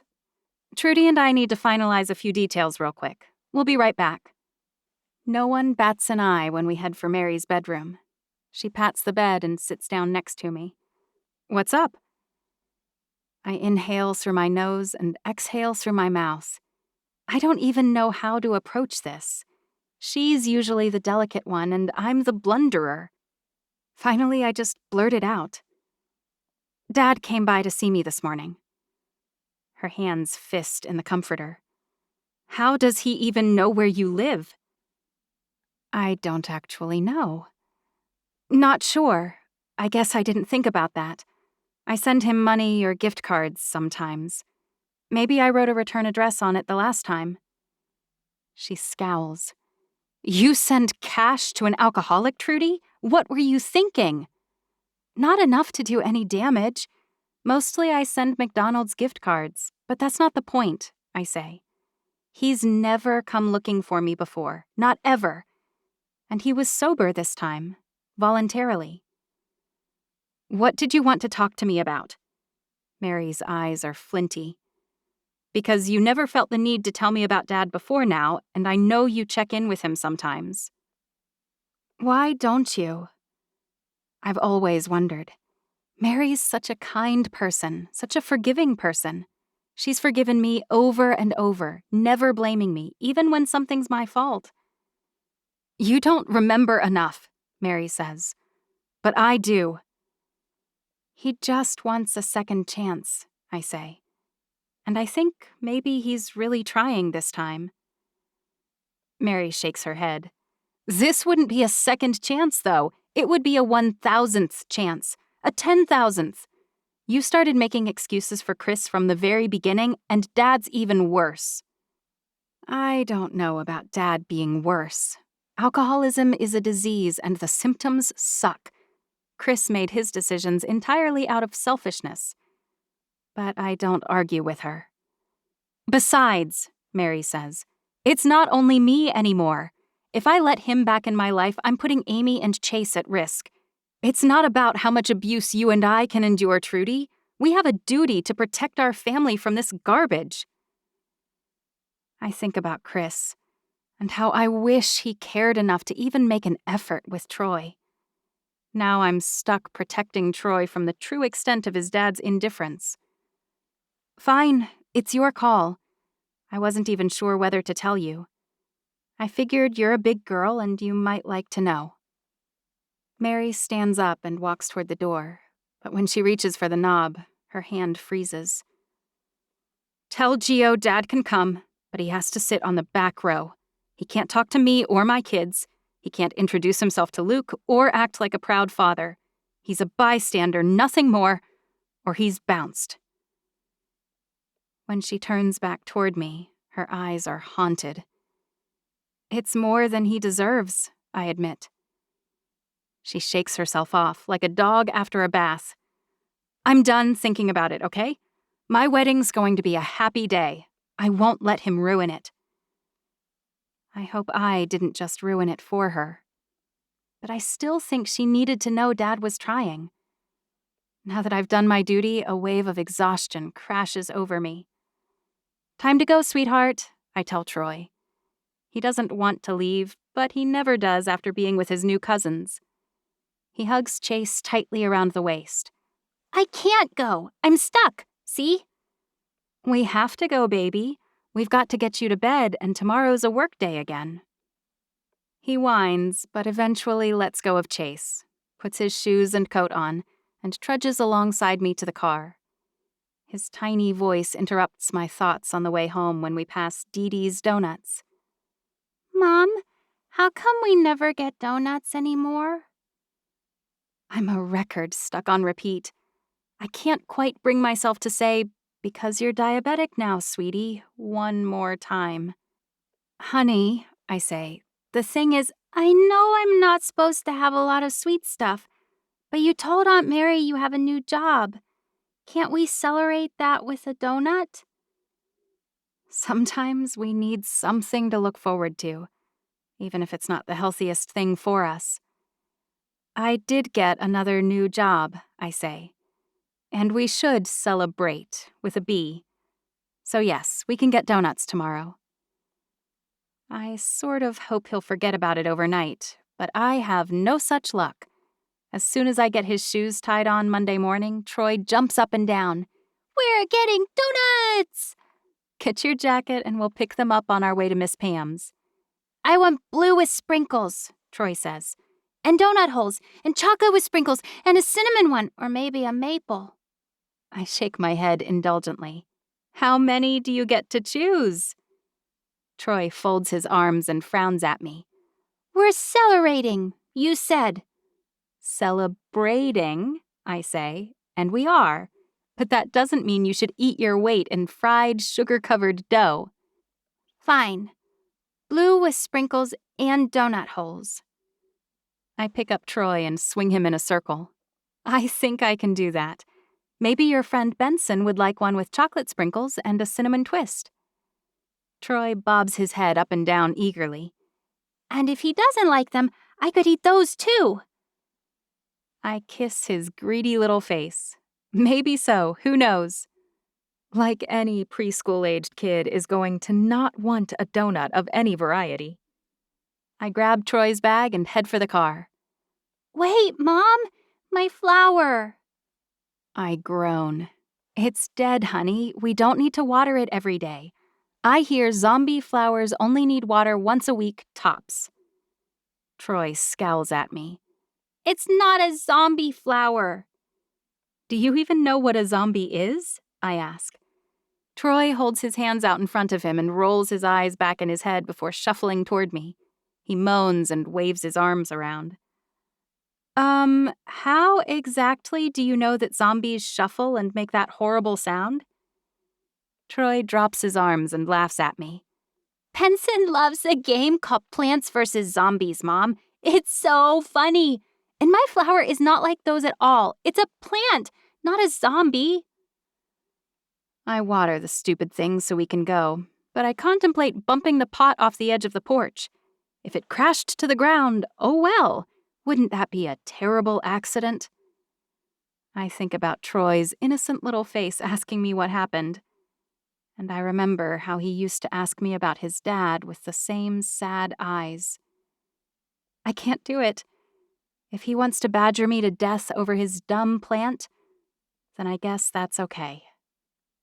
Troy doesn't want me to leave Pam's that morning, so I spend an extra few minutes with him. Between that and the donut run, by the time I reach the office, I'm nearly an hour late. "Morning, Miss Jenkins," Ish says with a smile. He's a little odd, but he's always happy. I admire that about him. Morning, Ish. I open the pink donut box. Chocolate donut? His eyes light up and he snags one. Thanks! I take the box to the break room on my way to the back of the office. I'm setting it on the main table when a voice startles me. "You brought donuts?" I spin around to face Jack. Morning. Sorry I'm a little late. "I'd say you're entitled to a full day off if you need it." Jack leans against the wall. "You went above and beyond." I have 2 jobs to do right now, unless you've hired someone for the assistant job over the weekend. Jack shakes his head. "I'm not sure bringing in anyone new right now is our best call, especially without Nancy around to vet them. If you think you can handle both jobs for a bit, I'll happily pay you double." The cha-ching sound in my head is practically deafening. I think I can hold on for a bit. When Jack smiles, my heart executes a perfect front flip. "I appreciate it." He turns on his heel to head back for his office. The second workday in a row that he's been here early. I trot after him. Do you have a hearing set up? "Tomorrow morning. My lawyer jumped on those files and the evidence of corporate espionage like a duck on the proverbial June bug." Does that mean I need to wear a suit tomorrow? I ask. "If you don't mind. SITB's entire defense rests on your testimony to bring in the evidence we found." No pressure. I'll be ready. "We should go over some documents to get ready," Jack says. 2 hours later, we're still reviewing exhibits and files. My eyes are blurring a little about the medical and technical jargon, but I understand the computer parts at least. "I think you're ready," Jack says. I was born ready. I lift my eyebrows suggestively. Jack, the man who kissed me 2 days ago, turns back toward his screen so fast I'm worried he might have gotten whiplash. Come to think of it, he hasn't flirted with me a single time all day. What's going on? That's when I finally admit to myself that I do like him. In violation of my list, my plans, and my own better judgment, I really like Jack. I mean, I need to get to know him better, but I want to do that. About Friday night, I say softly. He turns back toward me slowly. When his eyes finally meet mine, I can't read what he's thinking at all. He grunts. "I owe you a major apology. I don't know what I was thinking. I blame the combination of the late hour, my stress with Cynthia, and my fear over SITB's leak. I swear nothing like that will ever happen again. In fact, I'll do my best to communicate with you after tomorrow via email as much as possible, so my presence doesn't make you uncomfortable." What? My stomach ties in a wicked double knot. That's the opposite of what I want. Is he just being noble, or does he regret kissing me? Maybe he didn't feel what I felt. When tears threaten, I blink them back. Something about giving birth to Troy broke my hormone regulator or something. Now I cry at everything from Finding Nemo to babies hearing their mom's voice for the first time when they get hearing aids. Doctors prepare new mothers for stretch marks and late nights, but they do not prepare you to be a hot mess for years after having a child. This is so not the time for me to have a mommy moment. I have a confession, I say. That was a first date. I barely know Cole. Jack's hands tighten on the edge of his desk until his knuckles turn white. "Even if he was your boyfriend of a year, that would be completely fine. I'd have zero input about that. Because I'm your boss, Gertie." When he finally meets my eyes, his are awash in guilt. So much guilt. At least that's a feeling I understand. My job is way more important than some flirtation, no matter how great his biceps look in that polo shirt, or how his smile makes my pulse race. I get it. I head back to Nancy's office and catch up on my most urgent tasks. Then I spend the next 2 hours dealing with a backlog of IT issues. Emails that aren't loading right, a PowerPoint program that's fighting with the antivirus software, and a malfunctioning mouse. By 4:30, my head is pounding. By 5 o'clock, I need to get home and hug Troy in the worst way. I wrap up a few more things, but by 5:30, I'm ready to go. I stop by Jack's office before I leave. "Hey, boss, just checking in before I head out. I prepped the exhibits you sent, and I think we're ready to go tomorrow morning." I set my old phone on the corner of his desk, the one I cloned Cynthia's phone with. I figure he can monitor the texts and emails she gets as well as I could, maybe better. Jack hasn't even looked away from his computer, and his fingers are clicking away steadily. Okay, so maybe he's full-on ignoring me at this point. All right, well, I'll see you tomorrow. Wait, He spins around in his chair. if I pause when I'm in the middle of a thought, I lose it. I'm sorry if that was rude. I wanted to tell you that 2 other employees have come in to tell me what a great job you're doing. I'll text you the address for court tomorrow. The hearing starts at 8 a.m. I know that's early, so it's probably best if you meet me there. Oh, I'll grab the exhibits on my way out then, Perfect. Thank you again, Jack says. You've really gone above and beyond.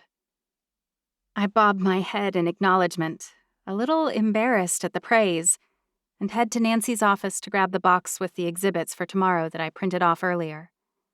I'm reviewing our arguments in my head on my walk out to my car, which is why I don't even notice Chris until I reach for the door handle. I nearly drop my box when I hear his voice. Well, well, don't you look fancy? His words practically drip with contempt. I hate that he looks so good. He's leaning against my little Honda like he owns it, which he doesn't and never did. It was another in a long string of hand-me-down gifts from Mary. Is that why you're stealing my money now? So you can buy more high-end escort clothes? 11. Paul. I go over the plan for tomorrow with Mr. Brighton on the phone once, now that we have the exhibits all prepped. I think this is an open and shut case, now that you've got that information. Obviously, we'll need to track this to the end of the line, but from what I did today, it seems to point directly at Welsh Allen. The judge will find that quite compelling. I lean back and close my eyes. You said this Miss Jenkins is responsible for you obtaining the information? I grunt. You owe her a big thank you. He's right about that. And mere words aren't enough. I ought to cut her into the venture like I did with Nancy. Another 0.25% won't impact me much, but if this goes as big as I think it will, it could change her life. I think about her cute little old Honda and how embarrassed she was about a granola bar wrapper in the seat. I hope it doesn't change her too much. I spin around in my chair to work on some files I brought over from Lit Up. If I don't start spending more time on the car battery launch, Luke's gonna fire me himself. I should tell him about SITB, but I really want to wait until I've sold the tech or gone public with it. I can't tell him until it's an actual success, a done deal. There are still too many ways this could fold like a house of cards. Next week, or the week after, I should wrap this up one way or another. I'll tell him everything by the time he returns from his honeymoon at the latest. I can't wait to see his face when he hears about what I did on my own. My idea. My product. My launch. My success, start to finish. I'm digging into an advertising proposal when I notice something odd out of the corner of my eye. Something pink. There's a phone on the edge of my desk, and it's got to be Gertie's. She must have left it by accident. If I hurry, I might still catch her. I rush out the back door with it, but what I see stops me in my tracks. Gertie's talking to a guy, a tough-looking guy with a scowl on his face. I ought to run over, hand her the phone, and then leave. I should give her space. This really isn't any of my business, but something about the guy bothers me. Her date on Friday was too good-looking, and I hated him on sight, but this guy's different. He looks menacing. I probably sound as crazy as Trig did when he tried to convince me he was going to Macaroni Grill to protect Geo from her oldest friend in the world, that tough-looking Marine. Except when this guy waves a piece of paper in Gertie's face, she flinches.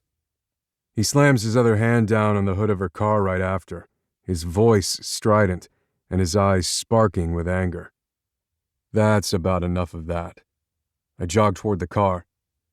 "You forgot your phone in the office," I yell, hoping to distract them so Gertie can put some space between herself and that paper-brandishing idiot.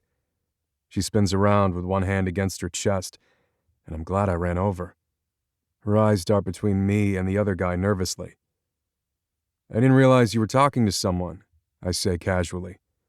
"I just wanted to catch you before you left so I could give you this." Gertie pulls a phone out of her purse.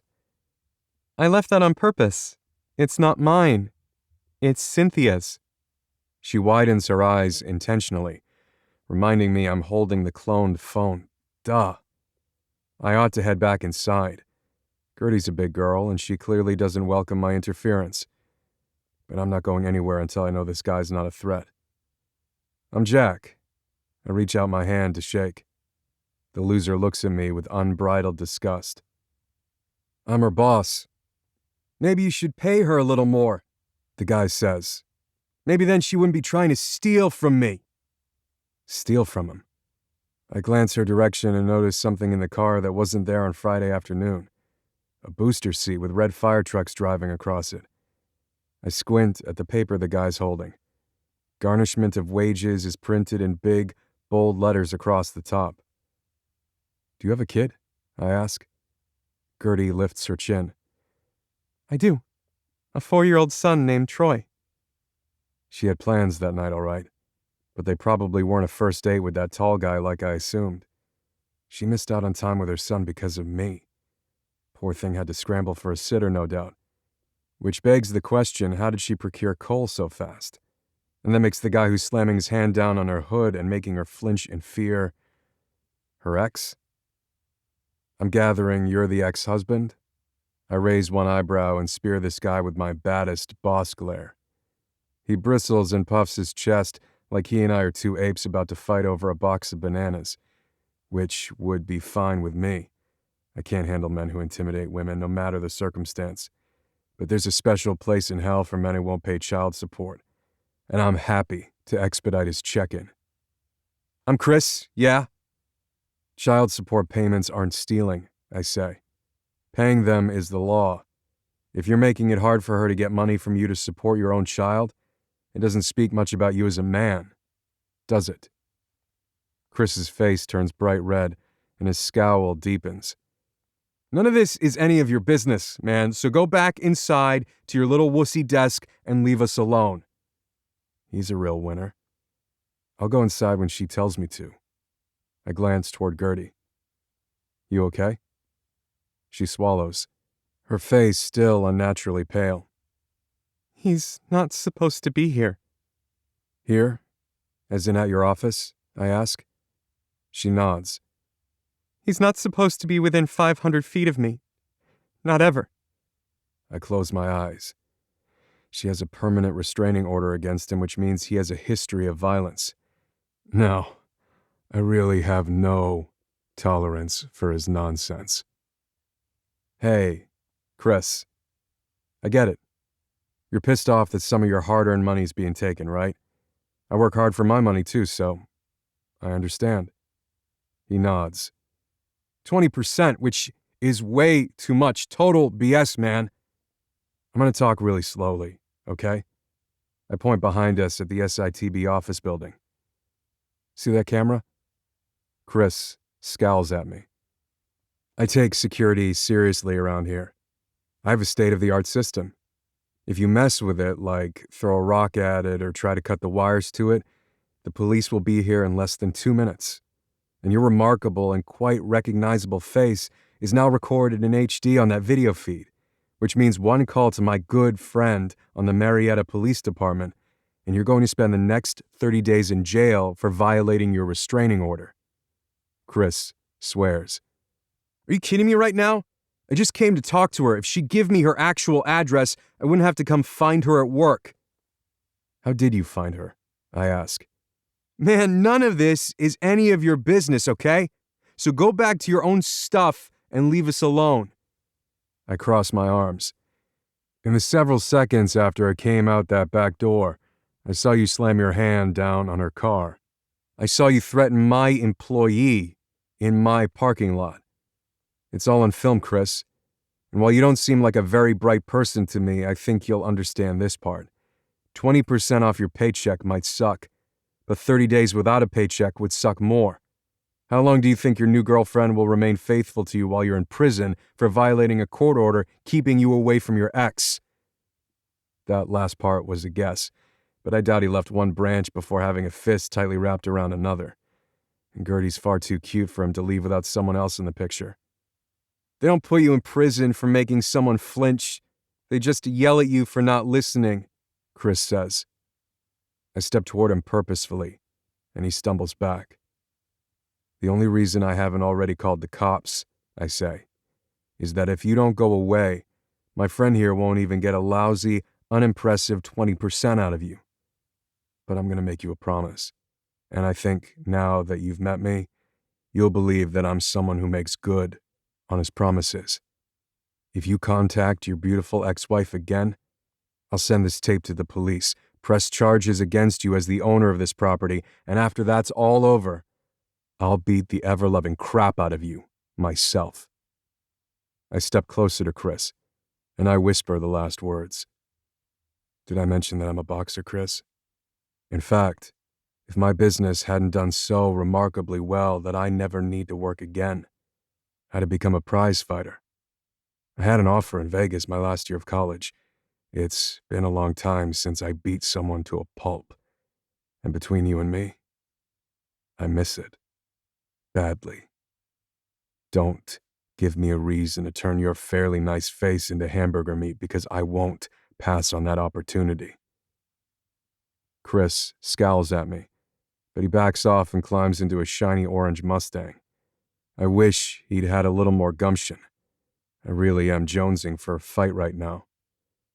When he roars off, I turn around to see how Gertie's doing. Her hands are shaking, and I step toward her and put an arm around her without thinking.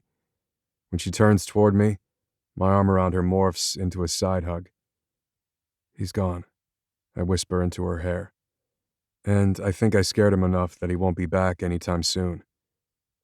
He hasn't ever hit me hard, she says. I don't think he would. Very reassuring. I'd rather you never find out. Me too. She squeezes me around the waist and then pulls back. Her hair has fallen over her left eye. I reach out and tuck the silky strands behind her ear, and then I follow the path my hand took, bringing my lips down against hers for the second time in 3 days, which is not enough. Not nearly enough. Her hands reach up and wind around my neck this time, pulling me against her forcefully. I spin her around so her back is against the car and press into the kiss. I see the bright red fire trucks on the booster seat out of the corner of my eye, and I remember who I'm kissing. A single mother whose ex just accosted her. My employee. My subordinate. In a vulnerable situation. I break off the kiss. I am so sorry. Again. I stumble backward, needing some cold air in my lungs so I can think straight. I don't know what keeps coming over me. I can barely hear her when she speaks. Her words are so breathy and quiet. I don't want you to stop. I'm not the creepy boss forcing myself on a young, impressionable employee. My heart lurches in my chest, and I close the gap between us. Are you sure? She reaches up and yanks my collar down, pulling my face toward hers until my mouth closes over her lips again. She melts against me, and I fist my hand in her hair, tilting her head up toward me. Her eyes stare into mine, unafraid, her lips swollen, and I don't think I've ever seen a woman more beautiful in my life. Let me take you to dinner, I say. I don't want to say goodbye, but we can't loiter in the parking lot half the night. No, we can't, that's true. She stiffens against me and rests a hand on my chest. She's changed her mind. She doesn't want me. I swallow hard. I would love to go to dinner, but I can't. Not right now. I've got to pick up my son. I'm already late, and he's struggling a little with the fact that I'm gone all the time for my new job. She drops her voice as if she's embarrassed. I used to stay at home with him. That's a very impressive sacrifice. My mother stayed home with my brother and me. Her smile thanks me for understanding. Not everyone comprehends the difficulty and the importance of putting kids first. Not that I think it was a bad decision to go to work. You're obviously a valuable member of our team. I force myself to let go of her and step back so she can open her car door. Maybe another time, she says. A weekend or something? Absolutely. Except when she unlocks her car and starts to get inside. I almost can't bear to let her go. Not yet. I'll see her tomorrow, but in a suit at a hearing. I want more of the wide, blue eyes. I want to meet her son. I want to see more of this side of her, the soft side, that gave up a career to take care of a baby. Or, she turns toward me. Or what? We could go to dinner with your son. He's 4, She says. What am I missing? I ask. He doesn't do well sitting down quietly in a restaurant, She says. especially not when he's been at my friend's house all day. Right. That makes sense. Another time, then. Unless She grips the steering wheel. Unless what? I have chili in the crock pot, She says. it's nothing fancy. We eat it over Fritos. I love Frito pie. She finally meets my eyes. You do? Really? I beam at her. It was a special treat when I was in college. She snorts.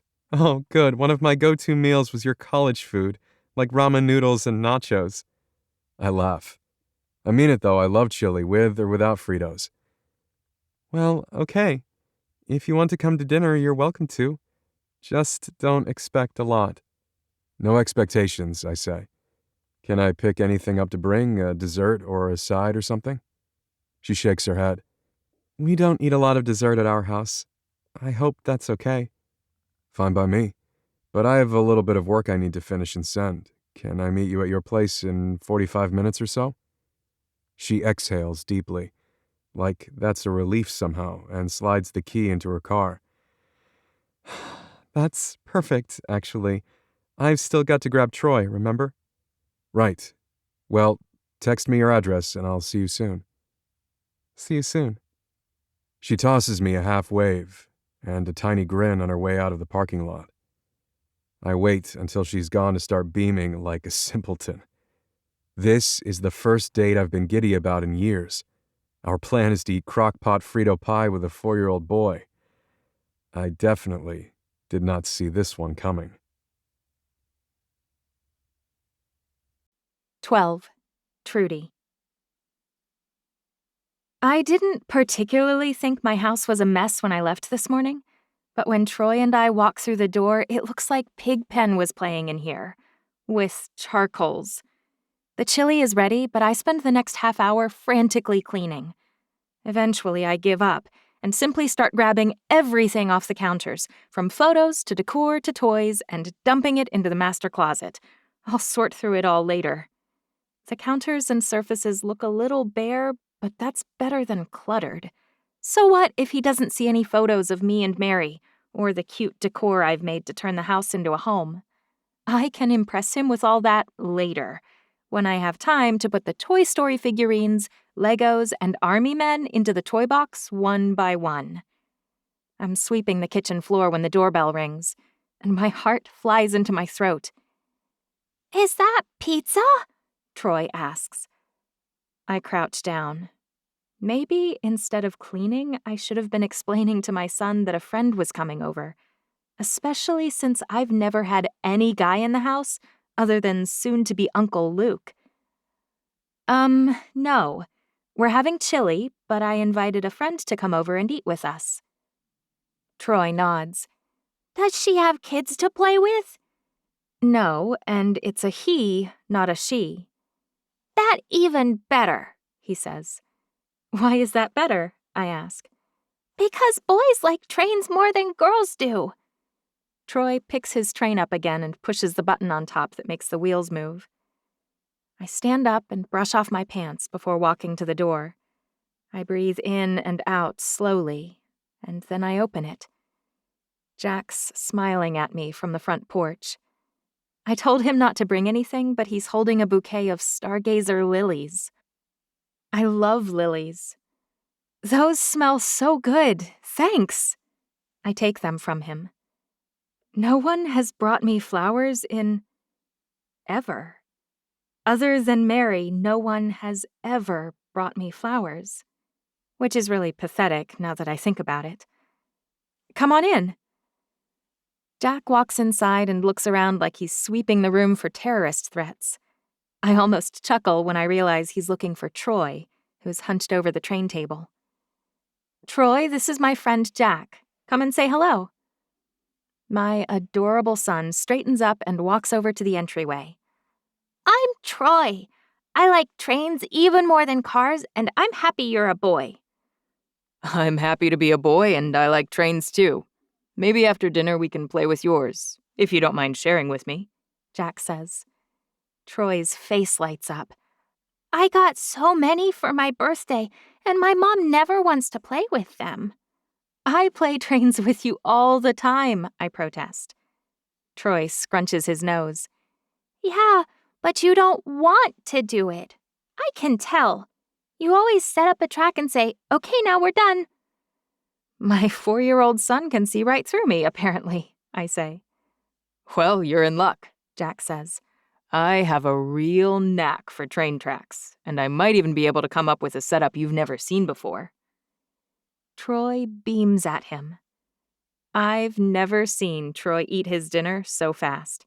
He shovels the Frito pie in his mouth in heaping spoonfuls and barely even chews. Once his bowl is empty, he wipes his mouth on his sleeve. I bite my tongue and let it go. Troy sits up straight and beams. "I'm all done, Mom." My heart contracts. He misses having a guy around, clearly. Not that Chris ever played with him, but it looks like he still feels the lack.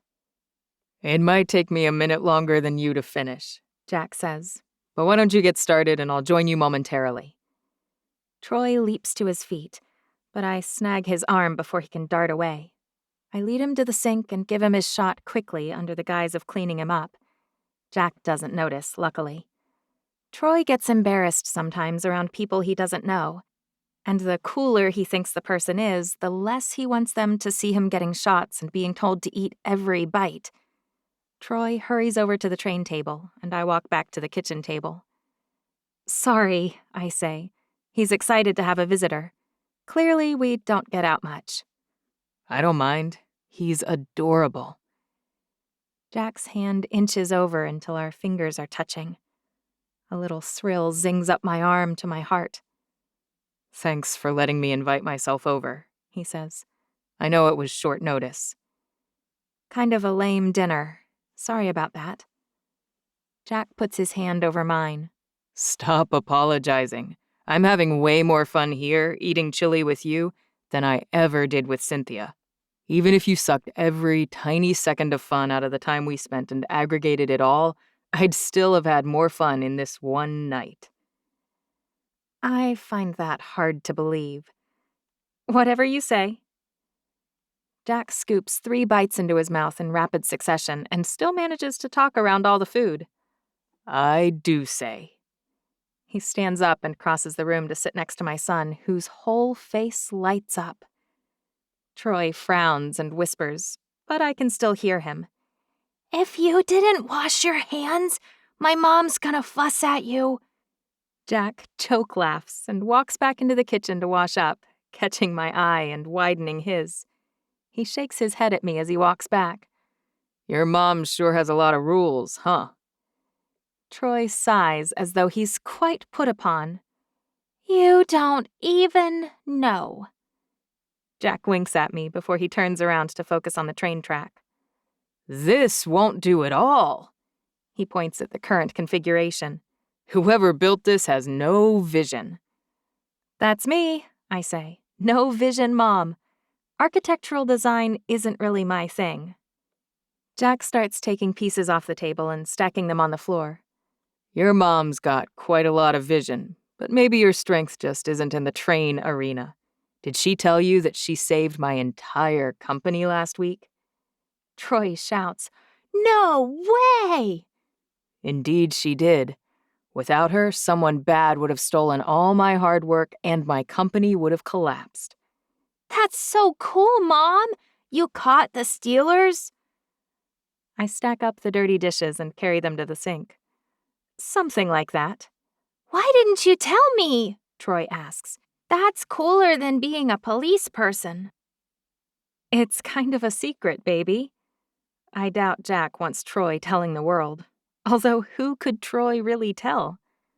Your mom's right, Jack says. Until some things get announced, maybe we keep this between the 3 of us. Troy looks unconvinced. "Mom says no secrets." Jack grins. She's right. No secrets at all from your mom. But she's in on this one, so I think it's okay. Troy bobs his head. "Only until the police can arrest the bad guy, right? Then I can tell Benson about it?" "Sure," I say. "But it could be a bad girl." I'm quick to correct him about this kind of thing. I can't have him thinking only men are bad. And in this case, it was a woman. Hey, kiddo, I might need to lend your mom a hand real quick. Jack hops up and walks toward me. I'm sorry. I didn't mean to leave you to clean everything up, especially after you fed me. I shoo him back. "No, play with Troy. Trust me. That makes my life easier than if you help with the dishes." Jack heads back to the train table where he and Troy are building a double-decker train track, complete with a directional control flip that sends trains different routes. Jack even manages to integrate the loading arm. "This is the coolest track ever," Troy says. "Can we leave it like this until Benson comes over to see it?" Now that he's there every day, Troy talks about Benson non-stop. I'm sure we can. Heaven knows I never want to change it. Once I finish in the kitchen, I head for the family room to relieve Jack. "Hey, baby, did you want to watch one episode of Mickey in my room?"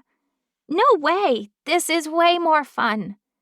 "Wait, did you just say something is more fun than Mickey?" I clutch my chest in mock horror. You can't be serious. Troy scowls at me. "Jack was so nice to help you set this up, but I doubt he wants to sit here and watch trains go around and around all night." "We're racing them, Mom. Look, mine is going to beat his." Except Troy's doesn't beat his. They crash into each other and the red train falls off the track. You killed me," Jack says.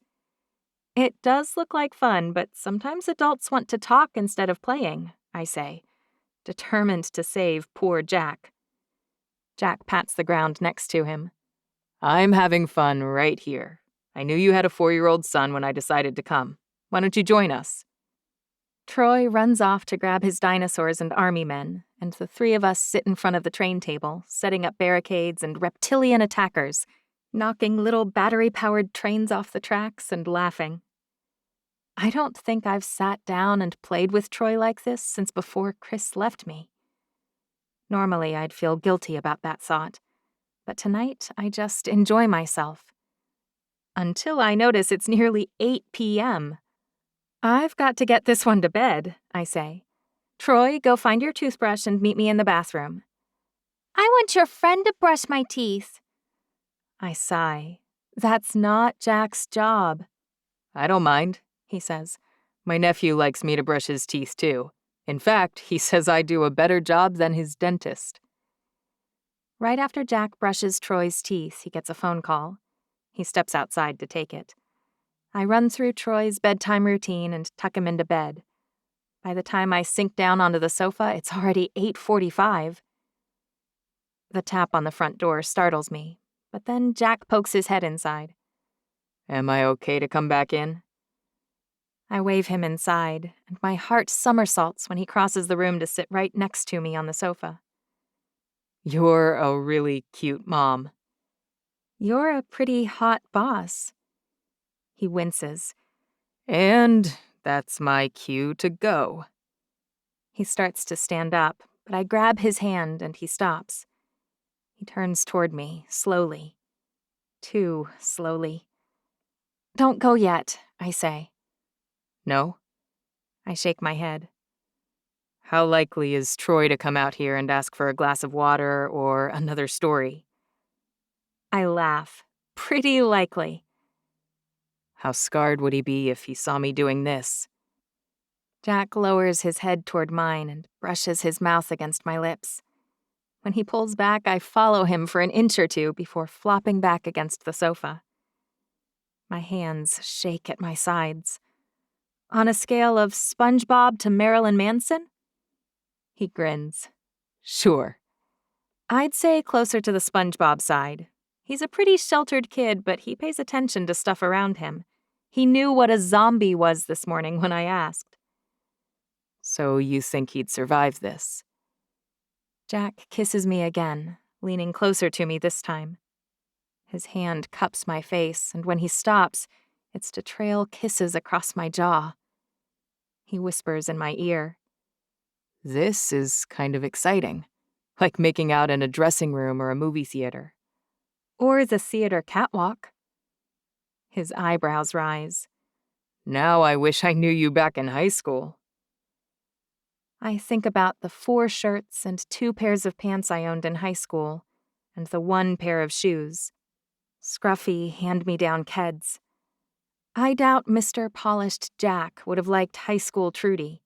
I'm frankly shocked he likes present-day me. But any doubts I had about whether he likes me are kissed away over the next few minutes. I'm lost in a haze of strong arms, bristly kisses, and whispered compliments, until I hear a very loud ringer. He pulls back and groans. I'm sorry, but I've got to call this guy back. So many work things to deal with right now. No, go ahead. It's completely fine. I'm just happy you made time to come for dinner. Jack kisses me on the nose. Best part of my week so far. Really? In fact, I'd love to see you again tomorrow. Assuming the hearing goes all right, I should be able to carve out a little time after work. Are you free? Troy's got a doctor appointment right at 5:30. I shake my head. Not tomorrow. Maybe Wednesday? I've got a dinner meeting that night. Thursday? I laugh. I'm busy all of this weekend, but I could do Thursday night. What did you have in mind? How does Troy feel about dogs? Jack asks. He loves them, I say. Why? Do you have a dog? Jack nods. I grew up with just one sibling and always wanted more. Until I have kids of my own, I wanted a furry pal to keep me company. He's a very bouncy, very energetic golden lab. He's going to be mad at me for ignoring him for so long today. I'm sure we'd love to meet him. And since you cooked tonight, I'll provide food Thursday. You're cooking? I ask. He shakes his head. Not unless you want grilled cheese. It's about the only thing I can make passably. But I order some mean takeout. I'm getting a little work done at my house right now, but we could meet at the park. He checks his phone. It's supposed to be perfect weather. Assuming that doesn't change, would you be up for it? It sounds fun, I say. Like visiting crazy Uncle Elton fun or like exciting second date fun? Is it a date when I'm bringing my son with me? I ask. Was this a date tonight? Frito pie and train tables? Jack pulls me up against him. If we're judging by how fast my heart is beating and how excited I am to be here, this is definitely a date. The first I've had in a long time. He kisses me until I believe him, and then he leaves. I fall asleep with a smile on my face. 13. Paul. Welsh Allen sends its scariest lawyers. 3 men and 1 lady, all wearing expensive black suits. I'm actually a little nervous when Mr. Brighton walks in. His suit fits well enough, but he's got quite a girth about him, and his breath smells strongly of coffee. Is the best patent lawyer in Atlanta in the same league as Welsh Allen's fancy New York City lawyers? Probably not. Will it matter? Gosh, I hope not. Gertrude clearly despises being on the stand. She's shifty and nervous and licks her lips in between every question. In spite of all that, she does a brilliant job at the hearing. Her answers are clear, her mannerisms endearing and honest, and she explains the technical bits in a way that anyone can understand. The judge loves her and calls her "Darling Little Miss Jenkins" twice. It's more than a little patronizing, but she never lets her annoyance show. I'm not surprised when he gives his final decision. I'm throwing out Welsh Allen's claim. The evidence is clear. Whether or not there was any fraud or wrongdoing is a matter for a civil court, but I'll be surprised if I don't hear that you brought a claim there. The judge looks pointedly at me. After the hearing, Mr. Brighton asks me what I want to pursue against them. They're all assembled here, boy, so now's your best chance in negotiating a settlement. I hate when he calls me boy, but he did a great job today, so I try to focus on what matters. What do you think we should demand? My fees as a baseline, he says, plus a big chunk of change for bad faith. But the real question is whether you want to pursue criminal charges. Let's hear what they have to say first, and we can go from there.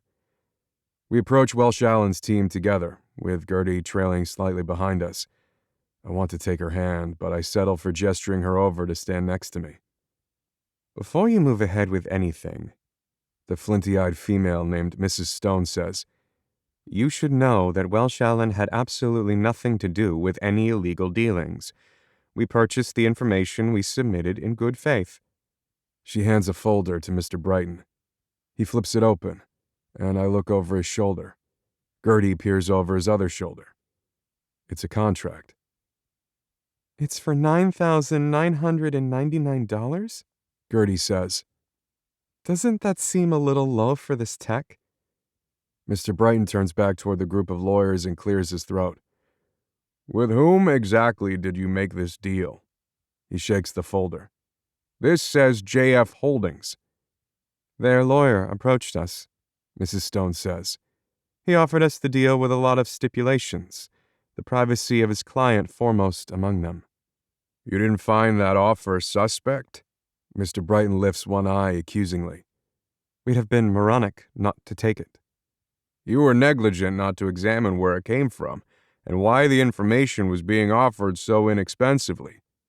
Mr. Brighton frowns furiously. Which you clearly know. Maybe, she says. Maybe not. That's a matter of fact for a jury to decide. Mr. Brighton rolls his eyes. Common sense may not be plentiful or well regarded in New York, but the jurors in Georgia don't love big corporations who hide behind excuses and willful ignorance. You had received proposals from my client for this same tech and replied with interest. In fact, in light of that, I imagine if we poke into the last deal I handled for SITB, we'll find Welsh Allen behind the shell company that filed for the patent first. Not that we admit anything, Mrs. Stone says. But what are you asking for? Mr. Brighton glances my way, and I shrug. We haven't suffered any damages on this tech, other than the extra legal fees, but the last venture was worth something. I'm smart enough to know that proving Welsh Allen's involvement or wrongdoing for that snafu will be much tougher, given the timeline. Those employees have scattered, and it's been over a year. Mr. Brighton clears his throat. My client might be appeased if you were to pay my fees and a restitution fee of $500,000, which is an absurdly low limited-time offer, if he even agrees to that. It's $500,000 more than I expected this morning, so I nod. I will agree to it, if you accept or decline here today, and sign a document to that effect by close of business. I want the funds transferred within 3 business days. Mrs. Stone's face hardens. One of the men next to her whispers in her ear. She taps into her phone and watches the screen. A moment later, she looks up, her face twisted into a sour expression. Welsh Allen accepts your demands as long as this agreement includes a provision that protects us from any claims relating to any other prior purchase of tech involving your client. So they did buy the prior tech. Interesting. Mr. Brighton's face reddens, but before he can argue, I put a hand on his arm. We'll accept those terms. Fine, Mrs. Stone says. Draw up an agreement, and we'll sign. The second they're gone, Mr. Brighton curses. We should have asked for more. They agreed too easily, which means we could have linked them to that first patent. Maybe we could have, but it's done at this point, and I don't want to spend years in litigation. I smile at him. I've got lots of other ideas I'd rather focus on, and I'm pleased with the outcome. I look around the room at Mr. Brighton's associate and legal secretary, and Lenny from SITB, who came to testify about some of the tech research. You've all done a great job. I catch Gertie's hand on the way out without thinking about it. Her eyes widen in alarm, and I let it go, but I don't want to. I've got a favor to ask, I say. What? I'm distracted for a moment by the sky blue of her eyes. I smile, and she returns it. The favor? She prompts. Right, I say. Sorry, you're so adorable that sometimes I forget what I was thinking. She blushes and looks down at her cute black high heels. A row of dainty black flowers crosses over the toe of each shoe. I instructed Mr. Brighton to send me a copy of whatever's inside that folder they provided. I really need to figure out who it was that put Cynthia up to all this, since it clearly wasn't Welsh Allen. I've clearly got an enemy, and I want to know who it is. Why do you think you've got an enemy as opposed to just a thief on your tail? Before I can answer, she inhales. Because they sold the information they stole way below market value. I nod. Exactly, which is why Welsh Allen was so quick to settle. I'm meeting with several buyers this week to decide whether to manufacture these wireless EKG transmitters myself, or whether to sell them. Ironically, Welsh Allen was one of the possible purchasers. She frowns. If you sell, won't we all lose our jobs? Not at all. They'll insist we provide support for a while, usually a year, and after that we'll have new tech to work on. I tap my temple. I've got lots of ideas. Don't worry. I'm happy to dig around to try and find the owner, but I've never done anything like that before. You've never cloned a phone before either, I point out. The right side of her mouth creeps up into a smile. What about running an operation on a corporate spy? She shakes her head again, but the smile widens. Had you ever been an assistant before? Another head shake. I never kissed my boss before either, she whispers. I drop my voice too. It seems like you're good at everything new you try. I have faith you can do this too. She doesn't whisper, but her voice is small and her eyes downcast. I may let you down. I reach beneath her chin and lift it with 2 fingers. You'll never let me down. Even if you can't find this, I won't fault you. Clearly, whoever did this knows how to cover his or her tracks. She bobs her head, but still doesn't meet my eyes. I want to track down her ex and drag him into my office so I have an excuse to thrash him. How badly must he have treated this phenomenal woman to make her doubt herself so badly? She's excelled at everything I've seen her do in the past week and a half. She's one of the best moms I've seen, She's kind, hardworking, gorgeous, and feisty. The more time I spend with her, the more I like her. But when I see the nervousness in her eyes, when she worries she'll disappoint me after doing everything right, I can guess where that came from. I head for Lit Up right after the hearing, trying to catch up on the prep work for the upcoming launch. Luke's still steady as a rock a few days before his wedding, but he's handling a lot of last-minute details for that. I'm mostly staying away from my own home as much as possible so that Gio and her employees can change everything about it. Part of me is annoyed I can't just invite Gertie over to my own house. I mean, it's sort of weird to make her meet me in the park, but maybe it's for the best. Her house is adorable, but I could stack 10 of her place inside of mine. It might freak her out, especially since she thinks of me like a startup kind of guy. Which is fine, but I don't have the house of a tiny tech startup guy. On Wednesday, I meet with 4 possible buyers: 3M, Stryker, Siemens, and Philips. They all make offers by the end of the day. The offers are bigger than I expected. I've got meetings next week with Cardinal, Johnson & Johnson, and GE Healthcare. All 4 today offered a 10% uplift if I sign before meeting with anyone next week. I've also got some preliminary projections on the market if we push this product out ourselves. I'd make more, and I could still sell later to one of these companies, but how much more of my life would I spend splitting time between 2 offices? I want to call Luke and ask him what to do. This was supposed to be my chance to do something without him, something just for me. Except now I wish he were here. I wish I could talk to him about it, or if not him, anyone I trust to guide me. I'm going over the numbers again, trying to make sense of the bottom line and the various offers, when I hear a tiny tap at my door. Gertie's head pokes around the corner. Hey, you got a minute? I lean back in my chair. Of course, come on in. She sits on the very edge of the chair across from me, a folder on her lap. I almost came to see you yesterday, but I didn't have the answer yet, not for sure. I think maybe I do now. I sit up a little straighter. An answer to what? Did you know most agencies have 20 business days to respond to open records requests? She wrings her hands. I might have expensed a mini muffin basket to expedite a few of them. She coughs. Or 6. I laugh and pull out a stick of gum. If I can convince her to close the door, I don't want my breath to smell like the French dip I ate for lunch. And? Do you know someone named James Fulton? I stop in the middle of unwrapping the piece of Trident. I take your absolute stillness as a yes. I meet her eyes. I know a James Fulton IV. Is that the one you mean? She nods. Parents James Fulton III and Violet Kennedy Fulton? I clench my hands into fists, forgetting momentarily about the spearmint gum. I drop the squished mess into the trash can. JF Holdings. I swear under my breath. I should have thought of that. It's hard to take an acronym and figure out what the letters stand for, Gertie says. Like SITB, for example. No one has any idea what it stands for. I'm barely listening to her. I reach for my phone, ready to call that vindictive, lazy freeloader and tell him what I think. But my hand stops before I pick up the receiver.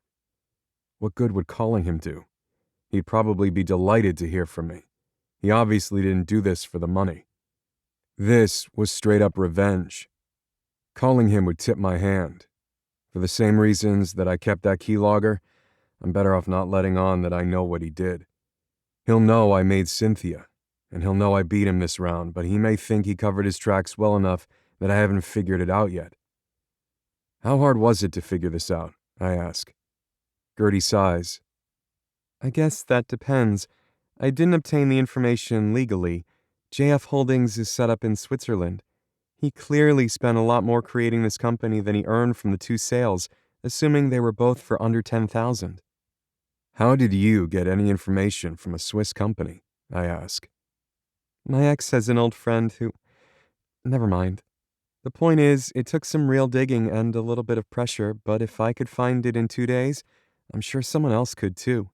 I'm not a private investigator or anything. I just happen to have a few friends in low places. I figured you wanted to know the answer more than you wanted a well-documented paper trail. I hope that was right. That's absolutely right. You did a tremendous job. I really appreciate it. I hope you didn't put yourself in danger or call in any favors. Nothing that will put me in a bind. She stands up and sets the folder on my desk. You seem upset. I'm really sorry if I had anything to do with that. I totally understand if you're not able to do the picnic tonight after all. I close my eyes. I'm an idiot. Gertie did an amazing thing here and crossed some lines to get what I needed. She worked hard on this. And instead of paying attention to how she's feeling, I got caught up in my own garbage. I jump from my chair and stride over to the doorway, swinging the door closed. I open my arms to her, and she rushes toward me. I kiss her until I'm sure my face is covered in her cute pink lip gloss. I don't want to reschedule, I say softly. I was surprised at your discovery, but thinking about our plans has kept me going all week. I'm certainly not going to let James ruin another minute of my life if I can help it. She ducks her head against my shoulder, and I breathe in deeply. I love the smell of her shampoo. It's floral, but not rose or lavender. I don't know what it is exactly, but I know I can't get enough of it. If it makes a difference, I say. Weather reports indicate it should be a perfect day. 60 degrees. You looked it up? The corners of her mouth turn up, but it's not quite a smile. I'd probably hesitate to cancel even if it was predicting a downpour. I may have stuck a raincoat and galoshes in my trunk, just in case. She glances up at me, her eyes sparkling like clear ocean water from beneath thick eyelashes. You are breathtaking, I say. You're not so bad looking yourself. I kiss her again, only pulling away when a knock at the door startles me. Gertie leaps back so far she nearly crashes through my office window. It's only Ish with a pile of messages, but Gertie shoots out the door like a cat whose tail was stepped on. I sit back down to try and compare the offers. My eyes start to cross, and with the varying structures, I can't quite puzzle out the tax impacts. If Luke knew about this, I'd run it past Mary for sure. I curse under my breath. I want to do this alone, but I didn't really give enough credit for our success to the support team we assembled. I pick up my phone to call Luke, but then I put it back down. I'm so close to closing this. I want to tell Luke when I can say, look what I did, all alone. I don't want to call him on the 10-yard line and ask him to help me keep from fumbling the ball. I dial another number instead. I don't even realize until I hear his voice how much I needed to talk to someone else who knows James. What's up, Paul? Trig asks. You engaged yet? I hear everyone cool is doing it. Why did I call him? He's such an idiot. But he's a genius with numbers and he's discreet. I need some advice. I think my reception is failing. It sounded for a second like the great and mighty Paul was asking for my help. I grit my teeth. This was a bad idea. Ah, come on. I've earned the right to give you a hard time. He probably has. Fine, you heard me right. I've sort of been keeping a secret. He doesn't interrupt me a single time while I explain what I've been up to with SITB. No wonder you didn't have time to act as best man for Luke. You were too busy being Superman. Trig whistles. 2 launches at the same time, and Luke doesn't even know about one of them? I'm not launching this product yet. I just finished the prototype. The tech is done, but as you know, that's a far cry from being ready for market. Still, Trig says, I'm impressed, and not much impresses me. That's true enough. I walk him through my offers and options, and he points out several things that hadn't occurred to me. I've got one question, he says. What? Why didn't you do all this at Lit Up? You've already got a team. Why keep it from Luke? There's no way Trig will understand this. I've watched him share a toothbrush with Brecca. Gosh, I hope they never shared underwear. But if I don't try and explain this, at least in some small way, He'll never keep his mouth shut until I'm ready to tell Luke myself. I've always been second place around him. You're partners, you and Luke. I remember I worked on that first deal, Trigg says. Not 50-50, I say. 49-51. But he treats you like you're even, Trigg points out. He does. But Luke's older, and everyone always looks to him. My parents always congratulated him, and then would sort of tack on, "Oh, you too, Paul." Isn't your mom dead? Trigg's blunt, and I actually appreciate that. It's not about my parents, I say. I'm sick of always following him around. Didn't he follow you to Boston? I knew he wouldn't understand. Yeah, I got perfect grades. I was the smart one. That was my thing. Mom and Dad were poor, which I'm sure you know. We grew up in a 2-bedroom apartment. I worked hard on school while Luke worked part-time after school to help put food on the table. Everyone said I'd make it, that I'd be the first college grad. Luke, on the other hand, became an electrician right out of high school. Whereas you got a scholarship to Harvard. And Oxford. I could have gone anywhere, but it's expensive to live in America, and I'd have graduated with a ton of debt. Which you'd have easily repaid, Trigg says. I was scared to leave Australia. That's what it came down to, until my brother agreed to move here with me. I didn't remember that. I thought you came out and he followed. That's how he tells it, because Harvard was my thing. Luke paid for our apartment and food, and I had my tuition covered by the school, more or less. But after being here 6 months and meeting some of my professors and classmates, my chemistry professor had a problem with his home wiring. He had this old house and nothing worked. Luke helped him every day after work for a month and wouldn't let Professor Burrell pay him. My professor was so impressed he convinced Luke to take the SAT. He wrote him a recommendation that got Luke a scholarship. And a year after I started, my older brother enrolled as a freshman. I know, Trigg says. We had chem together. He told me he got in because Harvard was looking for diverse applicants. Made it sound like it was his career as a full-time electrician that attracted them, or maybe being from Australia. That's Luke for you. Always humble. Trigg sighs. And suddenly, the one thing you had on Luke, poof, it was gone. Maybe he sort of gets what I'm saying. It's been like that ever since. Luke casts a wide shadow. That he does, Trigg says. Look, if you send me the documents, I swear I'll keep my mouth shut. I'm leaving for Atlanta in 30 minutes. I can go over them on the flight and make my recommendation. I know you're leaving soon, but I've got another question for you, I say, my pulse pounding in my ears. Have you talked to James Fulton much since graduation? First off, he's your age, so you saw him a lot more than I did. But second, graduation? Trigg snorts. You didn't graduate, remember? Of course I do. Of all people, I'm not likely to forget. What I mean is, since he left Harvard, do you ever talk? James and I never really saw eye to eye. I find that very hard to believe. You're 2 peas in a pod. Trigg makes a choking sound. I'm gonna pretend you didn't just compare me to that spoiled, entitled playboy wannabe. That might be a little harsh, but his critical words somehow cheer me up. Why bring him up? Trigg asks. He missed the bachelor party, but according to Gio, he's coming to the wedding. Are you worried he's gonna punch you or something? I hadn't even thought about that. You think he's still that mad at me? Which, of course, he must be. Why else would he hire someone to pretend to be my girlfriend to spy on me and sell my work secrets? For that matter, how did he even know about SITB? No one in my life knows about it, and I never even told Cynthia my real name. I guess that's why Gertie saying James Fulton's name sort of blindsided me. I expected it to be corporate espionage fueled by a competitor of Lit Up, but not something linked to my old college days. James Fulton IV should have majored in grudges at Harvard, Trigg says. He could have taught the upper-level classes.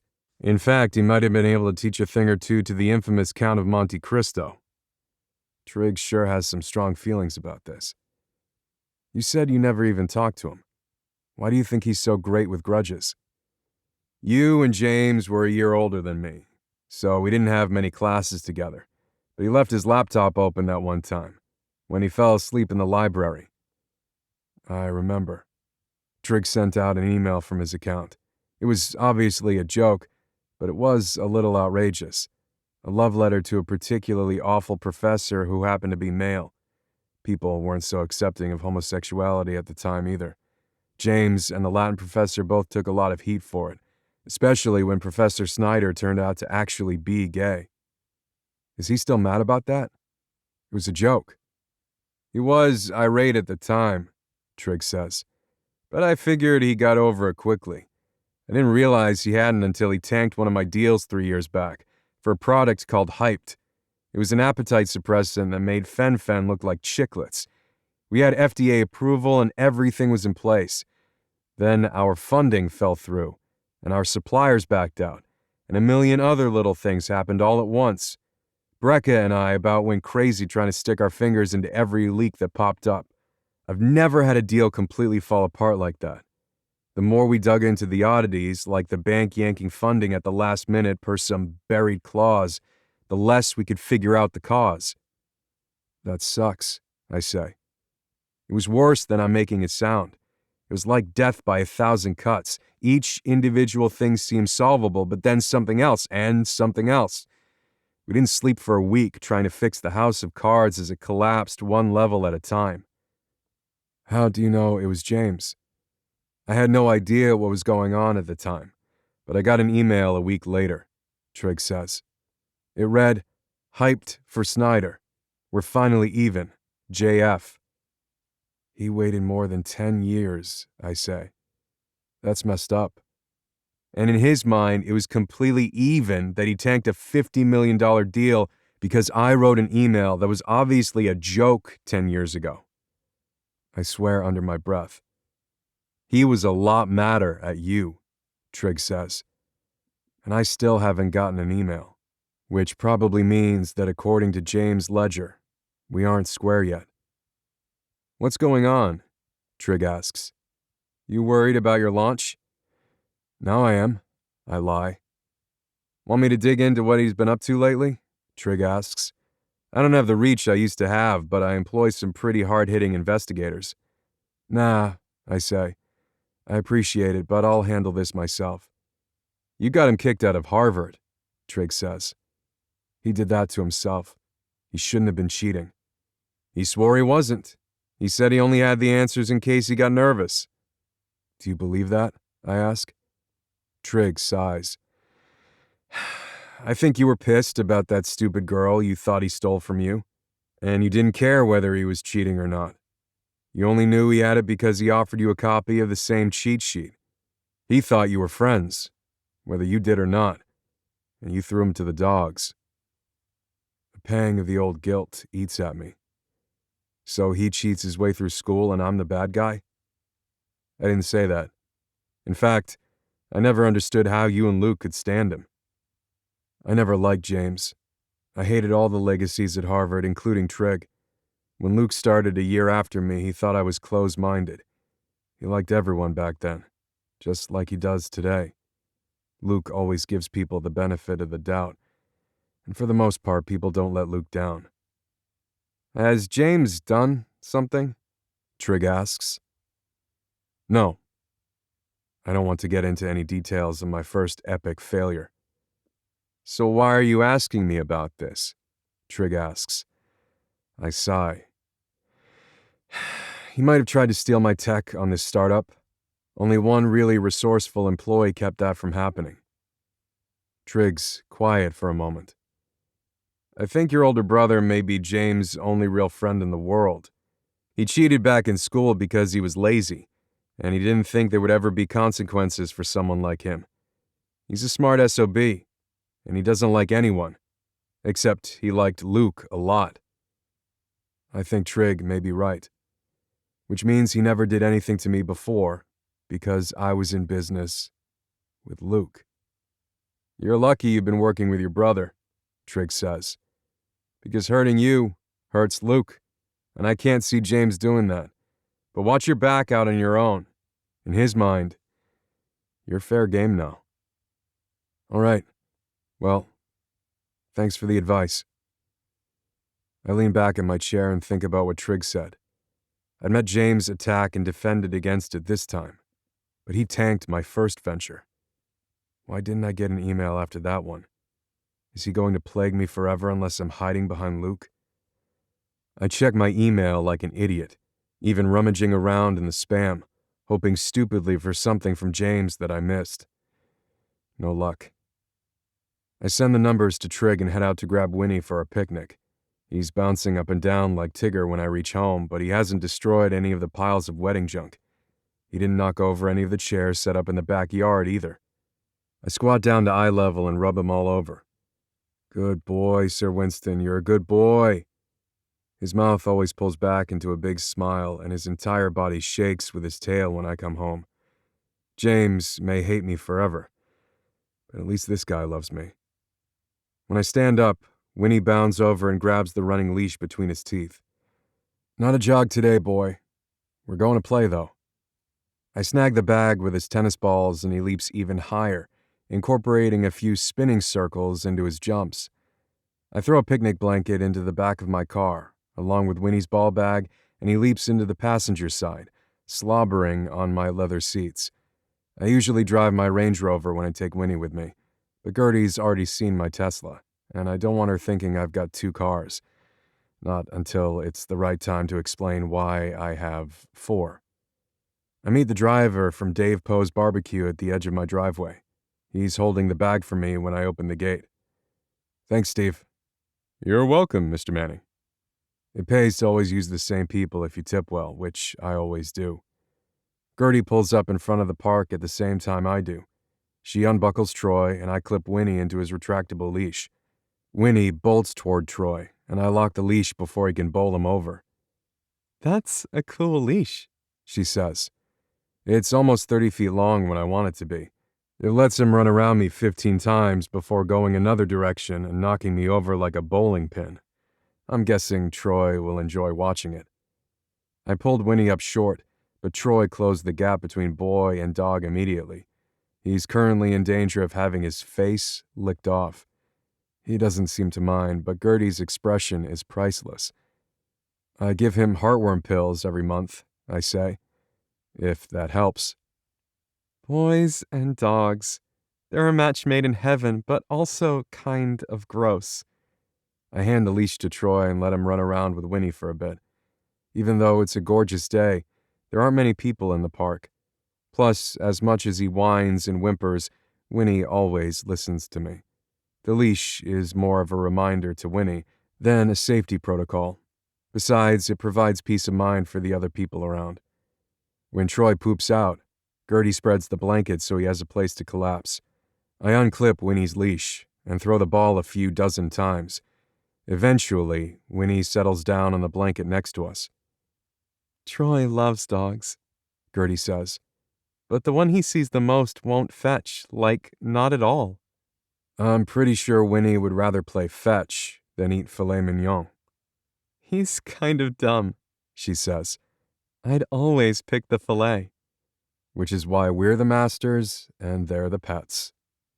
Gertie helps me take containers of meat and sides out of the bag, and then she starts pulling measuring cups out of her diaper bag. What are those for? I ask. Troy's gotten a second wind, I suppose, because now he's throwing the ball for Winnie. It only goes 5 or 10 feet, but Winnie doesn't care. Gertie doesn't whisper, but she definitely speaks quietly. Troy has type 1 diabetes.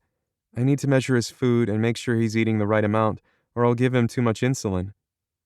I heard of someone else whose little kid was diabetic, but I can't think who. Someone's friend or something? I wish I'd paid more attention so I would have something intelligent to say.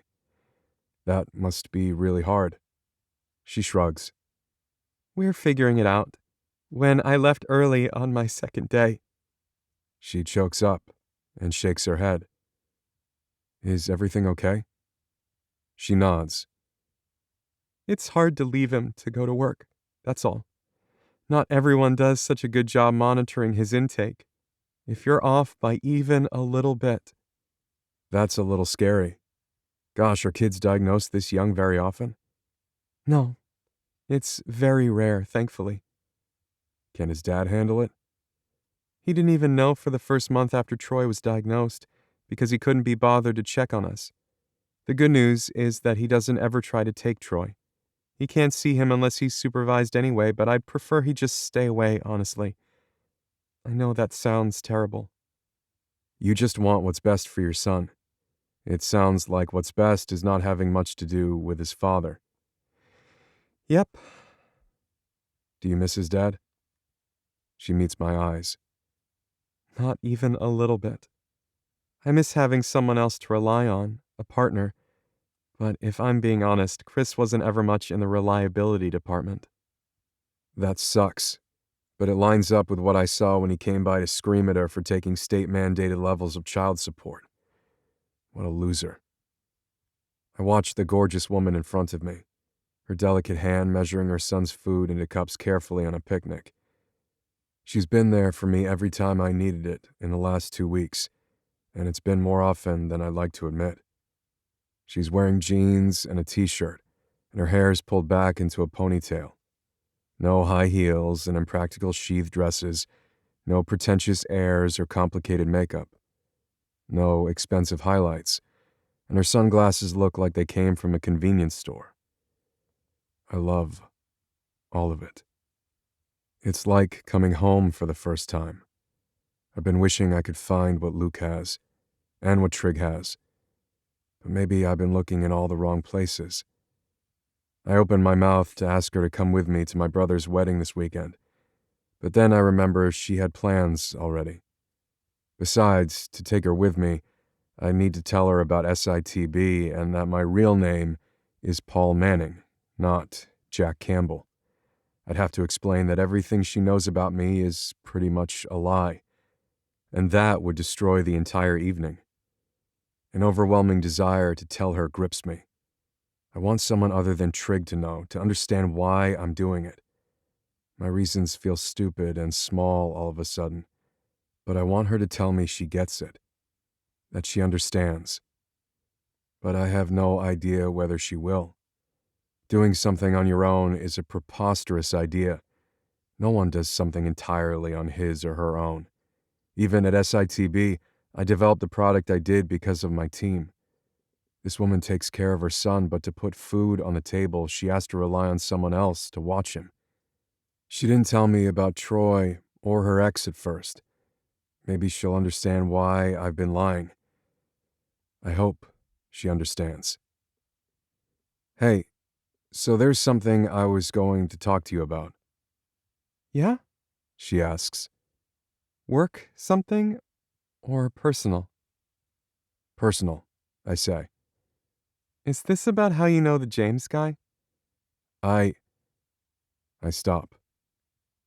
Well, no, that's not what I was going to say, but I could tell you that if you want. No, I'm sorry, she says.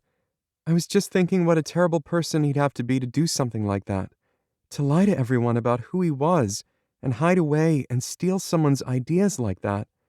I've never understood shell companies and fake names. I mean, my ex tried stuff like that. He had this company, but when it didn't do well, he walked away from it and left the creditors holding the bag. He said that's why people have companies, to limit their liability. It just felt like another way to let other people deal with your mistakes instead of cleaning them up yourself. Family is the most important thing to me, and real family requires honesty. Her big eyes look up at me, and I gulp. Sometimes people set up companies so that they can do something without every single person around them watching them like fish in a bowl. You think that's why this guy used a bunch of companies with other names? She frowns. No, not James. She exhales. Whew. Because all I'm saying is that I support you, no matter what his reasoning was. That guy seems super shady. Maybe I shouldn't tell her about my fake name and company yet. She may need to get to know me a little better, Or she might assume I'm just like her ex. I'm sorry I interrupted. What did you want to tell me? Nothing big. I guess it is sort of business related, I say. I thought you should know that I told all my core employees when I hired them that I'd give them a 1/8% share in the company if they were dedicated and worked hard during the startup phase. I gave Nancy a 1/4% share. After what you did to save us with your quick thinking and observant nature, I cut you in for a 1/4% too. Her mouth drops open. I don't know what that means precisely, but I assure you I was just doing my job. Accounting already notified me that I'm being paid for 2 jobs this quarter. That's more than generous. You don't need to cut me into anything. It's already done, but I drop it for the time being. Tonight is not going like I expected. Right. Well, we can talk about the details on that later, I suppose. Troy bumps into me then, and Winnie comes flying over next, upending the container of pulled pork. Winnie, no, sit! He hops over and sits where I point, his head pointing down shamefully. Gertie helps me clean up the mess. Can I get a photo with your dog? Troy asks, just as we finish. I snap a few shots of Troy and Winnie and text them to Gertie. I can take one if you want. Troy holds out his tiny hand. I meet Gertie's eyes, and she shrugs. Sure. I hand Troy my phone. Mom, you be in it too, like Winnie's getting a hug. We squeeze together, and Troy pokes on my phone several times before he's finally satisfied enough to hand it back to me. I scroll through a bunch of awful photos, but I find one decent one. I favorite it, and text it to Gertie too. The rest of the night goes well, but I don't bring up James, my real name, or her partial share in SITB again. I certainly don't invite her to Luke's wedding. But for the first time in my life, I have someone I wish I could take. For now, I guess that's enough. 14. Trudy. After working all day on Friday, my energy is zapped. I know that I've got to somehow make myself look fresh and ethereal so I can spend the evening being polite and friendly at Mary's rehearsal dinner. It doesn't help that we have essentially no family, so most of the guests will be people I don't know. I want to make a good impression for Mary's sake, but I'd rather pretend I'm sick and stay home to watch Gilmore Girls. I love my son every second of every day, but I'm a little too cranky with Troy's buzzing exuberance tonight. I answer question after question with as much patience as I can muster, but the second his grandparents pick him up, I breathe a sigh of relief. And then I feel guilty about it. Which doesn't stop me from collapsing on my bed and closing my eyes for 1 second to recover. I almost pass out and sleep through the entire rehearsal dinner, but my phone buzzes before I can drift off completely. The corners of my mouth turn up. Jack. Miss you. I don't waste any time replying. Miss you more. Miss you the most. I'm beaming as I curl my hair and touch up my makeup. Then I put on the green dress I picked. It's so high-waisted that it bells out right under my chest. Since I have a generous chest, it makes me look fat. Really fat. I went shopping Wednesday night for a dress for Mary's rehearsal dinner, but it wasn't exactly a relaxing experience. Troy didn't want to sit still and kept darting in between my legs and under the dressing room door. I gave up looking after trying on only 3 dresses. This green one looked the least terrible of the 3 I tried, and the color is vibrant. I'm pleasantly surprised when it doesn't have dirty handprints anywhere on it. At least it's not as ghastly as the maid of honor dress I'll be wearing on Saturday. I groan and flop down on my bed because it's not like I have a choice for either dress. My clothing shopping budget has been non-existent for the last few years, so this green monstrosity is the only fancy thing I own. A knock at my door alerts me that Paisley has arrived. I force myself to get up and go open it. Hey, Paige. Her silver sheath dress is covered in sparkly embroidery. You look like a shooting star. I squash down a tiny pang of jealousy. Thanks! Are you excited? Her grin deflates slightly as she takes in my dress. Why do you look pregnant? I close my eyes. Oh my gosh, you didn't relapse with Chris or anything, right? What's wrong with you? I ask. I'm not pregnant, I just didn't pick a great dress, okay? Troy was with me and I was a little distracted. Please tell me you didn't already pull the tags off. I nod my head. Not that it matters. It's not like I have time to find something else. Girl, you should not shop alone. You know this about yourself. I wasn't alone, I say. That was the problem. Paisley frowns. This is not good. Maybe we can put you in something else. Literally any dress with an actual waistline would look better. Paisley starts pulling things out of my closet and tossing them on the bathroom floor.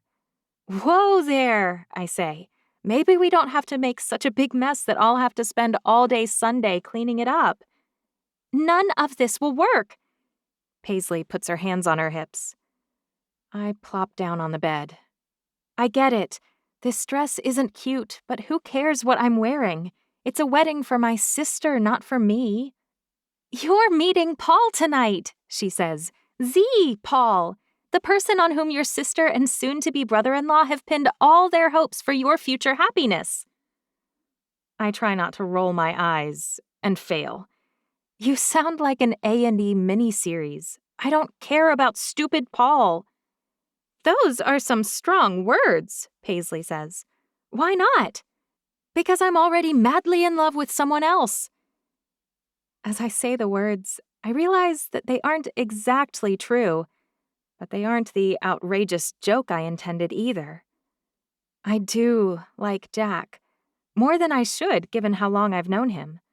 Way, way too much in light of my list. Paisley pins me with a glare. Who exactly? Cole. She splutters. Are you serious right now?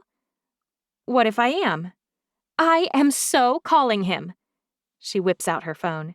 He thought you liked your stupid boss, so he didn't pursue you. But he thought you were really cute and smart and daring. He'd probably come back out. Paisley taps at the screen. Why can't anyone ever tell when I'm kidding? I grab her hand. I'm joking. I just don't want to be set up with anyone right now. Paisley stares at me as if she's trying to run my words through a lie detector. She stuffs her phone back into her purse with a frown. What's wrong with Cole? I look up at the ceiling and sigh. Nothing. I am not supposed to like anyone. I just got divorced, remember? Paisley searches my face. Except you do. You already like someone. That part wasn't a joke. It's like she was trained to ferret out secrets or something. Yes, I do. Who? My boss, okay? Your brother was right. I kind of have a thing for my boss, and I think he might like me too. Which is a whole mess, I know. I don't need a lecture. Your boss is probably awesome, but tonight you finally meet Paul. I've heard he's amazing. Mary says he's also smart, and to be honest, I was interested as soon as I heard there was a mini Luke. But if you are sure you have zero interest, that's fine with me. All you have to do to convince me you really have zero interest is wear that maternity dress tonight. And if you do that, then I call dibs on fine, perfect, rich, smart Paul. With you in that green potato sack, his attention will most definitely all be fixed on me. I stomp my foot. It's not a maternity dress, and it's definitely not a potato sack. I don't even know what that means, really. Potato sacks are made of clear plastic, right? But when I look in the mirror, suddenly I see it. I'm wearing a potato sack. All I need is a twist tie for the top. My boobs look like lumpy potatoes, and my neck is where the twist tie would go. My hair is the bunch bag at the top. I want to scream and throw a tantrum, but we don't even have time for that. If we don't leave immediately, we'll be late. During my distracted self-examination, Paisley went back to rummaging in my closet. She steps out with a box in her hand. It has been sitting on the top shelf in the corner since I moved in, and I have no idea what's in there. A graduation cap and gown? Old photos of Mary and Foster? What about this? Paisley pulls a sky blue chiffon dress out of the box. When she shakes it out, flowers flutter from where they dot the entire skirt. Mary left that. Maybe my drunk dad thought Mary needed it for a quinceañera, I joke. You should at least try it on, Paisley insists. It's the exact color of your eyes, and it can't look worse than that. She points at my fluffy green mistake. It's blue chiffon. Why are we even talking about this? I'm at least 15 years too old to wear chiffon. Paisley shakes it at me. Stop arguing with me and just try it on. It's easier to do what Paige wants than to argue with her.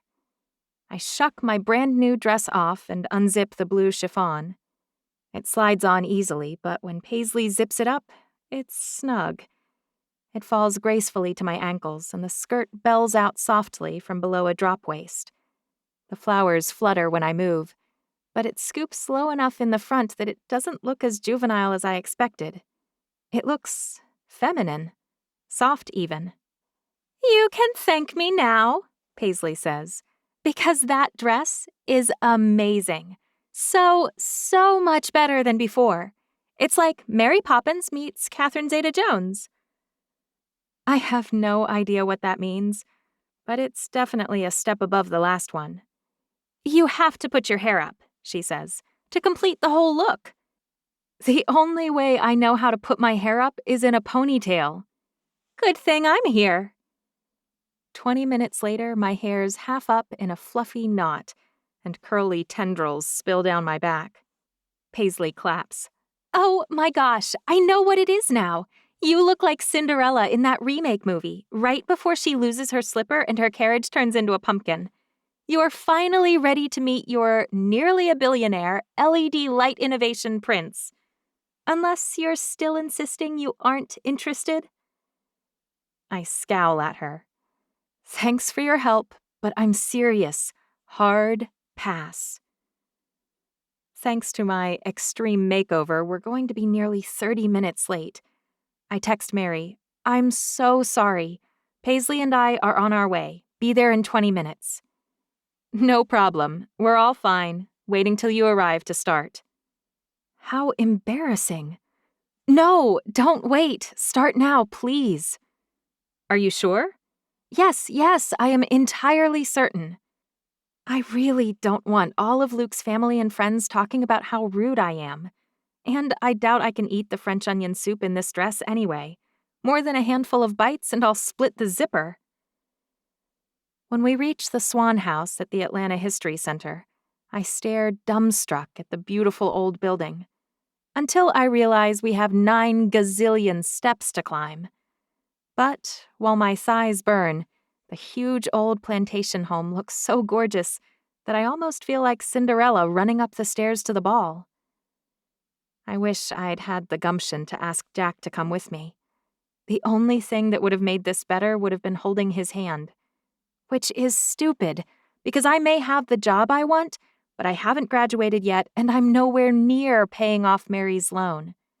I may have set my goals aside for a few exciting dates, but I'm not getting serious with anyone until I've accomplished them. No matter how cute Jack's smile is, or how good his biceps look in a t-shirt while he's lying on a picnic blanket, next to his adorable and well-trained dog, or playing sweetly with my son, or kissing me until I forget my own name. I focus on the last few steps so I don't fall flat on my face and have to march inside, late, and with a bloody nose. We're here for the Wigan Manning wedding dinner, Paisley tells the attendant at the door. He's wearing a sharp red and black uniform with gold buttons. He verifies our names and checks us off on a list before saying, Right this way. He opens the huge doors and shows us into a large room with one tremendously long table. Everyone stands up when we walk in, and I really do feel like a fairy tale princess. Luke grins warmly, and Mary beams and waves at the 2 empty seats next to her. Trig and Geo are seated just beyond our seats. I walk as calmly as I can toward all the waiting people. Once I've found my seat, I sit down along with everyone else and look across the table for the first time. At a very handsome and very puzzled Jack. What? I turn toward Mary with what I'm sure is an idiotic expression on my face and whisper, "Why is Jack here?" She shrugs. Luke knows a lot of people. We ended up inviting a lot more people than I intended, but I had Geo seat the ones I don't know very well way down at the end. Remind me, who's Jack again? Hi, Jack says loudly from across the table. I'm Luke's little brother, Paul. I frown at him. Excuse me? I'm Paul Manning, he says, speaking loudly and enunciating carefully. You must be Mary's sister, Trudy. And your last name probably isn't Wiggin because you were married before and had a son. I wouldn't have any idea what your new last name was, but you probably kept your ex's last name so you and your son would have the same name, even after the divorce. Which I obviously didn't think about until this very moment. Luke drops his fork on the table. What is wrong with you, Paul? You sound completely insane. I'm fine, Paul says. I'm just catching all of us up. He widens his eyes at me. I huff. I'm Gertrude Jenkins, just as it says on my ID. I had to provide my identification as well as my resume prior to starting my new job, and then I submitted to a thorough background check. So obviously I never tried to hide who I am, ever. What does your ID say, Paul?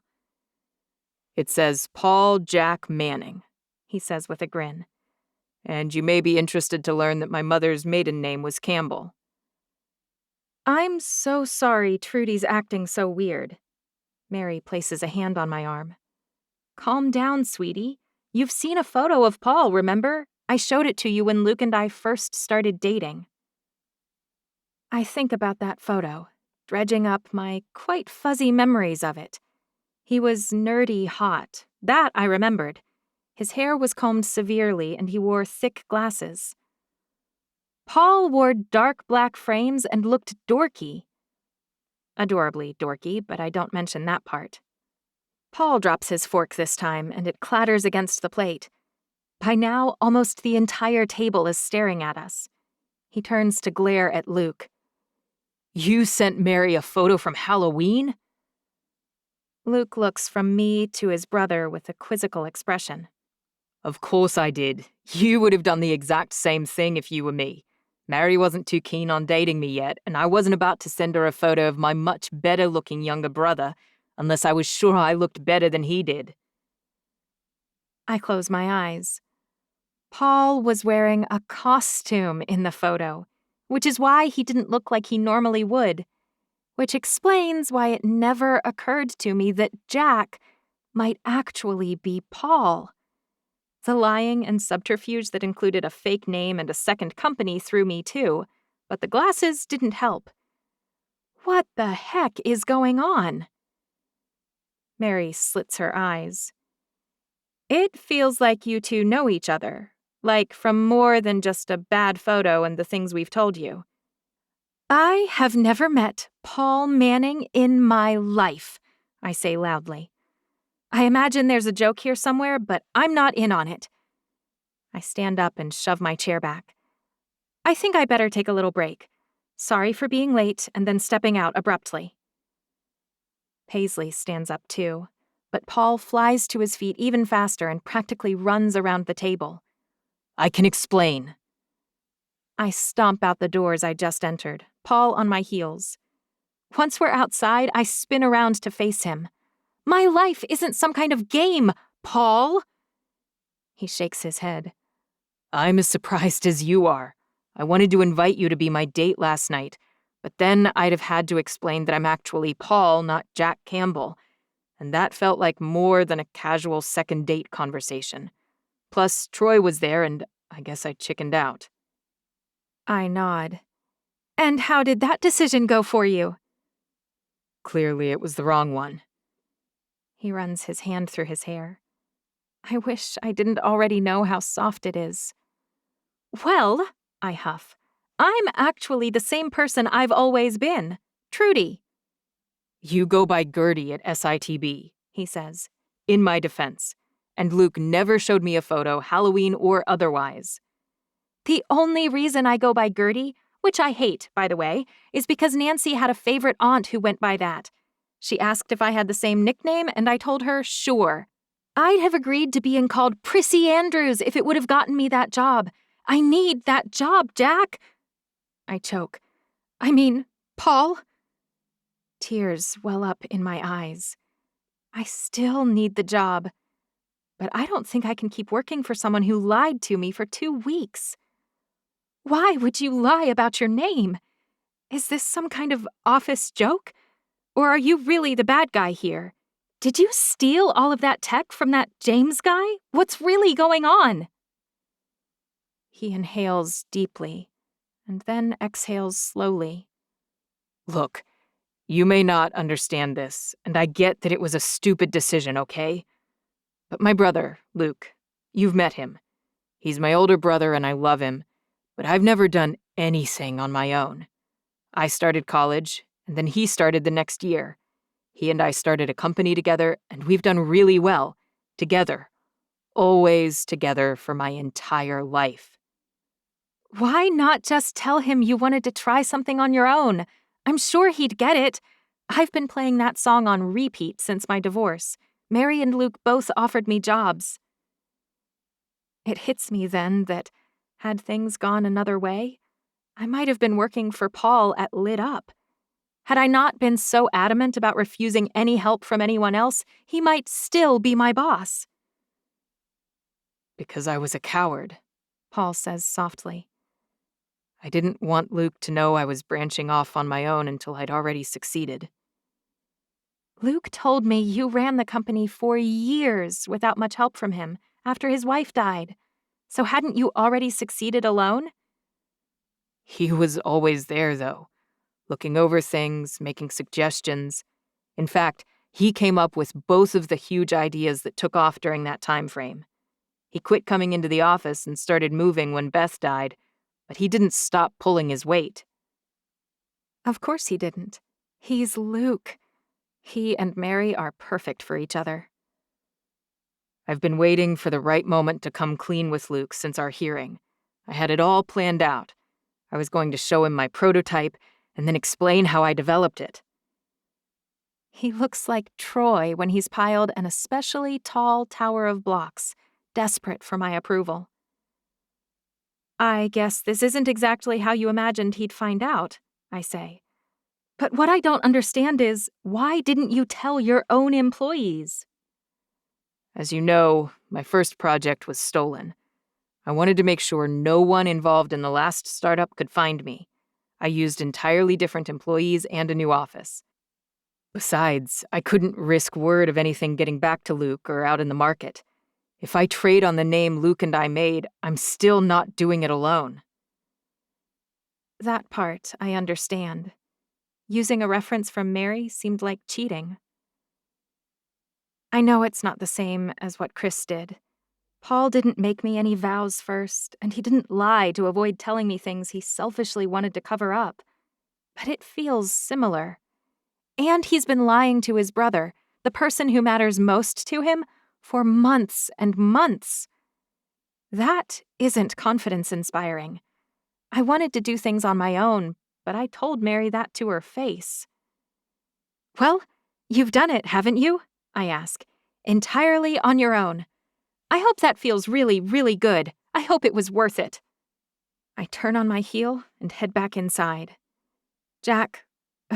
Paul, follows just behind me. But he doesn't grab me or try to say anything else. I stop near Mary and lean over to whisper in her ear. I've already made far too big a scene at her dinner. I love you to the moon and back, and then some. But I'd prefer to sit down at the end of the table tonight. Is that all right? Mary opens her mouth to object, I think. But Luke squeezes her hand and she nods instead. Sure. Of course, you can sit wherever you'd like. I pick up my purse and carry it to the end of the table, where an attendant's already placing a new chair. I force a smile. Hi, everyone. I'm Trudy, Mary's little sister. I'm so sorry for being late and causing such a disturbance. I promise I'll be perfectly behaved the rest of the wedding. The man sitting next to me looks amazing in his tux. His features are sharp, bird-like even. His nose is prominent, his dark hair combed neatly, his eyes attentive and quick. His smile reveals huge dimples and perfectly straight white teeth. I'm Jim. He holds out his hand and I shake it. Jim's tuxedo looks nice, like the more expensive than a car kind of nice. His face is a little severe, but it's handsome too, in a unique and compelling way. I'm assuming you're friends with the groom, I say. He nods. You probably know all the bride's friends and family already. I bob my head up and down. All 5 of us. Luke and I go way back. I wish I'd known Luke 10 or 15 years ago, I say. I can't seem to imagine him any younger than he is. It's like my brain thinks he was born as competent and assured as he is today. Jim clears his throat. Luke is one of the world's best people, which is probably why there are so many of his friends here. I met him his first year of college, and he was already pretty competent and assured. Mary deserves someone like him. And I probably deserve the brother who hides his business ventures because he feels threatened by Mr. Perfect. So you went to school together? I ask. We did. Luke helped me in almost every subject. He's got a mind as sharp as a steel trap. I doubt this guy needed much help. Clearly, you can barely string 2 words together. How did Luke manage to put up with such an oaf? Or might I sense a tiny bit of false Ivy League modesty? Jim's loud laugh surprises me. You're a little fireball, aren't you? He and I make small talk for a few minutes, and by the time they bring dessert, I've calmed down a lot, thanks in large part to Jim's dry humor. Luke and Paul's great-aunt on my other side is really nice, but her hearing aids clearly need adjustment. My attempts to carry on a conversation with her resulted in a lot of loud, "What's?" and "Excuse me's." I couldn't help but notice that you knew Paul, Jim says as they place a slice of cheesecake in front of me. You could say that. Were you upset with him? Let's just say that I knew Paul without realizing I knew Paul. Jim's brow furrows. How is that possible? I take a bite and let it melt on my tongue. He's my boss, which is awkward enough, but it's worse, actually. We went on a few dates, and he still hadn't told me his real name. Something with him and his brother, I don't know. I probably shouldn't be telling him any of this, but it's not my stupid secret. And by the look of things, Paul's coming clean to Luke at that end of the table right now. I've noticed a lot of hands thrown up in the air and pointed glares. Be careful there, Jim says.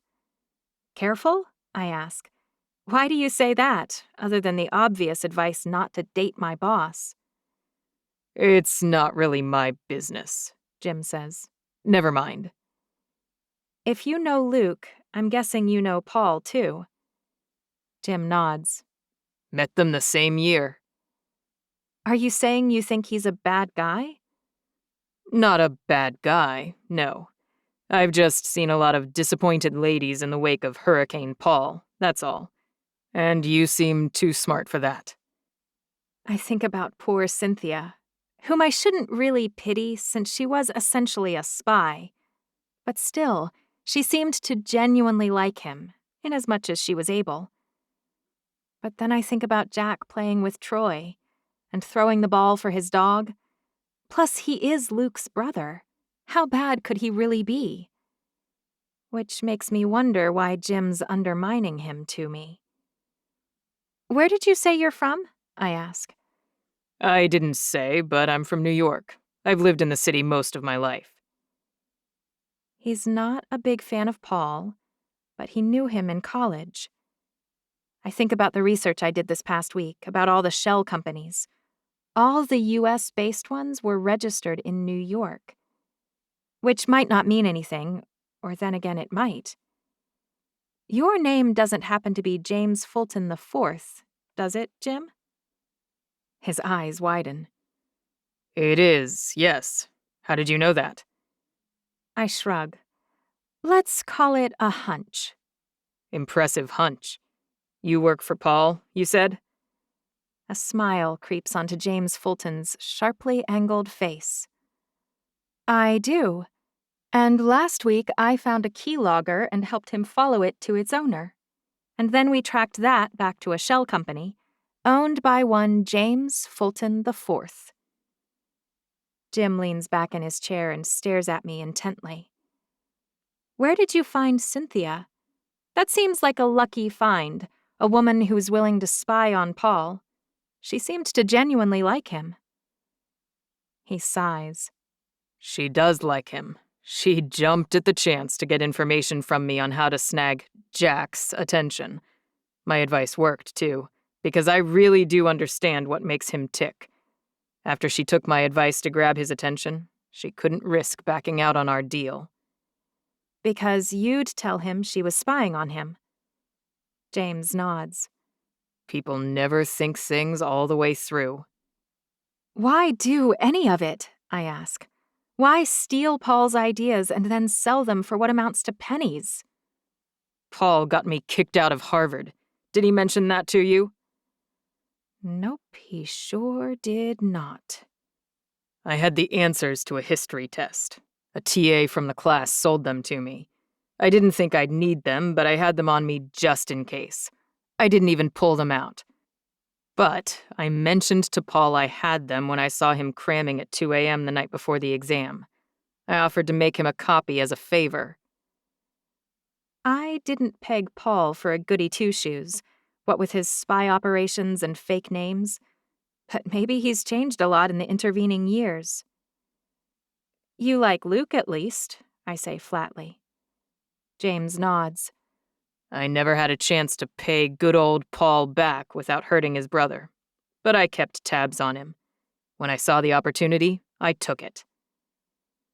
No regret, no apology, no embarrassment. James is a calculating guy. But he refused to move against Luke, so he has some kind of moral code. Are you done tormenting him yet? I ask. Has he paid enough? Getting kicked out of Harvard caused a rough couple of years for me. My parents weren't pleased and they cut me off. And that wasn't in any way your fault, I say, for cheating. It's all on Paul? James shrugs. It probably helped me in the long run, but even a well-justified beating hurts. So you're not done punishing him? I haven't decided yet, Jim says. But just as he couldn't get me kicked out if I hadn't been cheating, I couldn't have stolen his tech if he hadn't been dumb enough to date Cynthia and strike out on his own, selfishly. That's fair. Jim sips his drink. You're mad at him, but you seem to genuinely like him too. I'll tell you this about Paul, and I'm not trying to punish him with this. He's not Luke, and he values different things than his brother. And, unlike Luke, when things get hard, Paul bails. Duly noted. Speaking of bailing, you're in a weird situation now. You're working for Paul and you know who he really is, and you know your job may be short-lived if he sells his prototype. That's true. If I offered you a job at one of my banks here in town, would you take it? Jim's eyes look utterly steady.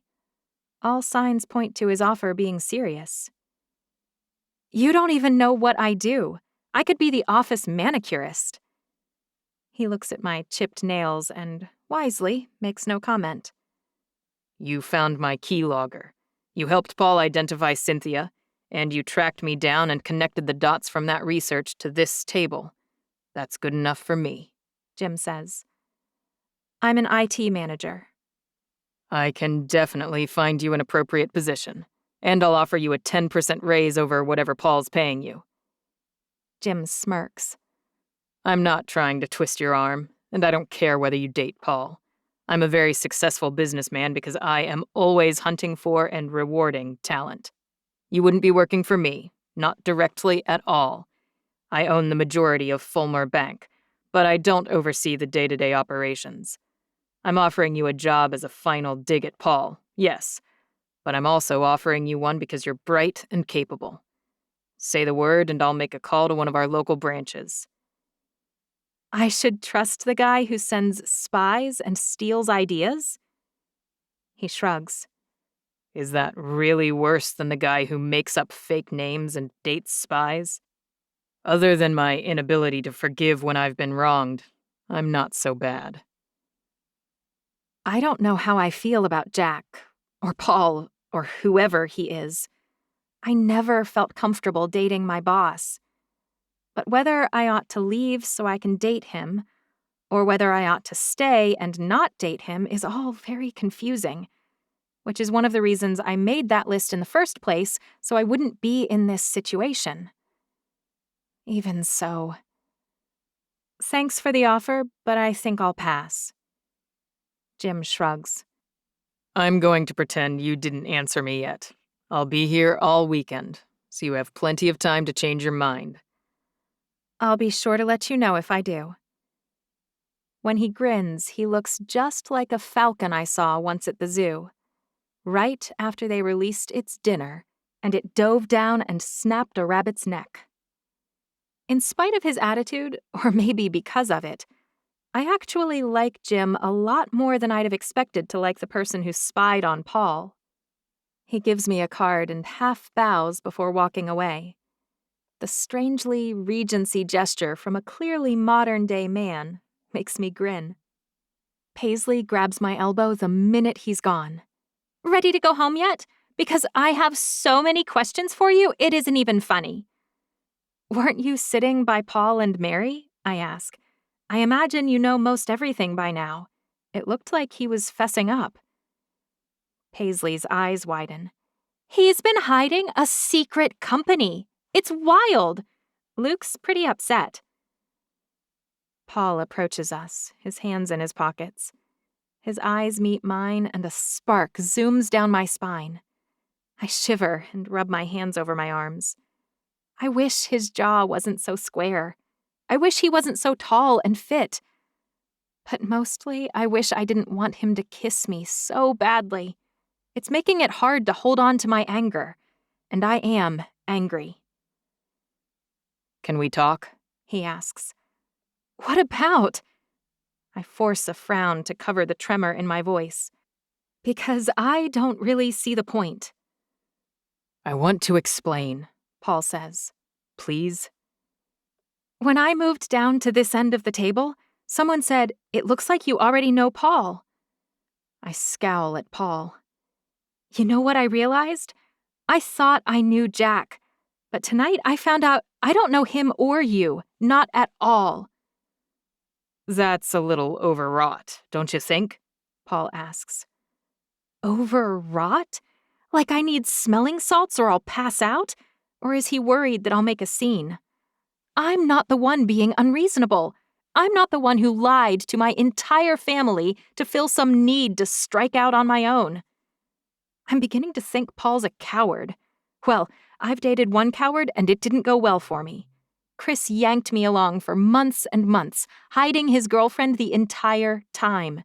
He didn't even bother telling me that he'd checked out of our marriage of 4 years. I have no patience for cowards. How's this for melodrama? I widen my eyes at him. I met one of your old Harvard buddies tonight, a guy named Jim. Once I puzzled out that his full name was James Fulton IV, he offered me a job. I saw him down there, but you told him you already had a job. A muscle in Paul's face twitches. Right? He knows I work at SITB. He may be the only other person here who knows what that means for my future employment prospects, especially now that you're confessing everything to your brother. He offered me better pay and a drama-free work environment. Now that you've seen how overwrought I become in difficult situations, I think you'll agree that's a promising offer. He also showed me his license so I could verify his real name. Paul frowns. No, he didn't. I shake my head. No, he didn't. What did you tell him? Paul's voice is satisfactorily rough, and his eyes suitably concerned. I told him I'd come check it out, I lie. But as my boss, you should know I'm leaning toward taking it.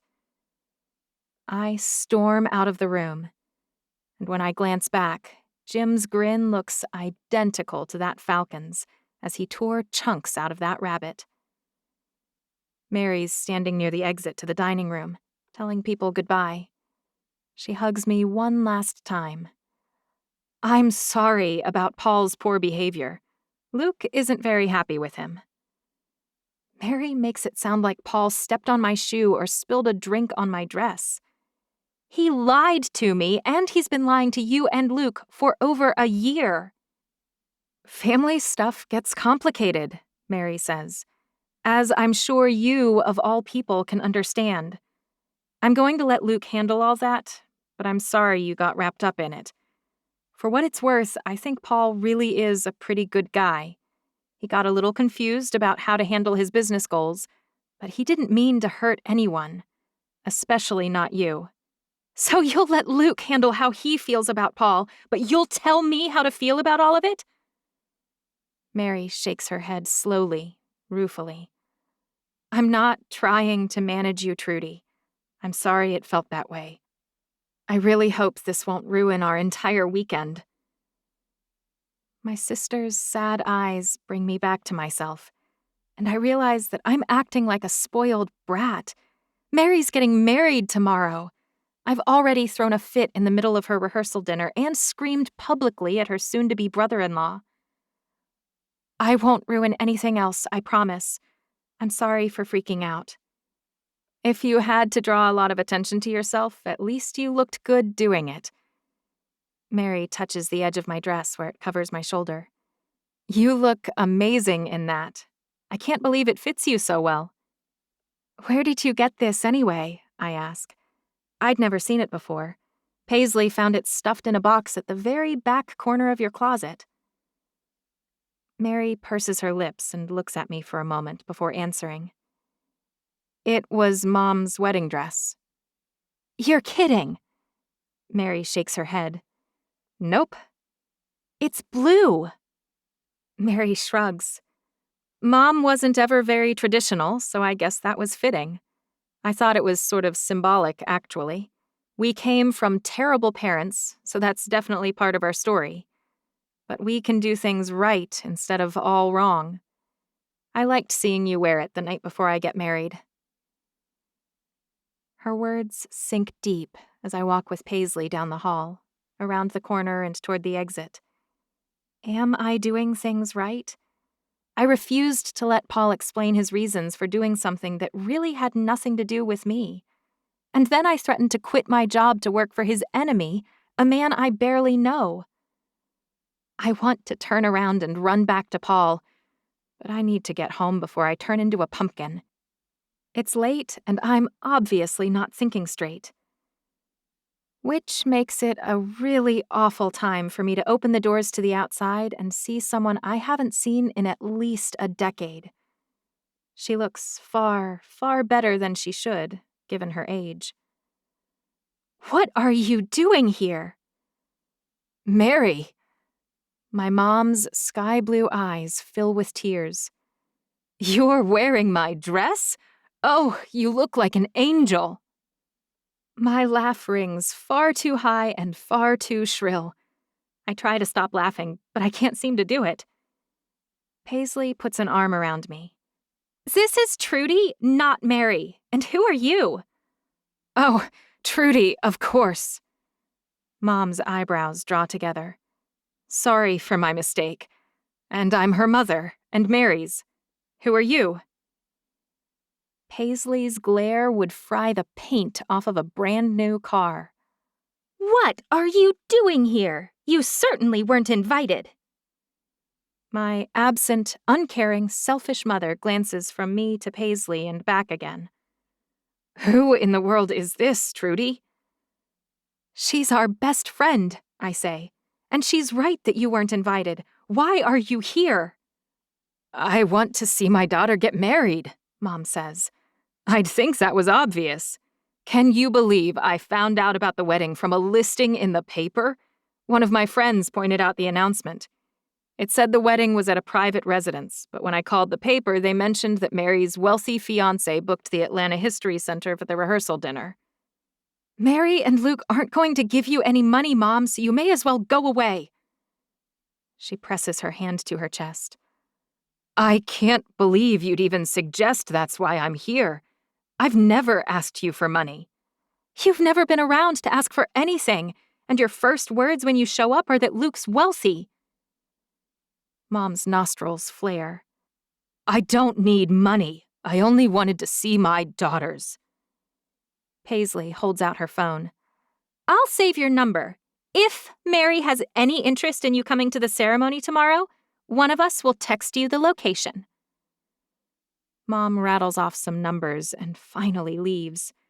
I pointedly ignore her sniffs and wounded eyes. There's no room left in my life for additional melodrama tonight. I practically run down the steps to my car once she's gone.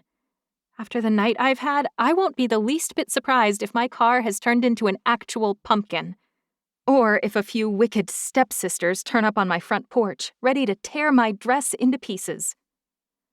Luckily, nothing else happens. And when I shimmy out of Mom's bad juju dress and climb into bed, I try to go to sleep without thinking about Jack, or Paul, or whoever he is. I don't succeed, but I try really hard.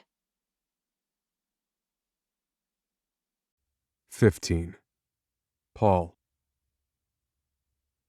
Mary gives Trudy a hug and she heads out the door. I wish Luke wanted to give me a hug. Heck, I'd be happy with a smile or anything other than a scowl. Now that most of my guests are gone, I think you have some explaining to do, Jack Campbell.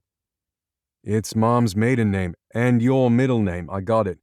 I'm actually fairly smart, Luke says. And yet, I'm still struggling with this. You ran Lit Up almost entirely alone for 4 years, and I come back to find out you've started a side project under a fake name because you felt like I was too involved for you to do what you wanted. I'm scratching my head here, Paul.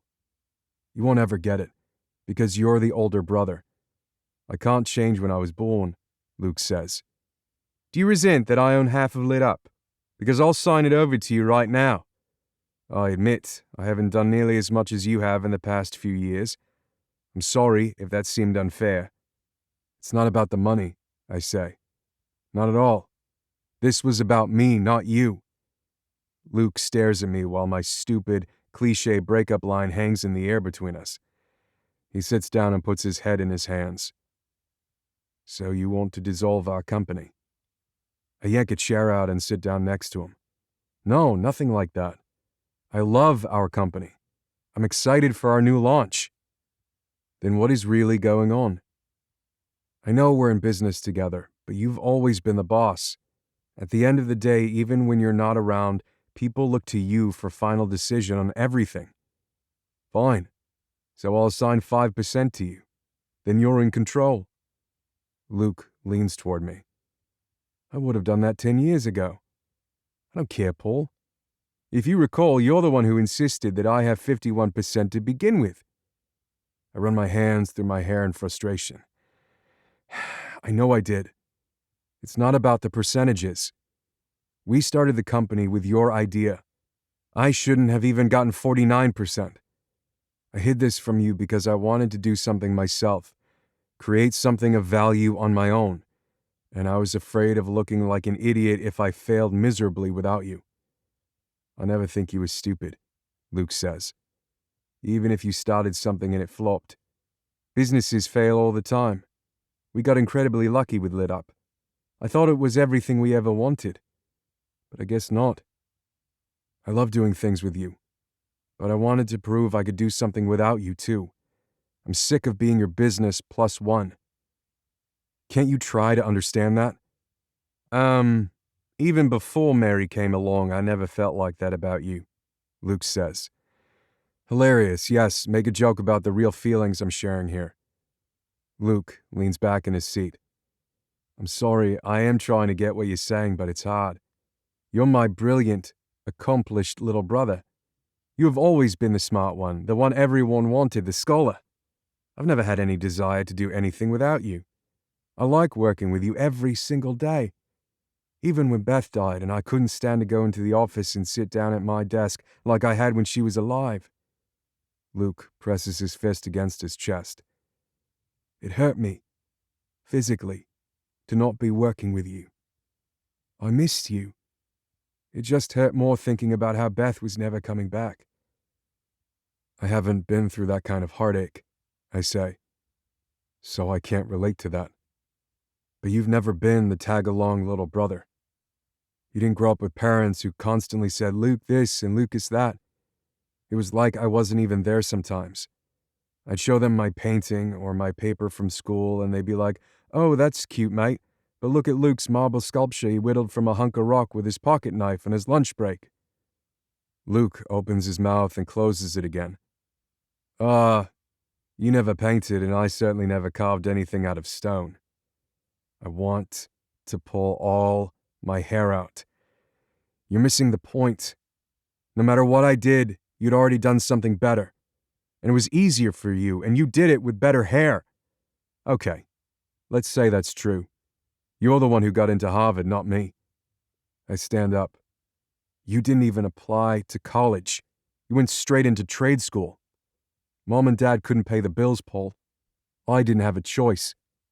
I know you didn't, I yell. And you let me have a choice, and then you gave up everything to come out here with me, and you didn't pretend not to be Australian just so you could fit in. You didn't bite down on your tongue so you wouldn't scream every time the people around you had life so much easier than we ever did. You didn't resent them and hate them for their entitlement and their wealth. And you were so awe-inspiring that a professor moved heaven and earth to get you into college 6 years late. That's how wide a shadow you cast. Can't you even see that? Luke doesn't say anything. He stares at me, his face practically devoid of emotion. I hate Luke's infamous poker face. Well, I've had about enough of that. Luke and I both startle when our dad shuffles across the empty dining room. You two are acting like a bunch of whiny, snot-nosed brats. Sorry, Dad, I say. I thought you were already headed back to that nursing facility. They can wait. I needed to talk to my sons who apparently can't handle things like men yet, even though they're plenty old enough. I didn't hit him for lying to me, Luke says. And he's telling me how he feels as clearly as any preteen girl would. Men don't whinge about their feelings, my dad says. Just punch him already. Excuse me, Luke asks. Mary practically jogs toward us. I've really tried to stay out of this, but I'm going to interject really quick. Please, please don't punch Luke. We've got wedding photos tomorrow. I don't want to hit him, I say. I just want to say I'm sorry. I made a mistake because I wanted to do something to make you proud, not of us, but of me, Dad. I was proud of you. Before I found out you'd been sneaking around and hiding things from your family, my dad says. Now I'm not proud. I'm annoyed. I've got 3 great offers on the table, I say. I'll just sell my product and close up shop, okay? Trig told me which offer's the highest, so I'm sorry. Luke leaps to his feet. Are you telling me that Trig knew? I close my eyes. I needed help figuring out which option was the best, and Luke stands up and puts his arm around Mary. I'm done talking about this. You figure out what you need, and maybe we can talk about it after I get back from my honeymoon. I'm not dealing with any more of this today. Luke moves away from Mary and toward me. He stops less than a foot away. But if you can't keep the peace around Trudy tomorrow," Luke shakes his head, "if she seems distressed by any of this, or if you badger her in any way, so help me, you'll get kicked out of your own house and you'll miss my wedding. How's that for casting a shadow?" Luke takes Mary's hand and they walk out. I sink into a chair and lower my forehead to the table. I've been so selfish. Doing my own thing while Lit Up should have had my full attention. Luke's come up with idea after idea and split the proceeds with me. Now that I have one or two of my own, I start my own company unwilling to share. I'm a selfish, narcissistic baby. I should be worried about how mad I just made Luke. But I'm not. He's mad now, but he always cools down fast. I bet he'll have forgiven me by tomorrow. He didn't even punch me, which tells me he's mostly just stressed about the wedding and leaving his kids for a week with our cousins. No, Luke doesn't worry me. But Trudy does. She's the smartest woman I've met in years. She shone like a diamond tonight. A blue-eyed diamond. And when she walked inside, I felt like my deepest dreams were coming true. Somehow, she came to the wedding to be my date. When she realized I was Paul and I realized she was Trudy, I wanted to punch my fist into a wall. Why didn't I tell her last night? I was so close to doing the right thing and I fell short again. I'm such a jerk. And now she's going to work for friggin' James Fulton IV. They'll probably get married and have 3 more kids just as cute as Troy. It'll be all my fault if she does. My dad slaps me on the back. "You finished crying like a little girl yet?" I forgot he was here. Again. "Dad, can you please not right now? It's been a really long week." "Your brother isn't really mad," Dad says. "He just doesn't understand you sometimes." And my dad does? "Yeah, I know." "Your Uncle Edward is a doctor," Dad says. That's nice. Dad does this sometimes. He gets confused and says a lot of things that make no sense. "I drove delivery trucks, and Edward had not 1 but 2 degrees, and he always made a lot more money than me, and had a way bigger house." Or maybe he is making sense after all. "I understand," Dad says. "You did what you had to do. But now that you've done it, does it feel good?" I shake my head and fight back tears. I'd rather Luke break my nose than break down and sob like a baby in front of my dad. "Because that work and money crap doesn't matter. Your Uncle Edward was an alcoholic, and his wife left him. He was a mess. He never had any kids. I never made quite enough money, and your mother had to work as a bookkeeper so we didn't get kicked out of our apartment into the street. We might have been fine if we hadn't had kids. But we had one, and we loved him so much we had another." My dad grabs me with his knobby hands and looks me in the eye. "I have never regretted having 2 kids. I've never regretted driving delivery trucks or missing out on time with my mates. Your mom never regretted it either.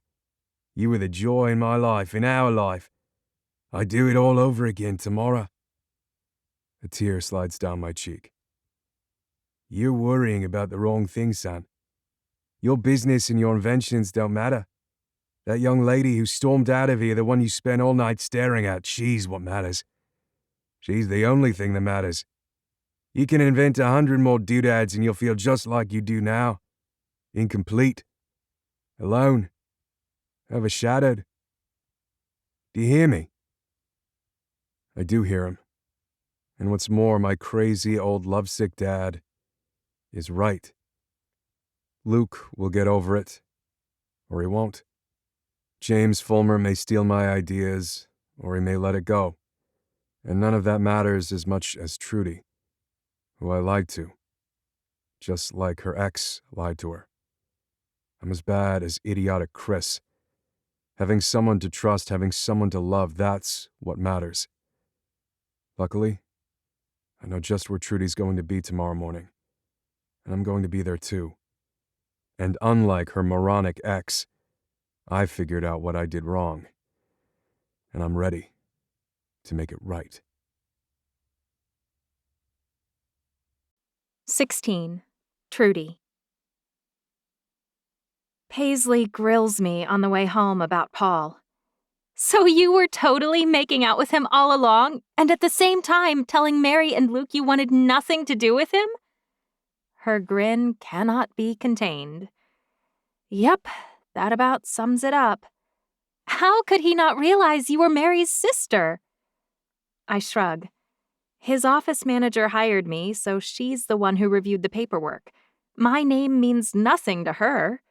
And thanks to her dear aunt, I went by Gertie or Gertrude at work. Well, her aunt and your dumb suggestion that I change my resume to Gertrude. And I really don't have the same last name as Mary. I doubt he'd given Mary's sister Trudy much thought, honestly. Still, for a smart guy. I know. I've thought about it already. Hey, so, not to sidetrack you or anything, but you got to move down to the end of the table by the hawk guy. What's his deal? Is he as loaded as all Luke's other friends and family? The who? Oh, come on. Don't pretend you don't know who I'm talking about. He was practically eating you up with his eyes. But you can't have every single guy on Earth. James? Do you mean the guy in the tux next to me with the dark hair? Paisley clucks. The hawk guy! How could I be clearer? Yes, duh. Dark brown hair, to die for tux, cheekbones for miles, and the smolder. She glances my way with an incredulous look on her face. Oh my gosh, you've stopped checking other guys out. You really do like Paul. I swat her. Knock it off. I'm tired, that's all. And I would avoid the hawk guy if I were you. He's loaded, but if we're going with this analogy, he's a bad egg. Paisley narrows her eyes. What does that mean? He's not a very good guy. He holds grudges and does morally indefensible things. So, you're saying he's complicated? Paisley looks like a cat batting at a bug. I like tortured souls. Oh my goodness. Trust me, Paige, this guy is not someone you should pity or anyone you can fix. He's bad news. Because liar, liar, pants on fire Paul doesn't like him? She has a point. I'll take your silence as agreement, and I'm officially calling dibs. He's all yours. May you fly high and fast together. Once I'm finally home and my teeth are brushed, I get a text from Paisley with my mom's phone number. I stare at it for a moment, hoping it'll go away. There's a whole story about this. Some chicken spends all its time picking wheat and prepping it, and then grinding the wheat into flour. It makes bread slowly. Then it bakes the bread, asking for help all the while. Then, when it comes time to eat the dumb bread, volunteers come from everywhere. Mom and Dad didn't do anything they were supposed to do as parents. They didn't feed us and bathe us and clothe us. They didn't teach us to read or make us lunches for school. They didn't attend school functions or show any support. As if complete neglect wasn't already enough, my mom up and left while I was still in diapers. She's missed my entire life. Then she wants a slice of bread. At least my dad was sick. What's my mom's excuse? I'm trying not to be angry that she didn't even bother to show up at my wedding, only for Mary, her perfect child, her child who's marrying the billionaire. And now she's angry that I question her motives? I don't even want to know her real reason for coming. I shouldn't even mention any of it to Mary. I won't. Not now, the night before her wedding. Except, I had a mom. For all intents and purposes, Mary was my mom. She potty trained me and made my lunch. She walked me to school. She wasn't even quite 4 years older than me, and she should have been tucked in by someone at night herself. But instead, she did everything from teaching me to read to braiding my hair every morning. She's been there for every single thing in my life, including the time I married a guy she couldn't stand. She even paid for that stupid wedding. But she hasn't had anyone to be her mother. Not since Mom left. What if Mary wants our sorry excuse for a mom at her wedding, and I deprive her of that because I'm jealous? I pick up the phone to text her. Then I throw it to the bottom of my bed, unwilling to give Mom the power to ruin Mary's day. I don't know what to do. I hate my mother for putting me in this situation. I hate her for being such a greedy, lazy, unworthy mess who only shows up for a slice of bread once all the hard work is done. Well, she can't have any bread. She can rot for all I care. But this isn't about me. It's about Mary. So I retrieve my phone and I text her as calmly as I possibly can. You'll never guess who showed up tonight after your dinner. Mary texts me back immediately. Your boss, who happens to be my stupid brother-in-law? Ha, him too. But I'm talking about someone else. Someone who showed up uninvited. Who? She asks. How are you feeling about Dad coming tomorrow? I test the waters. Indifferent. I doubt I'll notice whether he's there or not. I don't believe that for a second, but I hope it's true. You aren't angry about it, though? Nope. If he wants to come, great, but I'm not betting on it. It's pathetic that we have to prepare ourselves as adults, that our sorry parents may say they'll make it to our wedding when they're probably going to flake. I saw Mom. She found your venue for the rehearsal dinner from the paper. Mary sends me an angry emoji. That's exactly why I told Gio not to include any details. Don't worry, I sent her packing. Or technically, Paisley did. What did she want? She wants to come tomorrow. Maybe we can parent trap her and Dad. Crying, laughing emojis. That's promising. Should we play Beastie Boys' Brass Monkey or Snoop Dogg's Gin and Juice to recreate that authentic relationship feel for them? No laugh emojis this time. What did you tell her? That she couldn't call or text you. That she would get a text with an address if you decided she could come. Otherwise, she'd get nothing. Which is exactly what we got and exactly what you owe her. Personally, I vote to block her and never look back. No reply. I'm nearly asleep when I finally hear a buzz. I almost ignore it. But what if Mary wants me to text Mom? I check the message. It's not from Mary. My phone says it's a message from Jack. My phone's as confused as I was. There is no Jack Campbell. I'm really, really sorry I didn't tell you yesterday. I wanted to, but with Troy there, well... Dots. I chickened out. I'm sorry. My heart wrenches. I think about last night at our picnic, with his dog. We couldn't go to his house because he had people there setting up for the wedding, I'm sure. Except he didn't tell me any of that. He didn't let me in because he was living a fake life as someone else. Chris lived 2 lives, too. One life with me and another with his girlfriend. He didn't pick me, and then he didn't even have the decency to tell me he was bailing for months. He got away with that because I'm an idiot. Fool me once. This time, I shut my phone off and go to sleep. When I wake up, it's not because of my alarm. It's because Troy's tiny face is inches from mine, and he's waving his Spider-Man Easter basket around. It's time for the egg hunt! Mary and Luke decided to do a huge Easter egg hunt at Paul's house in the front yard 2 hours before the wedding, because there wasn't already enough going on today. It's an adorable idea. I'm just glad I'm not in charge of logistics. It's Easter weekend, and there are a lot of kids coming. What with several of Amy and Chase's friends, some of Mary's friends from work who have kids, and Addie and her twins, and of course, Troy. I don't want to wear my bridesmaid's dress a moment longer than necessary. So after I shower, I curl my hair and put on an eggshell sundress with pale flowers printed all over it. I pair it with an ecru sweater. Troy's impatient to go, so he doesn't even put up a fuss when I dress him in a little blue suit with an Easter green tie and shiny white shoes. I do have to admit he looks precious.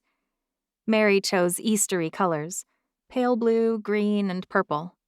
Her other bridesmaids, Paisley, Addie, and one of her work friends, Robin, are wearing pale green with bright blue hydrangea bouquets. But for me, her maid of honor, Mary wanted something special. Which is how I ended up with a $3,000 lilac, gosh awful monstrosity. I wad up the dress that could have paid for my last semester in college twice over and stuff it into the trunk of my car. At least my bouquet is gorgeous, a scaled-down version of Mary's. Huge white roses, breathtaking blue orchids, and purple hydrangeas with a few perfect, punctuating spots of bright greenery. The florist sent us a photo this morning. "Ready, ready, ready, Mom?" Troy asks. I load up his bag of stuff and usher him into the back. I buckle him in, and we're on our way. To Paul's house. I'm at a red light when Mary texts me. "Tell Mom she can come and sit in the back." Of course, because Saint Mary always does the elegant thing. Why'd she get all the grace while I got all the spite? I shoot off a quick text to our egg donor. "You sit in the back. You don't embrace us, or gush, or make a toast. You sit, you watch, you leave. Got it?" She replies, "Yes." Fine. I send her the address and put my phone down so I can drive the rest of the way safely. When I pull up in the circular drive in front of Paul's house, Troy says what I'm thinking. "Does the president live here?" The house isn't white, but Troy's too young to know the president lives in a white house. It is absolutely enormous. A traditional red brick facade, but with small white stone accents that seem to emphasize the grandeur. "No, honey, this is Uncle Luke's brother's house." His mouth forms into a large O. "Uncle Luke's brother must be really, really rich." I think you're right. A valet greets us, and I'm glad we don't need to coordinate parking at this private residence. Geo is really good at her job. I pass my keys off gratefully and help Troy out of his seat in the back. I sling his bag and mine over my shoulders and then open the trunk to retrieve my dress. Here, let me, Paul offers. I didn't even see where he came from. He's just suddenly here, offering his help. "It's your friend who's a boy," Troy says. "Hi!" Paul takes a bag from my shoulder before I can stop him, and then snags my garment bag. He squats down near Troy and says, You can call me Paul if you want. "Paul." Troy studies Paul's face, from his short beard to his bright hazel eyes. "I think that's a good name for you." "Better than Jack?" I ask. Troy scrunches his nose. "I know someone named Jack at church. He poops his pants sometimes." I bark a laugh before I can help it. The Jack I know makes a big stink on occasion as well. Paul's mouth curves into a smile. I'm going to stick with Paul then. How does that sound? Troy nods. "Good idea." We follow Paul up the inclined walkway toward his front door, Troy's basket clutched tightly in his tiny hands. When we reach the steps, Troy takes Paul's hand in his free one. My heart skips a beat, and I stop walking to watch. Troy's usually so clingy that he'll refuse help from anyone but me. Sometimes he'll allow Mary to substitute, but just as often he refuses even her. "Mom?" Troy turns around at the top of the steps. "Aren't you coming? We've got to see this cool house. I bet there's a great train table inside." Oh, no. Paul smacks his forehead. I don't have a train table yet. I guess I should get one soon. "Wait, this isn't your house. It's Uncle Luke's brother's house. Mom told me." Troy looks from me to Paul. Your mom is right. Paul crouches down again. In addition to being your mom's friend, I also happen to be your Uncle Luke's brother. Troy's tiny eyebrow rises, and his nose scrunches. Why didn't you tell me that before? I didn't know, Paul says. Troy lifts both eyebrows this time. You didn't know Uncle Luke was your brother? Paul laughs. I didn't realize he was your uncle. I hadn't figured out who your mother was yet. She worked with me, but we hadn't realized we had another connection. That's weird. Troy walks through the front door, and Winnie nearly knocks him over. Paul yanks Winnie back by the collar, but Troy doesn't seem to mind the canine exuberance. I agree, I say to Troy. This whole situation is weird. I follow him through the doorway and into a huge entry hall. Vaulted doesn't begin to cover the arched cathedral ceilings, entirely done in beautiful red brick. Why don't you have a train table? Troy spins around in a circle. With such a big house, you have room for 4 train tables. Paul laughs. I didn't have the vision for it, I suppose. This brick is stunning, I say. I love it. Paul beams at me. It's sort of the theme in the house. It's in the kitchen as a wall accent, the family room in the ceiling again, and on various accent walls throughout the home. I shake my head. I have toilets at my place, and they flush. I don't point out that my house doesn't even belong to me. Paul laughs. Come on, Easter egg hunt won't start for 20 minutes. I can give you a tour if you want. Troy claps. I want one! Oh, good grief. We follow him through all 7 bedrooms and all 11 bathrooms. My favorite room is the library, I tell him, once we've returned to the entry. All those books and all that dark wood. You like to read? He asks. It was the best thing about being a stay-at-home mom, I say. I used to read as many books as I could carry home from the library. I haven't read a page since going back to school, though, which is a bummer. I never have time lately either. I hope that will change soon. Can we go look for eggs yet? Chase runs through the doorway, and I notice that one of his sneakers is untied and his hair's poking up in the back in several directions. Troy! He yells. Everything is yelled when you're less than 8 years old, so Troy replies in kind. Chase! Troy follows Chase out the back door without another word spoken. I'm guessing that Chase knows his way around and can help Troy navigate? Paul nods. He's spent a lot of time here, yes. Even so, I better make sure Troy isn't getting into anything he shouldn't. There's nothing they can hurt. I glance around the room pointedly. I don't see much here that they couldn't damage. Let me rephrase. There's nothing I'd be upset about them destroying. Even so, I start for the back door out of which Troy just shot. Paul grabs my arm and then lets go like I burned him. Trudy, wait, please. What? Paul steps toward me hesitantly. You didn't text me back, so I'm guessing you're still mad, which is totally fine. But I really wanted to apologize in person. I am so sorry that I hurt you with my deception. I thought I needed to do something alone, without my brother. I thought I needed to prove something. And? Did you do it? Do you feel better? I did what I meant to do, he says. But it didn't prove anything. Or, at least, I realized I was worrying about something that didn't matter.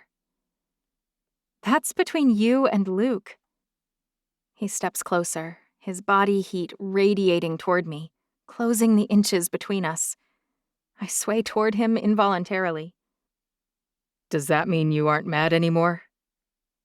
I look away so I can think. No, I'm not mad. Paul shifts so he can see my face. So we're okay? There's no we, Paul. We hung out once, that's it. Twice at least. And what if I want there to be a we? My heart lurches and my hands shake. Do you? Of course I do. I thought I'd been pretty clear. My feelings haven't changed. In fact, knowing Mary's your sister just confirms that you are the good person I thought you were. I look around his house. 2 acres on the Chattahoochee River, 10,000 square feet, a 5-car garage. This is a $2 million home, easy, probably way more. Harvard grad, business owner, and inventor. Paul's more than I deserve, more than most anyone deserves. I couldn't even keep Chris's interest. I lost myself when we were married. I disappeared into what I thought Chris wanted. I like Paul. I'd be an idiot not to like him. I'm just not sure that the Trudy who's emerging, someone I like, will be able to survive Hurricane Paul. Trudy?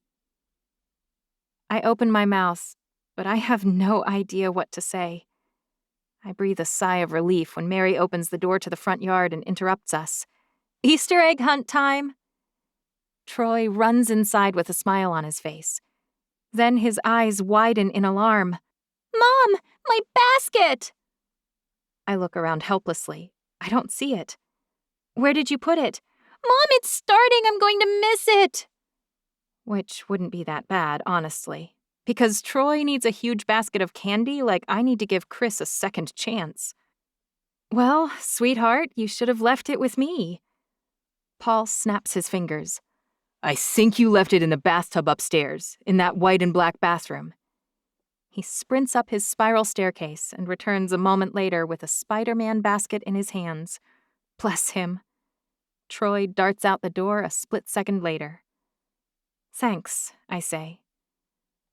Paul walks alongside me and reaches for my hand, but I can't. I pull away and walk faster until we're standing at the edge of the hunt, brightly colored eggs covering the front lawn. 36 kids have lined up along the driveway. Uncle Paul gets to tell us when to go, Amy says, 'cause it's his house and that means he's the boss. Okay, Paul says. I'll count down from 5. The kids dart out the second he reaches one, scooping up eggs as fast as they can. Except Troy's one of the younger kids, and he's not getting many. His crestfallen look slays me. Paul notices it too. He jogs over and guides Troy toward the edge of the lawn, where dozens of eggs are hidden in the bushes. I sprint after him. Not so many, I whisper. He's diabetic, remember? Paul nods. It's fine. I know he is, so I changed out the candy for cash. Seconds later, a kid near the edge of the yard squeals. There's $5 in mine! Kids start cracking their eggs immediately, all of them screeching. I got it 20! I meet Paul's eye. Seriously? He shrugs. I had to use what I had on hand and what I could get from the ATM and the corner store at 10 p.m. An image of Paul replacing hundreds of eggs last night, once it hit him my son would be hunting here today, flashes through my mind. Then I consider the cost. I close my eyes. He puts an arm around me. I'm sorry. Was that the wrong thing to do? It was so right. Too right.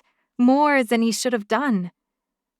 No, I say. Not at all. It was very thoughtful. I'm just sorry you went to so much trouble for us. It wasn't a big deal, he says. Honestly. I lean my head against his shoulder and watch as Troy cracks his eggs and exclaims over quarters, dollars, 20s, and a $100 bill. I turn sharply toward Paul when I see that. I only put in one of those. I knew it was in the bushes when I rushed him over, he admits sheepishly. I can't even guess what he just spent. I suppose it's not as big of a deal to him, but money is still money. You know, there is one really sad thing about you throwing all that money away, I say. What? He asks. How will you ever afford to buy 4 train tables for your entry hall now? He laughs. I may have to settle for just one. A real tragedy. Well, at least you have room to put it right in the center of the entry. You think it should go smack in the middle, huh? He asks. I mean, I think you need it there so everyone who comes over can marvel at its magnificence. Great idea, Paul says. Vision, like I said earlier. Brunch is ready in the back pavilion, Gio announces. And once you've all had something to eat, I'm going to send Mary to get changed for the wedding. Speaking of, I say to Paul, any idea where my dress went? I hung it up in the blue guest room for you. You can change in there whenever you want. Thanks, I say. I appreciate it. Paul walks me and Troy out back and pulls out a few measuring cups to fix Troy a plate. I put a hand on his shoulder. What are you doing? I figured since it's my house, we can use my stuff. That way you don't need to take dirty things home. Is that okay? I nod. Sure. That's thoughtful. He scoops up a half cup of scrambled eggs and dumps them on the plate, grabs a slice of bacon, and even measures the jam with a tablespoon before smearing it on the whole wheat toast. Grape is my favorite, Troy tells him, because it's purple and I really like purple. It's a solid color, Paul says. Plus, grape jelly is smooth. I don't love seeds in things. Paul helps me calculate the sugar levels for the insulin. You are one brave kid, Paul tells him while I inject it. I would have cried so much at your age. I did every time I needed a shot. I may have to call you the Troyminator. What does that mean? Troy asks. It means you're invincible and you're strong. Stronger than any other 4-year-old I know. Troy flexes his arms, which look exactly the same as when he's not flexing, but some tendons stand out in his neck. Very impressive. If I need to lift something today, do you mind if I call out to you so you can come help me? Troy nods very seriously. I can do it. I bet you can, Paul says. And I'll be counting on you. But if you're going to be strong enough to help me out, you probably should eat all your food. I've never seen Troy gobble his eggs down so fast, ever. I'll stay with him, Paul says. Why don't you go grab some food? I do, and it's nice to do it alone, without worrying about Troy finishing. Paisley shows up as I'm taking my last bite. She's already wearing her fluffy skirted green dress. It looks good on her, like everything does on someone who's thin as a toothpick. Morning, Paul, Trudy. I'll take over with Troy, she says. You two need to go get your sister and brother ready for this thing. I realize Mary and Luke are both gone, probably getting dressed. I jump up. Are you sure? Paisley nods. That's why I came dressed already. Mary loves me, but she needs her sister in there right now. I hug Paige and run into the house to grab my dress. Paul's right behind me. I put everything for Mary in the guest house. It's right by the pool. A guest house? Of course he has a guest house. Oh, right. I'll grab my dress and head over there. I should have thought about putting your dress in there. Sorry. Poor Paul. He didn't invent a new name to trick me. He has his own baggage, but he's not a bad guy. I owe him some kind of acknowledgement. Paul.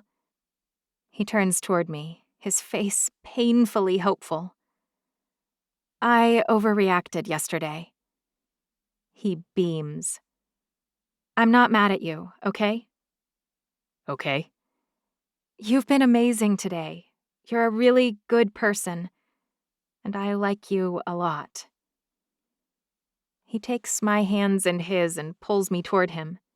His head lowers toward mine, and I don't have the resolve to stop him from kissing me. His lips meet mine, and I want to fall into him forever. When he finally breaks off our kiss and stands up straight, my knees are weak, and my head feels stuffed with wool. Can we pause that, but not stop? He asks. Because after this wedding, I think we could use a little more practice. I nod, and he releases me. I can still remember exactly how his lips feel against mine when I reach the door to the guest house. "Trudy," Mary says, "I'm so glad you're here. Can you help?" I help her zip up the back of her dress and walk around to look at her. She chose a full-skirted, drop-waisted, sleeveless gown. The skirt has 1,000 layers of fluffy tulle that spring outward like a cupcake. But the bodice. Hundreds of delicate crystals float across the bodice, heavy along the bust and spreading out toward where the top joins the skirt. They must have just finished doing her hair. Her shining blonde hair. It's pinned in a loose bun near the top of her head with tiny crystal stick pins interspersed all over, all glinting in the lights. I grab her veil and tuck it under the bun. "You look," I sigh. I don't even have words. Like a princess, like a model, like an angel. When she smiles at me, she looks even more radiant. My eyes fill with tears. "You made my wedding as perfect as it could have been, and I will always love you for that. But Mary, you're marrying a real prince today, and you deserve it. He loves his kids, and now he loves you just as much. They all do." "I'm scared," Mary says. I shake my head. "Why? What could you be afraid of? You're already such a great mom." "Because Amy and Chase really are little angels. They're so easy right now, but what about when they aren't? I won't have any idea what to do." "What about Luke? Does he scare you too?" Mary closes her eyes and a peaceful look crosses her face. "Never." "Then have faith in him. When you don't know what to do, you have someone to ask who you trust." "Yes, thank goodness for that." Her smile lights up her entire face. "You're right. I'm marrying Luke, not just adopting 2 cute kids. The 2 of us can handle anything together." Mary rests her forehead against mine and squeezes my hands. "I'm so glad you're here. You always know what to say." Click! I spin around to see a tall woman with a white shirt and black pants, just like the valet's. "Oh, don't mind me, I'm the photographer." "Uh-huh, just carry on like normal while I point this camera at you and click away." Mary shrugs. "Luke wanted it all documented, and Gio said a lot of times brides say the day's kind of a blur. Try to pretend they aren't here." I laugh. "Sure, why not? We're just sitting in the guest home of a local palace, pretending photographers aren't following us around to document a casual moment spent in designer gowns. Nothing out of the ordinary for me." "It does seem a little surreal," Mary says, "doesn't it?" I bob my head. "Like something from a movie." "Let's hope there's a happy ending," she says. "I'm about to stand next to you during that part," I say. I put my wreck of a dress on next, and luckily Mary doesn't notice how fat I look when I'm dressed up as a grape cupcake. We all have high-waisted versions of her gown, which was a cute idea in theory, but since I'm bustier than all the other svelte bridesmaids, well, it's not a good look. But today isn't about me. Mary doesn't have a train, so no one needs to carry that for her. But I'm going to give her away. So when Gio pops her adorable head through the door to tell us it's time, Mary and I walk out together. I hear the notes of the bridal march through the open doorway. "Are you ready?" I ask, "because they will totally wait if you need another moment." Mary shakes her head. "I'm ready. I don't want to go any longer without being married to Luke." "Oh, good," Amy says, "because I'm really ready too." She bounces on the tips of her toes. "Gio said I can go as soon as you're ready." She's swinging a wicker basket full of flower petals. "So I can go now, right?" Mary nods and Amy shoots up the path, chucking full handfuls of petals like she'd lob softballs. I'm laughing when I hold out my arm for Mary. When she takes it, I walk with my perfect sister in her perfect dress down the winding path toward the pavilion. Pitchers full of blue orchids line our walk, and bowers full of hydrangeas, more orchids, and white roses cover the raised platform. I walk Mary to the front, where Luke's standing in a black tux with a brilliant tie, striped in all 3 of her colors. The blue orchid in his pocket is bright, maybe a touch too bright. But nothing can compete for attention with the look of absolute giddiness on Luke's handsome face. His eyes sparkle, the skin around them crinkling. He's staring at Mary like she's Christmas morning, a Super Bowl win for his favorite team, and a shiny new invention all rolled in one. To him, I think she really is all those things and more. Paul stands next to Luke, but Chase and Troy come to stand right in front of him. Trigg stands to his left. On our side, I'm next to Mary, with Paisley, Addie, and then Robin stretching out. Amy comes to stand in front of me, taking my hand every now and then. The ceremony isn't long, but it's beautiful. I wipe my tears away several times, and I'm not the only one. Mom sits at the very back on the left side. Dad's on the last row on the right. It's like they coordinated it. I don't think Mary even notices. Which is probably for the best, honestly. When the pastor tells Luke he can kiss the bride, Luke doesn't press his lips against hers. He grabs her around the waist, spins her around, and dips her, knocking over a vase of flowers in the process. The laughter seems fitting for the love they share, equal parts romance and humor. After he finally lets Mary back up, Amy cheers loudly. "Woo-hoo! Nice one, Dad! No one even noticed the flowers, I swear!" The entire audience bursts into applause. 17. Trudy.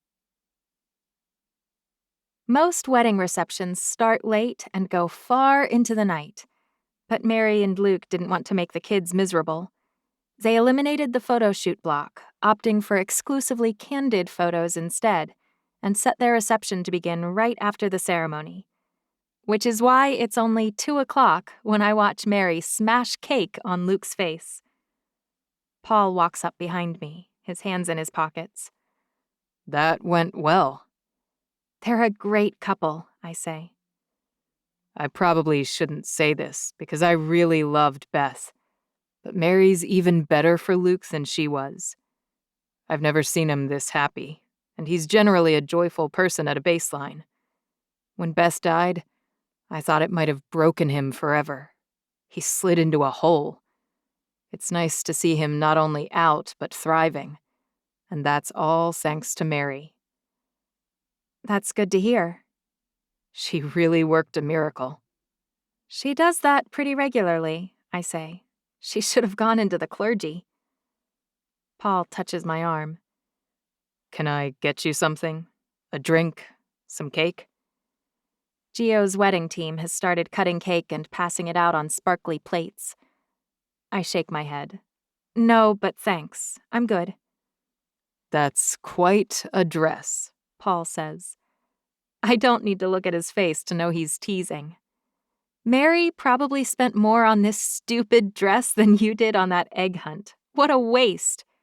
You pull it off? Angelina Jolie couldn't pull this off.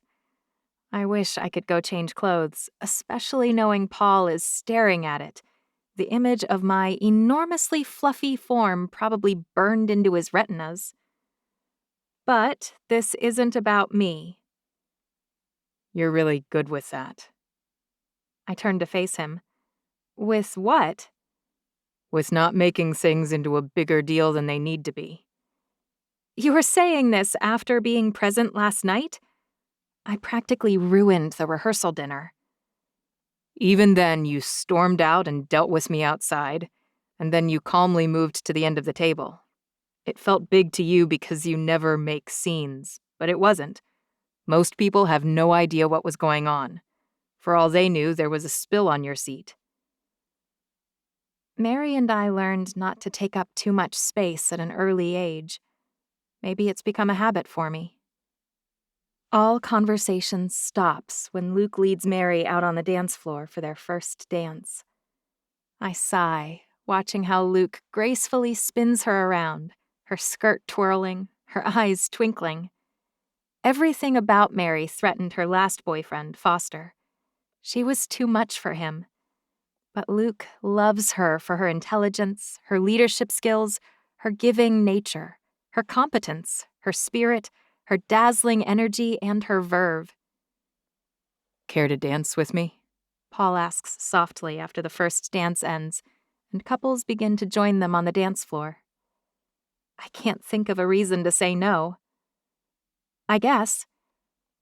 Paul's strong hand takes mine and leads me out, his other hand resting at my waist. I don't really know how to dance, I say. I'm supposed to do the heavy lifting. Let's see if I remember how. Paul's hand guides me, and I'm impressed. He really knows what he's doing. And as much as I hate this dress, at least the skirt twirls beautifully. I'm acutely conscious of his hand at my waist, and his eyes on my lips. When the song ends, he pulls me closer. Another? Before I can reply, James interjects. Oh, come on, Paul. You can't hog her all night. Surely you can spare one dance for me, Trudy. Paul's hand stiffens at my waist, and his eyes harden. Buzz off, James. You've done enough. It's okay, I say. I don't mind. Paul doesn't argue, but his eyes are wounded when he passes me to his hawk-faced nemesis. One dance, I say to James. No more than that. I'm not interested in causing a brawl at Mary's celebration. I wouldn't dream of doing anything so pedestrian, James says. Not my style. You're not hot-tempered, huh? Oh, I've had my moments, but I prefer a long, slow burn to a flash in the pan. In any case, even if I were inclined to make a scene, I wouldn't do that here. Luke deserves all the happiness he can find. He does. James leads almost as well as Paul, which is good since my dancing career began and ended with the Macarena. You two seem to have made up, James says. I roll my eyes. I told you, we've been on like 2 dates. We aren't together or anything. But I realized he wasn't trying to trick me. No, not you. Only his brother. True enough. I glance at Paul out of the corner of my eye. He's talking to several other guests and gesturing animatedly. He's completely at ease as the center of attention, and everyone laughs and beams at him. I think about the kind of boss he is at the office. Competent, organized, powerful, inspiring, and commanding. You are smitten, though, James says. Maybe, I admit. But I've only been divorced a few months. I'm not jumping into anything. Does he know that? James asks. Because he's been scowling at me even more than usual. I think he's ready to base jump into something. We haven't had a big talk or anything, I say. But I'll explain it. Oh, good, James says. I'm sure once you explain that you want something casual, he'll be fine with that. Except the next time I meet Paul's eyes, I know that he won't. He's my sister's brother-in-law, which means I'll be seeing him pretty often. He's not fling material. And on top of that, he's used to getting whatever he wants. He steamrolls anything that gets in his way. Beyond all of that, I'll be seeing him every single day at work. That thought hits me like an anvil in the head. My list wasn't childish. It wasn't stupid. It wasn't an arbitrary set of goals. They were things I could finally do now that I'm not beholden to anyone else. Those 3 goals are things I need to do for me, for Troy, and for our future. I was finally free. And graduation, a job I can grow into, and repayment of my debts are my next steps. Important steps I need to accomplish.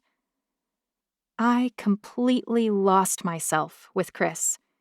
I was subsumed into what he wanted, into who he was, into his goals and his life. I became what he needed, not what I wanted.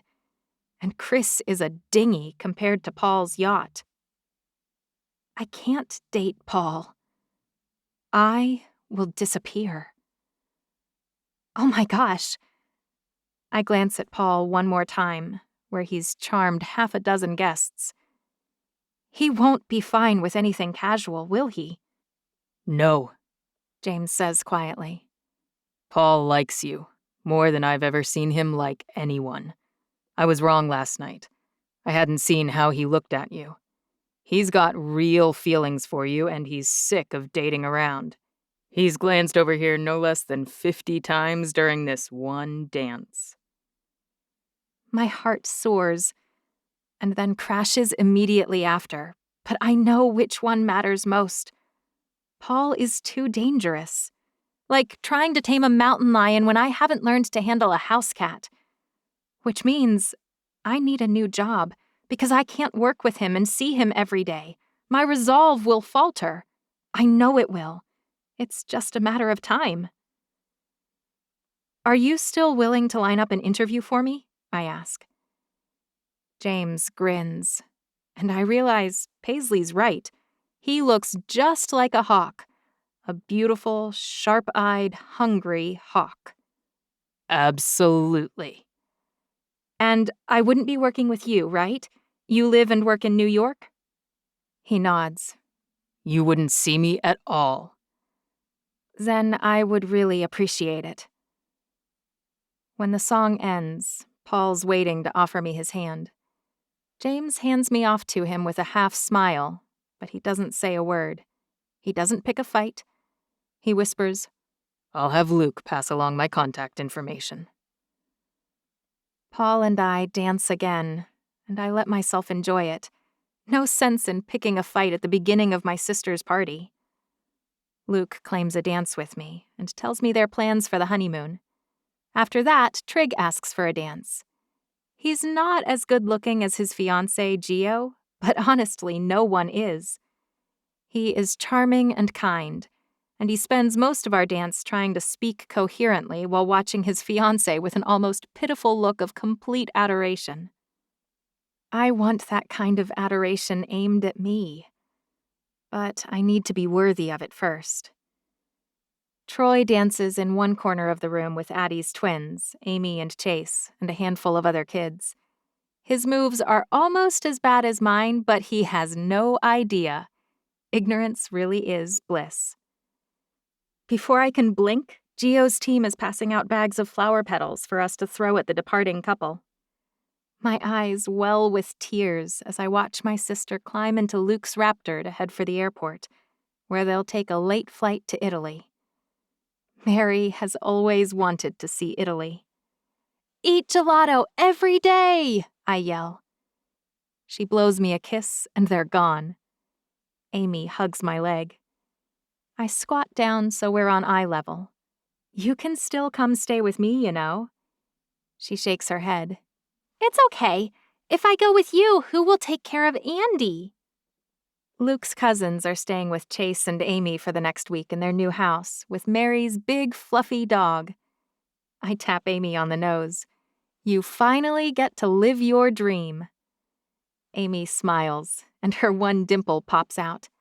A house without wheels, a perfect dog, and a new mom who's prettier than a Barbie. Exactly, I say. When are you getting a dog?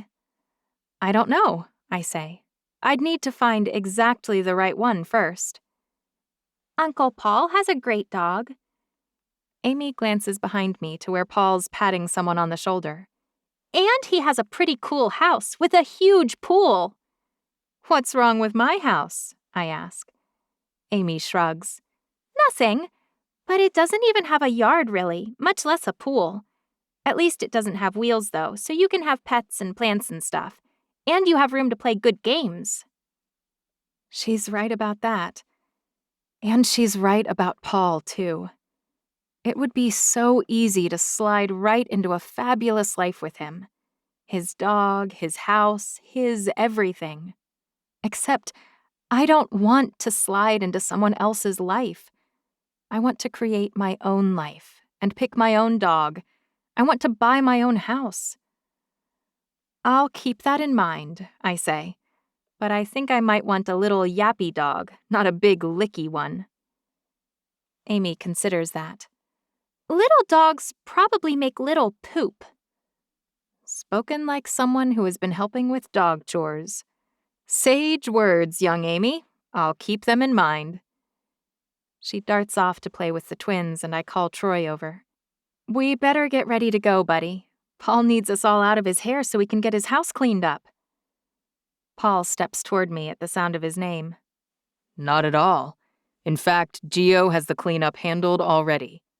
Besides, nothing's happening inside. I'd love it if you guys wanted to stick around. There's so much food left over I could feed you both for weeks. Paul leans closer to Troy and drops his voice. I told Luke he could have his wedding here if I got to keep all the leftover food. I really want to throw the ball for Winnie. Troy turns pleading eyes on Paul. Amy didn't believe that I could do it good. Paul ducks inside to grab a ball and leads the kids away from the party area into a small side yard near the garage. Winnie! Paul shouts. A streak of gold flies our direction immediately. Paul hands the ball to Troy. Knock yourself out, kid, but throw it that way. He points away from the party. I walk a few feet away from Troy and Winnie, and Paul follows me. I appreciate the invite, I say, but we can't stay. Can't? He asks. Or don't want to? This is going to suck, especially because I don't want to do it at all. Here's the thing. I've been thinking about this a lot, and I don't think I can keep working for you at SITB. What does that stand for anyway? He answers absently. Second is the best. It's a joke between me and Luke, and it's stupid, but let's get back to what you said first. Why can't you work with me anymore? I shake my head. I can't work for you. Why not? He looks at me like I kicked a baby duck. What did I do? I shake my head. It's nothing you did. It's who you are. I don't understand. You know I only recently divorced, I say. He nods. I got married young, way too young, and I put my life on hold for Chris. We did what he wanted, lived where he wanted, and ate what he wanted. I thought making him happy would make me happy, and it did for a while, but you can't live like that forever. Eventually, nothing I did made him happy. The more I tried, the more he couldn't stand me at all. Paul throws his hands up in the air. I'm nothing like that guy. I take his hand in mine. I know you aren't. Nothing like him. Then I don't get what you're saying. I know you don't, and you may never really understand this, but it really isn't about you. This is about me. I made this list after the divorce, things I needed to do before I could date. I couldn't even think about dating until I'd paid my sister back, graduated from college, and found a great job. You have a great job. I know I do. I really do love working for you, but I can't see you every day and not want to date you. I shake my head. I know I can't. And as great as you are, that's bad for me right now. I need to carve out a space for Troy and me. I need time to do that, so I can learn to stand on my own. Can you understand? I expect him to argue. I expect him to persuade and wheedle. He scratches his beard and lifts both eyebrows. You're asking me whether I get that you need to do something for yourself, by yourself? I laugh. I guess you might understand after all. He closes his eyes and exhales dramatically. Please tell me you aren't going to work for James? I shrug. I don't know, but I've agreed to an interview at least. It's not like I'd ever see him. You can get a job anywhere. Name the place and I'll call them. Paul offers. That's exactly what I mean. Right, He says. Sorry, I forgot for a second. I call out to Troy. Sweetie, it's time to go. I ask the valet for my car, and when they swing it around, I buckle Troy into his seat. Paul catches my hand before I climb in myself. I understand your reasons, but that doesn't mean I'm throwing in the towel. My heart does a little somersault. I'll give you your space, and I'm not in a rush, but I'm not going to sit in the corner with my hands folded either. He leans down slowly and brushes his lips over mine. My heart quakes in my chest. I'll be patient, and I'll wait, but every time you see me, every time you hear my voice, every time I smile at you, I want you to know that you're missing this. We're missing this because you need space, not because I'm not all in. He kisses me again, even slower this time. And then he steps back and stands up straight, his eyes still locked on mine. I'm ready when you are, Trudy. Breaking off eye contact and driving away is the hardest thing I've ever done. Luckily, Troy doesn't notice the tears streaming down my face the whole way home. 18. Paul. Once everyone's gone and I finally pick up my phone, I notice an email in my inbox. Harvard for Trudy. We're even. JF. I should be mad. I realized today how much I actually like Trudy. More than anyone I've ever dated, and she dumped me before we were even officially dating. And then she quit her job so she wouldn't need to be around me. I should want to throw my phone across the room. And if James really had anything to do with it, he deserves a punch in his smug, condescending, grudge-holding face. But I don't think he can take credit for this one. I think Trudy made this decision for herself, and she didn't even seem mad about me lying anymore, which means it has to do with her, just like she said. She's only been officially divorced a little while, and her loser ex only left them a few months before that. She's got a son with a lot of medical needs, so I get it. She needs to stand up on her own feet and know that she can do it. Isn't that what SITB was all about for me? The thing is, I wasn't just interested in her if everything was easy. And I'm not bailing because she isn't ready today or tomorrow. To play a long game, I need to think smart and make sure she doesn't forget about me or meet someone else while she's getting her head straight. I'm not going to sit on the bench and hope she calls me in a few months when she feels better. Pining is for losers. Pathetic, lovesick idiots throw in the towel. I'm going to give her space, but I'm going to be around to lend a hand whenever she needs it. Accessible, without badgering her. Available all the time. My phone buzzes and I check the screen. Luke's texting me on his wedding night. Sheesh. I saw you talking to Trudy. Wigan women aren't easy to win over, but they're worth the effort. How do I make an effort when she's cut me out of her life? That's the real question. There's a fine line between tenacious and stalker. I need to make sure I don't cross that, but I also need to see her. Regularly. Non-threateningly. I think about following her to the grocery store, but that's probably over the line. She did mention church, and tomorrow's Easter Sunday. I text Luke back. Where does she attend church?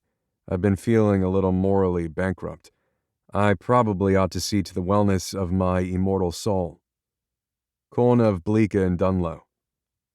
I pull up Google Maps and jot down the info on the church. From there, it's easy to pull up their service schedule. I know where I'll be at 10 a.m. tomorrow, or maybe 9:30. I'm not following her if I get there first. I can imagine it now. What, me? I always come here. What are you doing here? Huh. Luke texts me again. Mary said she usually kickboxes Monday, Wednesday, Friday at Lifetime, 7:30 a.m. It's nice to have people pulling for me. I can see her 4 times a week, as long as I don't completely freak her out. It's not every day, all day, like it would have been at work, but I can do something with this. I'm not out of the game yet. The next morning, I'm dressed in a suit, on the very last pew at 9:15. I might be a little nervous. I text Trig. I never should have made fun of you at Macaroni Grill. I'm an idiot. He texts back immediately. That's true enough, but what brought about this sudden and uncharacteristic insight? Nothing. I'm just very self-aware and evolved.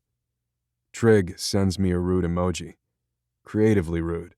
I'm almost impressed, except it feels inappropriate to be impressed in a church. Before I can put my phone away, he texts again. Who are you stalking, exactly? I put my phone in my pocket and ignore the buzzing. I'm not stalking anyone. Not at all. It's rude of him to suggest that. 2 buzzes later, I pull it out again and check his messages. Tell me. It's Mary's sister, right? Trig is obnoxious. I never should have texted him. I wish Luke hadn't just left the country. Except he deserves a honeymoon. But still. Yes. Gio knew it. She's smart. Don't tell her any of this. I text him immediately. The women all talk. She zipped her lips. That means she'll keep quiet. Yeah, right. I'm not stalking her. That's what every stalker says until a court rules differently. I scowl until it occurs to me that he can't even see me. Shut up. But seriously, good luck. Thumbs up emoji. Gio has practically turned Trig into a teenage girl with all these emojis. I might need to see a chiropractor tomorrow, with the number of times I crane my neck around whenever someone new walks in. Every kid sounds like Troy. The service starts, and there's still no sign of Trudy or her curly-haired son. Also, no one sent me the memo that people don't dress nicely for church anymore. I guess that's on me for not coming much, but I'm the only person here in a suit. The guy in front of me looks like he's wearing swim trunks. Have some respect, dude. It occurs to me that Luke and Mary might have punked me. Luke does have reason to give me a hard time, and now I'm stuck here for the entire service. Excuse me, can we sneak past you? I turn to look at the latecomer and stare right into Trudy's startled, cerulean eyes. Oh, She whispers. what are you doing here? I was about to ask you that question, I say. Excuse me, I always come here. Are you implying I don't? I grunt and shift back against the pew so she can slide past me. I love God, even more than I love French fries, and that's saying something. She rolls her eyes, but Troy claps when he sees me. Uncle Paul! Uncle? Yuck. Maybe call me Mr. Paul, I whisper. Troy nods. Mr. Paul. He climbs up on my lap. Trudy looks a little flabbergasted, but she sits next to me without arguing. The next hour passes too quickly. Trudy has a bag full of toys for Troy, and he's clearly accustomed to sitting still and quiet. She pulls out a big book with different activities on each page, all silent. A Tower of Babel made of felt, a fabric mock-up of a dress shoe that Troy can lace up and practice tying, a basket to weave out of ribbons for baby Moses. Where did you get this? I whisper. I made it, She says. How? I ask. Be reverent, She hisses. I pretend to be chastened, but really I'm too busy admiring how her eyes flash when she's scolding me. When the service ends, I high-five Troy. Nice to see you, buddy. He looks up at his mom. Can Mr. Paul come over for dinner? He will love your chicken and dumplings, I know it. Trudy blushes. No, sweetie, he can't. He's busy. I want to protest. I have all day free, and I'd love to come. But that's not what I'm doing here. I'm not pressuring or wheedling my way into her life, or at least not in an obvious way. I stand up and brush the goldfish crumbs off my pants. I can't come today, but you're a very polite gentleman to offer. I wink at Trudy. Maybe some other time when it's your mom's idea to have me over. Troy kicks the pew. All right. Don't be disrespectful in God's house, sir. Troy frowns. It's not a very good house. There isn't even a bedroom. I checked that time you thought I was lost. I suppress a chuckle at Trudy's choking sound. We better go, she says. Troy turns back around to face me when they're 10 or 15 feet away. Can I sit by you next week, Mr. Paul? I bob my head. Fine with me, but that's up to your mom. Pretty please, Mom. Trudy sighs. We'll see. You always say we'll see, but I don't ever see anything. I think that really means no. I wonder how often she had to say that about whether he was going to do something with his dad. I bet Chris didn't do what he said he'd do very often. My parents didn't have a lot of money, but they were there for everything we ever did. I'm on my way out when a lady in a gray dress with very curly hair stops me. She smiles and points to the left. Sunday school? I can't exactly say I'm here to follow someone and they've left, so I'm headed home too. I regretfully mumble, sure. After all, I seem to have some catching up to do with religious stuff. The next morning, I expect to groan when my alarm goes off earlier than usual, but I pop out of bed energized. Turns out unrequited love is motivational. At least, for me it is. I put on a pair of nylon pants and a t-shirt. Then I second guess it. What should I be wearing to kickboxing? I've boxed off and on at boxing gyms since I was a kid. How different can it be? The meathead standing by the door at Lifestyles holds up a hand when I try to walk past him. Membership pass, sir? I'm not a member yet. You can't just come in, he says in a voice so deep that he's got to be faking it. But I did just walk in. Like, literally 2 seconds ago. You can't go inside, sir. Not without a pass. You guys suck at recruiting, I say. You need to work on that. How about you offer to let me try class, and if I like it, I can fill out all your forms. He frowns. Which word didn't make sense? Let me guess, recruiting? He scowls. I step a little closer and drop my voice. Look, Popeye, there's a girl I need to see today, okay? She shut me down, but I'm not ready to give up yet. I need to get into that kickboxing class.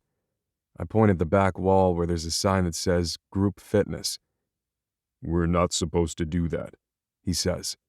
You can look into the class, but you can't take it until you're a member. There's legal forms. Okay, I know. I'll arm wrestle you for it. 4 or 5 people are listening in now, and the guy's eyes are shifting around, which tells me he knows and cares. If I can beat you, you let me run into that class before it starts and fill out the forms after. Popeye sizes me up. I don't look so big, especially compared to him. He thinks there's no way I can take a guy with pythons like him. After all, he's done 16 million and 1 arm curls. Today. But he hasn't really arm wrestled anyone except as some kind of party trick. He has no idea I paid for my books every semester decimating a bunch of frat boys who spent a lot of time on free weights too. It's easy when you know the physics behind it. Fine.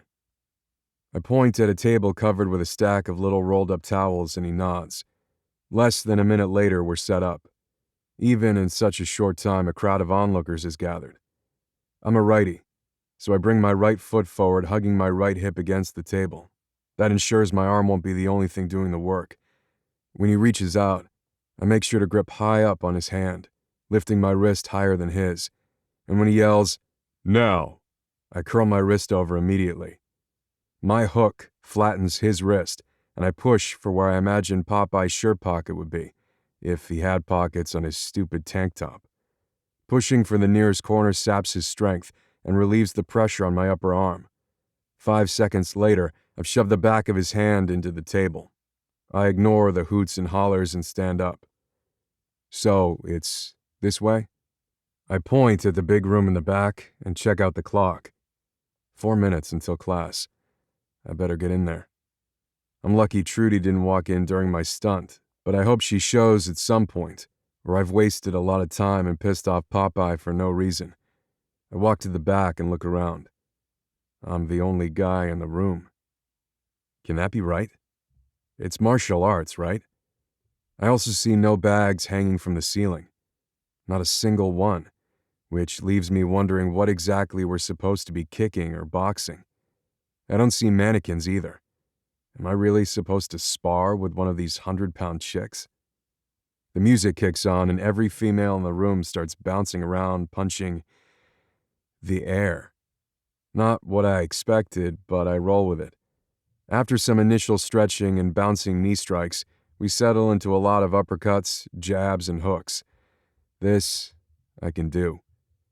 I notice the second Trudy walks in, 5 minutes after class started. I'm sensing a pattern. She puts her hands on her hips. You've got to be kidding me. You go here? I ask. What are the odds? She lifts one eyebrow, but before she can say a word, we switch to doing some kind of jumping lunge. To say it's not something I'm comfortable with might be generous. By the time we finish that set, Trudy's laughing so hard that tears are streaming down her face. You look like a marionette piloted by a lunatic. I ignore her and practice the elbow strikes the instructor is doing. The lady next to me in tiny black shorts and a crop top says, Don't listen to her, you're doing great. We all sucked our first class and we're happy to have a hot guy in here for once. She frowns. Which probably means you're gay. Please don't be gay. I shake my head. Not gay. She grins and looks me up and down. I'm Alice. Welcome to class. I consider turning on the charm like I usually would. I could probably have a half a dozen phone numbers by the end of class, even if I look like a puppet with cut strings. But although jealousy might work with some girls, I don't think it would help my case with Trudy. She needs to see me often, but watching me act like a flirt might set off warning bells. I doubt her ex cared much about making her feel special. Thanks, I say, but I'm sort of not so secretly pining over the woman who thinks I look like an asphyxiating fish. Alice widens her eyes. Good luck. I need it, I say. After class ends, Trudy doesn't even talk to me. She races out of the room and toward the childcare area to pick up Troy. I head over to the membership desk to sign up. I can't have Popeye's head exploding every time I arrive. After the gym, I head into SITB to come clean. I call everyone to the conference room and explain my real name, my reasons for using my middle name and mother's maiden name, and tell them we've received several offers to purchase the tech we've been working on. What's going to happen to our jobs? Andrew from Digital Programming asks. I'm still deciding which offer to take, but no matter which one it is, the buyer will want a skeleton crew at a bare minimum to go with the product and help it get ready for a launch. Some of you will certainly be on that team, and I'll make sure I negotiate raises for you. Whoever isn't included will be welcome to come work with me at Lit Up, the company I own with my brother Luke. I've already cleared that with him. That company will buy the other ideas we've been working on, and job offers will be extended to each of you. No one is going to be fired or laid off. A collective sigh of relief brings a smile to my face. I'm sorry about all the secrecy. My decision to do this had nothing to do with any of you. You've all been phenomenal to work with, and you'll continue to be amazing, I'm sure. I'm just relieved I was able to purloin an IT guy from Lit Up, so I won't need to search for a new one myself. I could really use a new assistant, but when I call Nancy, she assures me she'll be back in the office soon.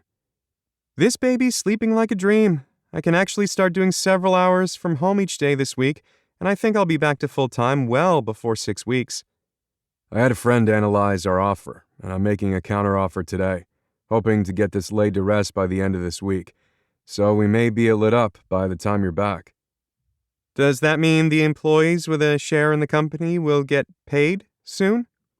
Nancy tries to sound casual about it, and fails miserably. I laugh. Soon enough.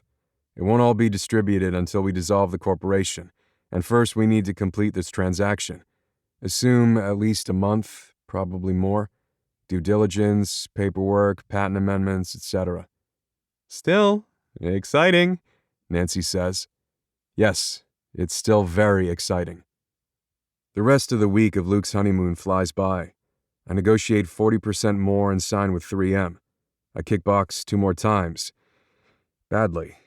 Worse than my lack of natural talent at cardio kickboxing is that Trudy pretends I'm not there at all. It's a little disheartening. I head home Friday night beat, ready to watch TV and eat Chinese food. I've just changed into flannel pajama pants when my phone rings. It's Trig. "How do you feel about game nights?" he asks. Are you kidding me? Like Monopoly? Given our respective business backgrounds, Gio thinks Monopoly isn't a good call. She suggested charades or maybe Pictionary. Gio must really like games, I guess. I think it was Paisley's idea, but yeah, I just bought Gio a house and she wants to throw a party. I know it's last minute, but we thought you might need to get out of your house. I think about the night I have planned. Chinese food, pajamas, Jack Ryan. It sounds so good to me that I know I ought to get out. Fine, I say. I'll come. Text me the address. When I arrive and Trudy answers the door, my jaw drops. What are you doing here? She asks. You'll have to take that up with Trig, I say. He didn't actually mention to me that you'd be here. Trudy sighs. If we're going to be thrown together, and it seems we are now that you've found God and a love for air sparring, we may as well reach some kind of truce. Otherwise, I may never talk to any of my friends again. I walk through the door and close it behind me. I lean back against it. I agree. What did you have in mind? I'm unsurprisingly still in the same place I was 7 days ago. I am not ready to date. Not you or anyone else. I nod. But that doesn't mean I'm opposed to having a friend who is a guy. Now that you can't order me around, I think we could be pals, as long as you don't press for more. You have to promise me. I cross my heart with my fingers. I swear. And I'm off the bench. 19. Trudy. Last year's Trudy never would have believed my situation right now. Last year's Trudy had a husband who never came home, a bank account with $12 in it, and no way to earn more other than making crafty signs and quiet books for toddlers on Etsy. Last year's Trudy spent an hour tidying up the crappy apartment, ensuring her makeup was perfect, and trying to cook something halfway decent from whatever food her husband had bought when he went by the store in their one car. Now I wake up in the morning and help my darling son prepare for the day. After we've eaten, I go to the gym to work out. There's always a stupidly handsome, goofy guy there. He pretends I've knocked him out and falls on the floor. He pretends to hit himself in the chin. He dances like a disco king to the music. He acts like he can't recall the names of any of the women in the class other than me. The same guy comes to church every Sunday and helps me with Troy. Actually, if I'm honest, Troy might prefer him to me during church. He's got a completely silent motorcycle game on his watch. He bounces him on his knees, and he's taken to bringing snacks. Cheese sticks, roasted chickpeas, and beef jerky. All things a diabetic kid can eat without too much drama. And I usually see him on one of the weekend nights, either at Mary's, Paisley's, or Gio's. He almost never flirts, but he tells me my eyes are prettier than tanzanite. He admires how well I refocus Troy when he spins out. Sincere, heartfelt comments regarding things he appreciates about me. Last weekend, neither of us even bothered asking anyone else to be our partner at the game night Luke set up. When we played Team Spades, he slid me 2 cards instead of 1, and I didn't miss a beat before sliding 2 back. We destroyed Mary and Luke, who would never even consider cheating. Paul told everyone it was because I'm such a talented player. But really, it's that he gets me. Basically, he treats me like a queen. I work at a bank James Fulton's family owns, where I manage 3 branches worth of computers. I spent the first few weeks frantically scrambling and occasionally calling one of my professors in a panicked state. But I haven't had to call anyone in more than 10 days. I'm settling in, and my paycheck is more than I expected to make for several years. I'm paying rent, utilities, and even after my normal expenses, I'm paying Mary a monthly chunk down on the loan she gave me for Troy's medical. Plus, I have health insurance, the good kind. The kind with a copay that costs less than you'd pay for dinner at Denny's. I know how much that costs, because sometimes I take my son out for dinner now. I took the day off work today so I could take my finals. My last round of tests ever. I graduate in 2 days, on Saturday, assuming I pass. I didn't sleep much the last few nights, reviewing my notes and worksheets to prepare. Luckily, the exams are a snap.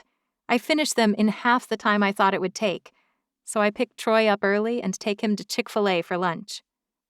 I stop at the mailbox on the way inside the house, since our mailman usually comes early, and grab a stack of letters.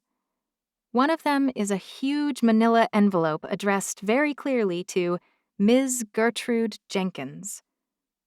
The return label is a law office. I inhale quickly and my hands shake a bit. What could a law firm want with me? I filed my taxes on time.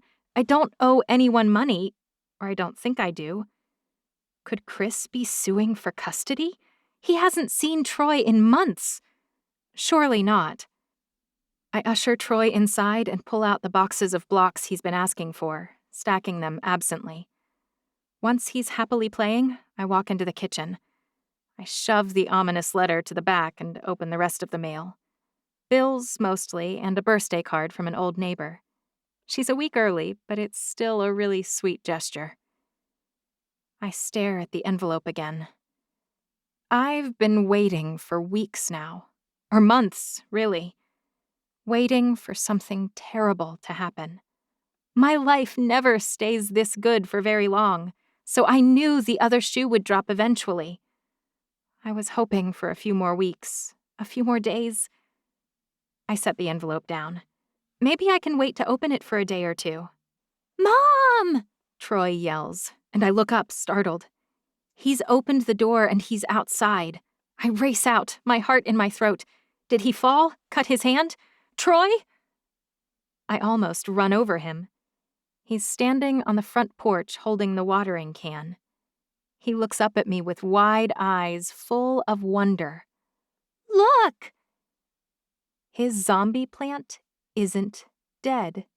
5 bright green leaves have spread out from the center of the pot, and a tiny shoot pokes up in the middle, clearly the stalk of a small bloom. "I told you it wasn't dead," Troy says. "It was just winter." My small son is wiser than he knows. Sometimes we think things have died that aren't dead at all. We give up on them. We throw in the towel, sure that investing in them would be a waste of time. But maybe we should be patiently waiting on the spring thaw. I pick him up and hug him close. "I love your faith, buddy. It warms my heart." "Take a picture, Mom. Send it to Aunt Mary. Tell her I kept her plant alive." I snap the photo and text it to her with this caption: "Spring is here." She sends me a row of hearts back. My brave, trusting, faithful son gives me the strength I need to open the envelope. After all, if he can withstand losing his admittedly lousy dad, moving to a new place, going to stay with a friend every day while I work, and being stuck with needles multiple times each day, I can open an ominous envelope, no matter who it's from. Dear Gertrude Jenkins, enclosed, please find a check for your pro rata share of your ownership interest in SITB.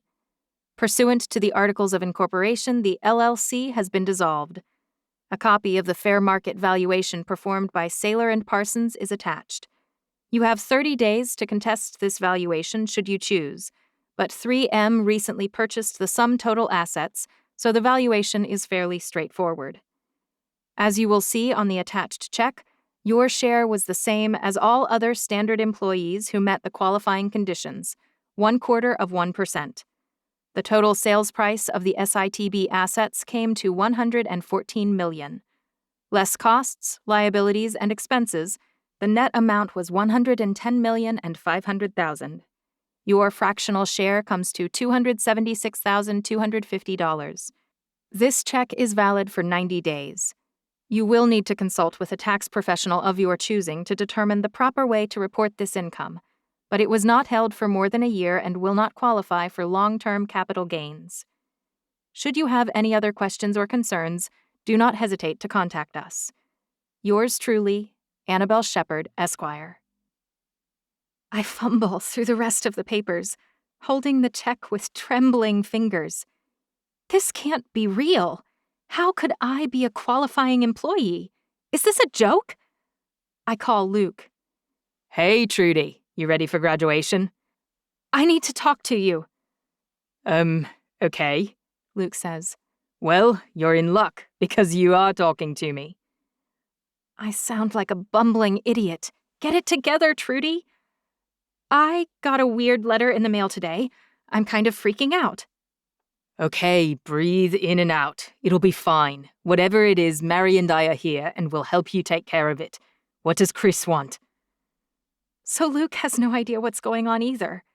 It's not from Chris. It's from Paul. Luke swears under his breath. Send me a screenshot. I hang up and send him a photo of the letter. 2 minutes later, he calls me back.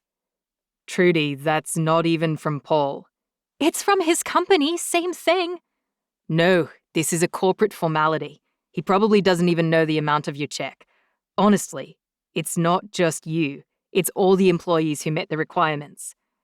What requirements? I ask. I was there 2 weeks.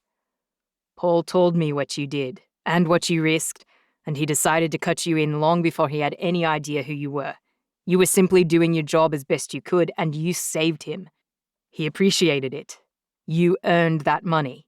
Since without your help, Paul would have lost everything, you could argue he's dramatically underpaid you. Come on, Luke, be serious. I'm dead serious, he says. You earned every dime of that money. Your sister will tell you the same. After he finally convinces me not to shred the check, I hang up.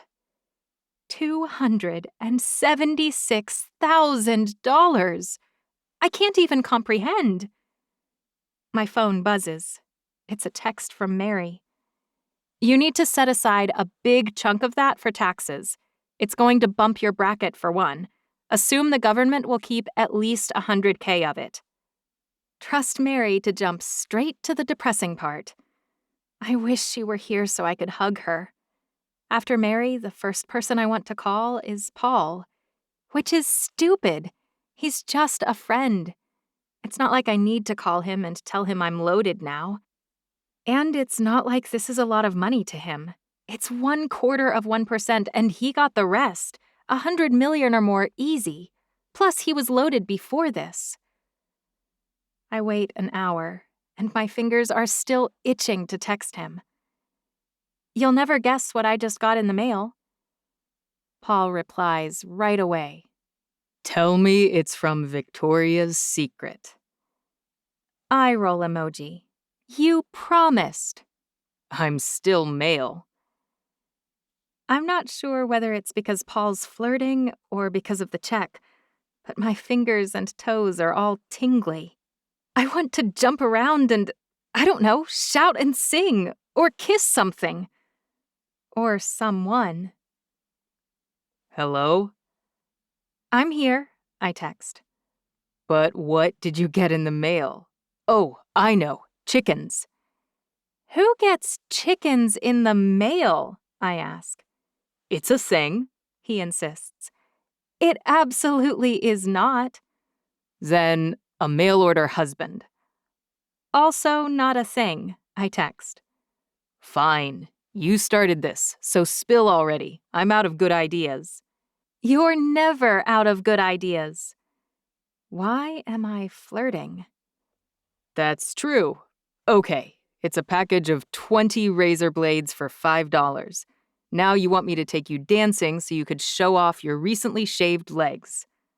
Ha! Also wrong. It's a check for almost $300K. I thought Publishers Clearinghouse folded. Paul texts. I roll my eyes. You know who it's from. It's your share. It's not a big deal. Luke said that too, I admit. Luke's a smart man. Not as smart as me, but he tries. So you're saying this isn't some grand gesture? Dots. I hate waiting on dots. Then the dots disappear, and that's worse. I hate texting. Why don't people call anymore? When my ringtone jangles noisily, I nearly drop the phone. I fumble it around in time to see that it's Paul calling, as though he could read my mind. My heart tries to beat out of my chest. I have to answer. He knows I'm home because I got my mail, and I've been texting him. Dang it. I swipe to answer. Hello? Trudy. Paul. Believe me, if I were to make a grand gesture, you'd know it, and it wouldn't come through a lawyer. Besides, I made you a promise. A Victoria's Secret joke may slip through my filter now and again, but in my wildest dreams, I would never try to buy someone's affection with a partial share in a business transaction. Besides, I made the determination to cut you in long ago. It sounds utterly absurd when he says it like that. And I sound arrogant, so arrogant. How do I climb out of this hole? Or maybe I just stay here and bury myself. At this point, I need to say something, even something stupid. Say something, Trudy, now. Trudy, you still there? Yep, I'm here. Sorry, Troy was... What could Troy have been doing? Washing his underwear in the sink. No, I'm not, Mom. Gross! Why would I do that? Troy yells. Who are you talking to? I hold my hand over the phone and shake my head at him. I'm not, Mom! My underwear is on my body. I'm not even in the bathroom. I wonder what the chances are that Paul didn't hear my son yelling at the top of his lungs about what a liar I am. If I had to choose between this conversation and a root canal, I'd drive to the dentist right now. I better go, I say. See you tomorrow, Paul says. What? Oh, at Lifetime. Yep, I guess so. I spend 20 minutes getting ready for kickboxing on Friday morning, which is idiotic since I know I'm going to shower after and wash all that makeup off. Even so, I look pretty good. I'm annoyed when Paul doesn't show up. It bothers me more than I want to admit, but I don't mention it to anyone. Not that I could if I wanted to. I haven't told anyone else that Paul comes to church with me, or kickboxes with me. It doesn't seem like it's any of their business. And I don't care whether he comes or not. He's a friend, nothing more. I'm in a funk all day at work. My boss asks whether I'm okay, and so does my friend Carol. When I get a call at 3 p.m., I'm downright cranky. This is Trudy, I answer. Trudy, a familiar voice says. I've been hearing good things about you. James, I say. My boss said you're like her boss's boss's boss's boss. She said no one she even knows reports to you. He chuckles. Nice to hear from you, too. You called me. Indeed I did. I hear the sound of shuffling papers and then some mutters in the background. Is this a bad time? I ask. You could call me back another time. I'd offer to call you, but I don't feel comfortable calling the owner of the entire company. I finished a meeting and there were some people who hadn't cleared out yet. That's all. Look, I'm calling because I have an offer for you. I know your life is in Atlanta, But I could use someone resourceful who I can trust, who also speaks computer. Someone young who can stay on top of all the newest trends. You're offering me another job? Would that interest you? The pay would be much, much more than you're making now. How much of this is about tormenting your poor friend Paul? I ask. Are you even still talking to him? James asks. Does it matter? Not to me, James says. You and Paul can get married and move out to New York with your 17 kids for all I care. I'll even throw in a relocation package for your boyfriend, fiancé, or husband, should you have one. I don't understand then, I say. How's this for an explanation? You're excellent at your job. Your branches have had 1/3 the downtime of any of our other branches nationally, and you've only been there for 7 weeks. Think what you could do once you've had a little more time under your belt.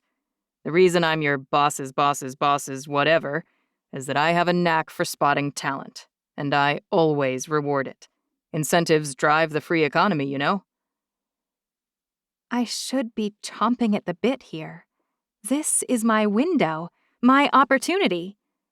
Except 0% of me even contemplates his offer. My family is here. My life is here. I like this new job I have only because it allows me to provide for Troy. I enjoy using my mind and being independent, but none of it matters if I'm not spending my life with the people I love. It is a very tempting offer, I lie, but I'm afraid I'm not interested in anything that takes me away from my family. I thought you'd say that, James says. I wanted to at least try. But since you turned that down, maybe you'd be okay taking some contract work from me on the side now and again. Interpreting things for me, analyzing some stuff. Sometimes I need someone to explain things so that I can look like the rock star I am. I'd be like your computer tutor? I giggle. Your cheat sheet, as it were? Exactly. I think I could do that, I say. Extra money is always nice. I'll send a standard contractor agreement over. You can have your lawyer take a look, and assuming it looks fine, get it executed so it's in place when I need work. It would be outside the scope of what you're doing at the branches. Understood. After a long day at work, I'm looking forward to dinner at Mary's. Maybe a little more than I should. I don't touch up my makeup or put on anything fancy because twice in one day would be pathetic. Besides, Paul probably won't be there anyway. Just because he has been at Mary's every single other weekend I've been invited since the wedding doesn't mean he'll be there today. Troy waters the Gerbera daisy, and I realize the color of the flower is already visible, even through the back of the petals. When the bloom opens all the way, it will be hot pink, as if to say, "Look at me, Trudy. You doubted my existence, but I'm here and I'm fabulous." When we arrive at Mary's, Amy and Andy meet us at the door, both of them bouncing, both of them exuberant. I wave Troy back to the playroom and look around the house, scanning. Living room? Empty. Dining room? Empty. Office? Empty. Luke and Mary are standing in the kitchen chatting. Mary's stirring something and Luke's holding a glass of water. No one else is here. "Hey guys," I say. "Thanks for inviting us over. I was too tired to cook." "I thought you were buying us all dinner tonight," Mary says, "now that you're loaded." I pull a personal check out of my purse with a smile and slide it across the counter. "This is the balance of what I owe you." Mary shakes her head. "I've told you a dozen times it was a gift." "No," I insist. "It was a loan, and it saved me. Paying you back doesn't lessen that. It just means I'm growing. As my smom, you have to let me." "Your smom?" Mary arches one eyebrow. "It's my sister mom. You know, you fill both roles. You're fun and understanding and supportive as a sister, but also you're helpful and sacrificing, and you teach me like a mom." Mary drops her spoon and pulls me into a hug. "I'm proud of you." Tears stream down my face. And I'm not even sure when they started. But I think it's because I believe her. And I believe her because I'm proud of me too. Luke clears his throat. I'm going to check on the kiddos. Last time they were this quiet, they covered the walls and their clothes in acrylic paint. I pull back from Mary and glance at her pan. Spaghetti? I made the sauce myself. The key is to simmer it all day. I'm definitely intrigued, I say, since all I ever simmer at my place is Prego. Luke loves to cook, and I think it's contagious, Mary says. I like it. Mary has always commanded a room. She's always been a rock. But she hasn't always looked so happy doing it. She shines now, like a bright bluish LED. Hey, guess what? I ask. Yeah? That photo I sent of the daisy? That's Troy's zombie daisy.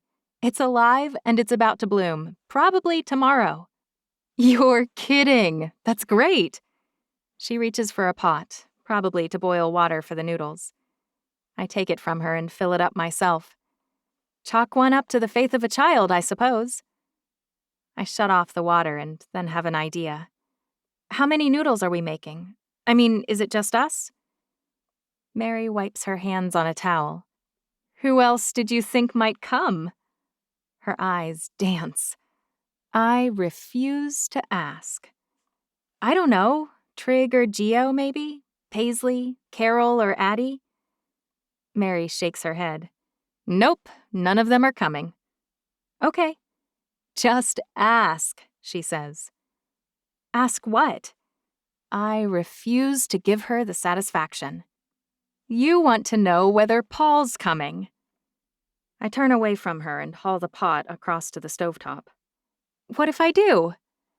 I'd say the daisy isn't the only thing that survived a long winter.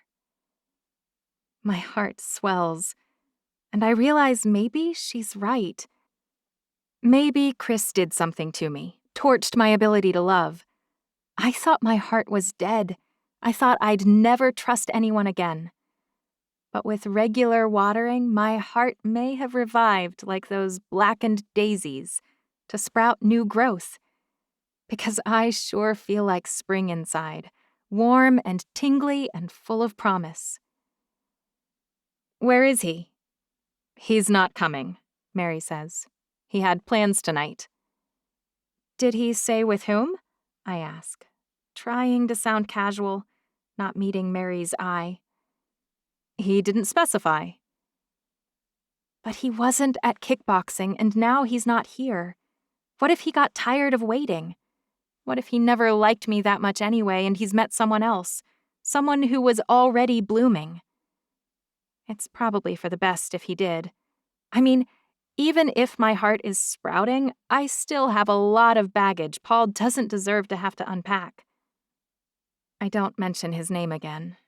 Mary's spaghetti tastes great, although Troy manages to splatter it all over his yellow polo shirt. I finally drag him home and put him to bed. I should be elated right now. I should be calling Paisley and asking her to come celebrate, or even calling my ex-in-laws so I can go out dancing. Instead, I just want to call Paul, which is too pathetic. I pick up my phone and dial. Trudy, is it really you? My mom actually answered on the first ring. Did I call to invite her to my graduation? Yeah. Hi. You didn't even speak to me at the wedding. That's true. And I don't want her there tomorrow either. Then why did I call her? Are you still there? Yeah, I'm here, I say. Why are you calling? It's pathetic she has to ask why I'm calling my own mother. But seeing as this is the first time I've actually known her phone number in 10 years, it's probably not a strange question. It's not like I'd call her to catch up, and I'd certainly never ask for a favor. I wanted to ask you something. Okay, she says. Why did you marry Dad? Now she's responsible for the awkward silence. Hello, Mom? Did you hear me? Are you sure you want the answer? She asks. No, but I need to hear it. Yes. I never loved your father. I liked someone else. Someone smarter and better looking. Someone more exciting. I thought your father would help make this other guy jealous, and I used him. Unfortunately, in the process, I got pregnant. You didn't think about terminating the pregnancy? I ask. Of course I did. It wasn't easy to do back then. Which means, if it had been, super. Look, you asked me, and I'm being honest. After I had Mary, I thought about leaving, but I was too depressed to do it. And then I got pregnant with you. Which is why you split the second you could after I was born. Not the second I could. I really tried. No one ever gives me credit for this, but I stayed for more than 3 years. I think about Troy. He's 4, and getting him to this point was hard. It's still hard now, but it's beautiful too. He counts on me, and even when I'm a mess, he loves me. When I cry and pout and yell, he forgives me. I can't imagine Mary and me were way worse than Troy. And she walked away from us, knowing my father was, well, what he was. She didn't care enough about her children to even take us with her. I gave what I could to you two, and there wasn't anything left. My mom exhales. I was drowning. I felt like I'd rather die than stay in that house another second. I had to get away and do something I wanted to do, anything but what I was doing. You became a trucker, Mom. Don't act superior, she says. I saw the world, I paid my own bills, I never stayed in the same place, and I met a lot of interesting people. I don't even ask what she's doing now. I don't care, because I've realized something important in talking to her. She may have given birth to us, but I have no idea where we really came from. Neither Mary nor me are anything like her at all. Thanks, Mom. This has been eye-opening. Sure. I hang up. When I finally go to bed, I don't worry about my heart anymore. No matter how bad things got with my life, I've always loved Troy more than anything in the world. I've always loved Mary. I would do anything for them, anything at all, including walking into a burning building or cutting off my leg.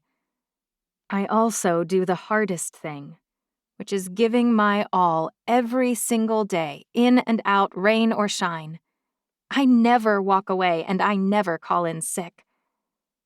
I am nothing like my mother and nothing like my father. I fight when it matters. I do the hard things to enjoy the beautiful ones. And my life is full of immeasurable beauty as a result. Which means my crappy parents couldn't break me, and Chris couldn't burn me down. I'm an IT manager. I'm a sister. I'm a friend. I'm debt-free. I'm a mother. And tomorrow I'll be a college grad. I am beautiful, just like that spunky little hot pink daisy that refused to die. And I am going to surround myself with people who water me, who fertilize me, who shine on me, and who lift me up. I'm done with anyone who burns me, suffocates me, or tears me down. I take the red list out of my nightstand and tear it in half, and then tear it in half again and again. I'm done with my list, which means it's finally spring, and I'm ready to bloom. 20. Paul. The auditorium at Georgia Tech is so cold that I'm shivering, and I'm wearing a suit. Luke's already given his jacket to Mary.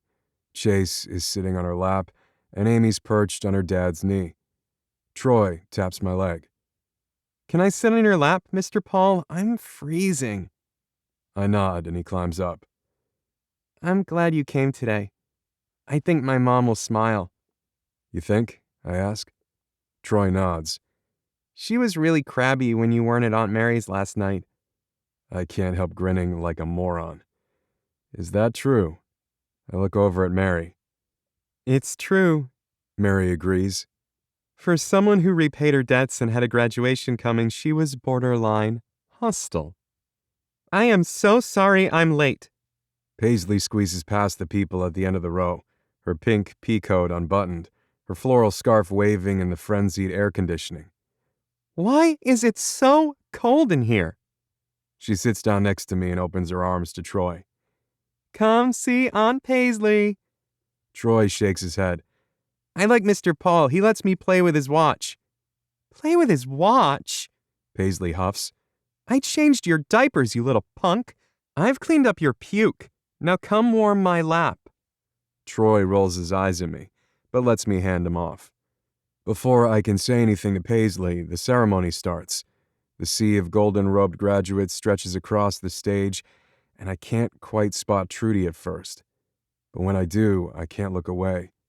She's listening carefully without any idea where we're sitting, so I can study her as brazenly as I want. It's a rare treat. I don't usually allow myself to stare since I'm supposed to be keeping it casual. I'm supposed to be present without flirting, around often without pressuring. It's been hard. Actually, it has downright sucked. I want to hold her hand. I want to stroke her face. I want to tuck her hair behind her ears and kiss the tip of her nose. If I'm being honest, I want to kiss her, well, her everything. I think she's getting closer. She was crabby when I wasn't there yesterday. I hold the thought against my chest like a warm blanket. When they read her name off, I stand up and cheer as loudly as I can, louder even than manic Paisley. Finally, after an hour of formality and inspirational speeches, after what feels like years of names and walking and diplomas, they toss their caps into the air, and Trudy walks down the aisle to where she's noticed her sister and Paisley. It helps that Paisley has clawed her way across the row and is standing in the aisle jumping up and down and screaming, a frantic ball of hot pink shimmer and flowers. When Trudy finally turns my way and sees me, her face lights up. She strides toward me then, her eyes soft, her lips slightly parted. Hey. Hey, I say back. You came. I'll always be here for the big stuff, I promise. Her hand darts up and wraps around my neck, and she kisses me, full on the mouth. I catch up quickly, my hands reaching through her robes to circle her tiny waist. She drops her cap to the ground and reaches up to pull me even closer with her other hand. I'd never have stopped kissing her, but Troy taps my hip. Mr. Paul? Trudy and I jump apart and look down at him. Are you going to come live with us now? My mouth drops open. No, honey, Mr. Paul already has a house. It's a better house than ours. Are we going to live there? No, Trudy splutters. No one is moving anywhere. So Mr. Paul isn't going to be my dad? Troy's lower lip trembles. Trudy drops to her knees. Honey, Mr. Paul can't be your dad. You have a dad. His tiny face falls and he looks down. He kicks the chair in front of him, which is thankfully unoccupied. Not a very good one. My heart breaks and I crouch down next to him. I will be around to do whatever you want to do, I say. We can play fetch with Winnie. We can go get salty pretzels. I look up at Trudy and she smiles. Why can't you just be my dad? He asks. Amy and Chase got Aunt Mary for their mom even if they didn't grow in her tummy. Sometimes things are more complicated than that, Trudy says. But I think we might be seeing more of Mr. Paul in the future. You better believe it. I pick Troy up and toss him in the air like a graduation cap. You won't be able to get rid of me. We can build some train tracks? He asks. I nod. In fact, I have a surprise for you. You do? He asks. I stand up and face Trudy.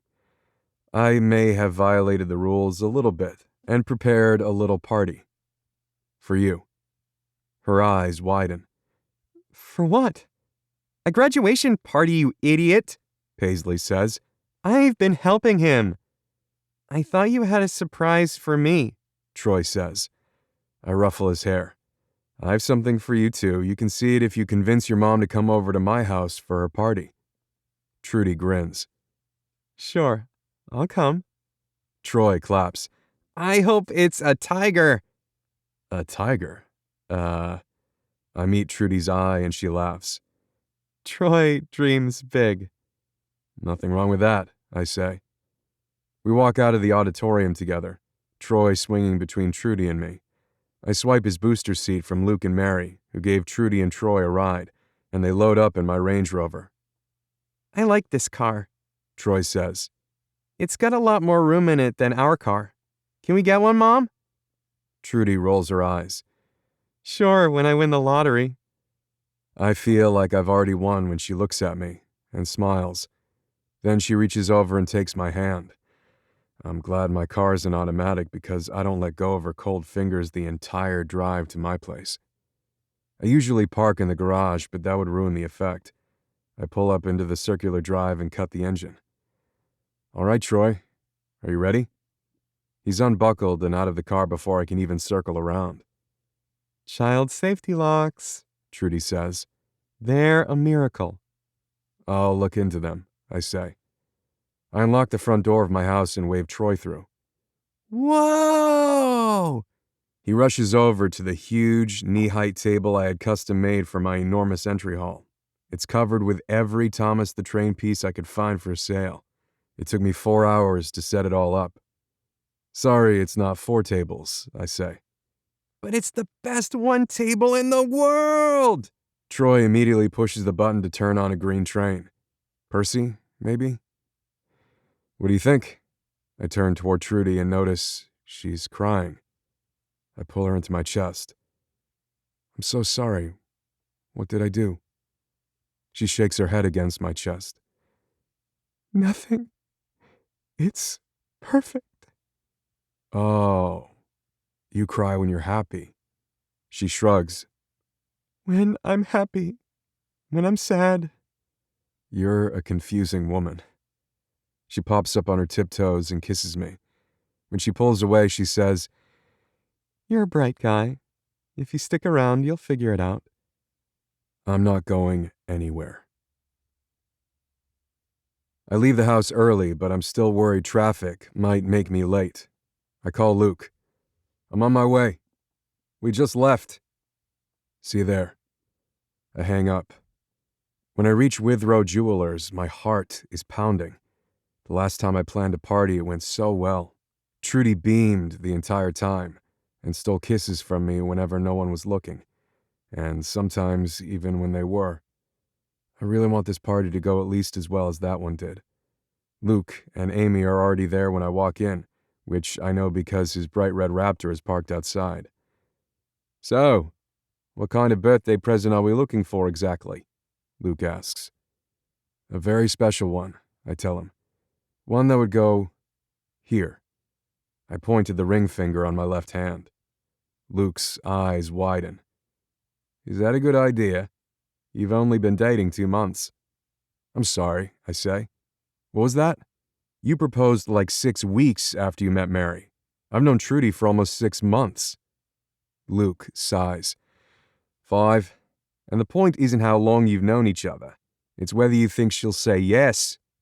Amy cocks her hip. You were super duper scared Mommy was going to turn you down. You told me if she did, I was supposed to let you watch MacGyver and bring you ice cream all night. How do you even remember that? Luke asks. Because I'm a genius, like my parents. Amy taps on the glass. Get this one. I bend over to look at the ring she likes. It's a sapphire heart. It costs $199. I frown. It's on sale. Amy beams. Aunt Trudy loves to find things for cheap. She will like it more once you tell her that. I exhale. Maybe asking for their help was a bad idea. What about this one? Luke points. I walk over to see what he's suggesting. Mary does seem to love her ring, so maybe Luke's got a good feel for this stuff. He's pointing at a huge, round diamond on a platinum band. It's nice, but kind of boring. Trudy isn't boring, she's zesty and unique. The jeweler has been standing quietly and letting us confer, but when I wave at him, he zips over. Yes, sir. How can I help? I want something classic, beautiful, but also different. Personal, maybe a pear-shaped diamond, the biggest you have with sky blue accent stones. Or something a little different, but in a classic setting. I just don't want to cross over into cheesy or gimmicky. The jeweler smiles. What's your price range? I shrug. More than a rock star, less than Arabian prince. He beams. Come to the back with me. Luke nods and shoots me 2 thumbs up. If I'm not back out here in 15 minutes, I joke. Call the cops. Oh, if you aren't back out, the jeweler says, I'll already have called them. Luke laughs and I hear Amy squawking about our joke as I follow the short man with dark glasses into the back. I travel to Belgium twice a year, he says. I just came back last week. While I was there, I saw a diamond so beautiful it took my breath away. I had no idea if I'd ever be able to sell it. I don't have much in the way of rock star clientele. He stops and turns around. I nearly barrel into him. Okay? It's bigger than I usually buy or sell, and it's unique. It's one of a kind. It's a fancy green-blue diamond. Some might call it a sky blue or azure diamond.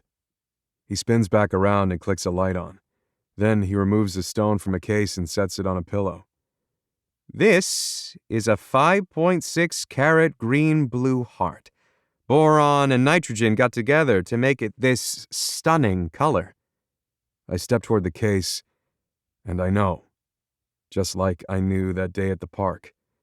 Just like I know every time I see Trudy and don't want her to leave. She's a unique mix of all the elements I need to bring me joy. To make me whole. I want it as a solitaire. How soon can you have it ready? The jeweler names a time and a price. I always negotiate because haggling is an art form I've mastered. But not for this. I simply nod. Trudy's worth any price, and this is perfect for her. Luke and Amy insist on seeing the diamond. Amy grumbles as she follows us out the door. I still think she'd have liked that other one better. It looked way less expensive, too. I chuckle. I may not know much about women yet, but I feel good about taking my own path this time. The jeweler has the ring ready exactly as promised. I pick it up and drive back home in time to meet the caterers. Gio's there, fine-tuning last-minute details. Are you sure you want this many people here? She asks. If I'm wrong about this, she's going to turn me down, and it's going to suck that so many people will see it. That's kind of my point, Gio says. But I don't think I'm wrong. Gio clucks. I admire your guts. She doesn't say she hopes I'm right. She doesn't have to. I make plans to take Trudy out to dinner that night while Paisley watches Troy. Except we're almost to the restaurant when... crap, I say. I forgot my wallet. Trudy pats my arm. I'll pay. Absolutely not, I say. You aren't paying for your birthday dinner. I'll call them and ask them to bump the reservation. I'm pretty hungry, she says. You can pay me back. I knew she'd say that. She's always difficult. Fine. You brought your wallet? She looks down at her tiny purse, the one she always uses when she's wearing her silver heels. She swears, which is ridiculously cute. It's like watching a unicorn fart. I'll call the restaurant. Except I call Luke instead. Yes, this is Paul Manning. I'm hoping you can bump my dinner reservation. I pause. Uh-huh. Well, we hit a little snag, but we're still coming. Pause. Right, sure, 45 minutes should be fine. We drive toward my house in silence. A few blocks from my house, Trudy says, You make my life better, Paul. I'm glad we met. I'm really glad you didn't give up. I pull up in the circular driveway and turn to face her. You make my life better too. And I couldn't have given up. Not from the moment you bent over my desk and found that keylogger. She rolls her eyes. I mean it. I love you, and I don't say that lightly. You're part of my life, like Mary and Luke, like Paisley, like Troy. The ring is burning a hole in my pocket, but I stick to the plan. We're here. I should go get my wallet. Okay. She says. I get out and head inside the house. I wonder how long she'll give me before she comes inside. Everyone is here and they're restless. Paisley and Addie and several of her new friends from work. Pam and her son Benson. Amy and Chase, Luke and Mary. And Nancy Jones brought her 2 kids as well. Gio and Trig came too, and I realized they're holding tiny cymbals. I got something noisy for everyone, Trig says, gesturing around. He's always been super weird. I have a blower thing, Troy says. See? He blows on his kazoo and I cover my ears. Shh, I remind him. Not until she comes inside. When is that going to be? Mary asks. I text Trudy. Winnie made a mess, gonna be a minute. Want to wait inside? The front door opens 20 seconds later, and everyone cheers. Trudy's jaw drops, and she searches the faces for mine. When she finds it, she tilts her head, and I know she's happy. She crosses the room until she's standing in front of me. No dinner then? She puts one hand on her hip. Because I wasn't kidding about being starving. I kiss her then, and everyone cheers. I know you get crabby when you're hungry, so there's definitely food. But first, I need to ask you something. I drop down on one knee and pull the ring box out of my pants pocket. I hold it up, but don't open it. Not yet. Winnie rushes over to try and lick my face and Trudy laughs at me. I shove Winnie away. Not now, dog. I wave around the room with my free hand.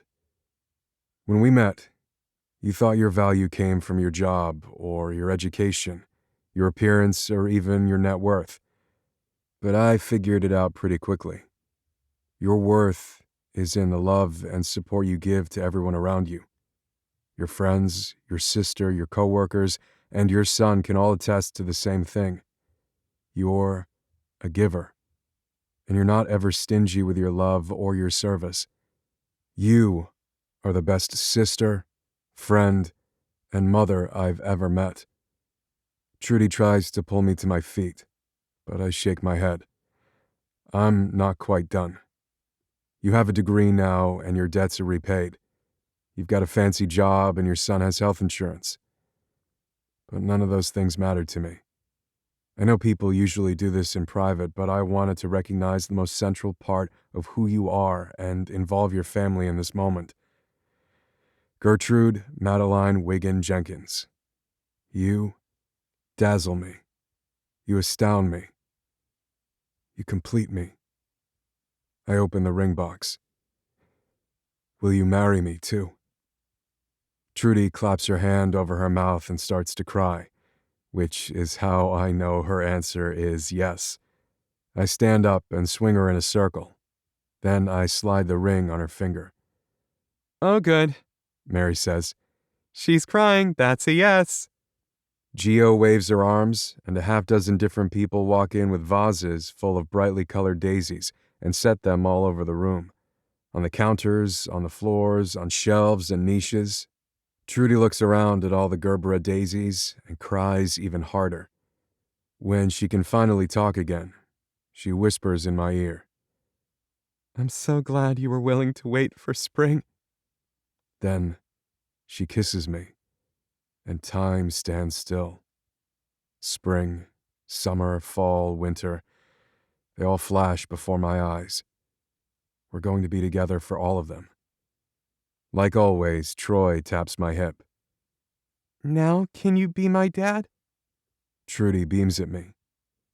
Yes, sweetheart. Now he can. I pick Troy up. When Trudy and I hug him between us, my world, finally, feels entirely complete. Thank you for listening. This has been Finding Spring, the Finding Home series, Book 3. Written by Bridget E. Baker. Narrated by JenniferJill Araya and Connor Crace. Copyright 2019 by Bridget E. Baker. Production copyright 2020 by Bridget E. Baker.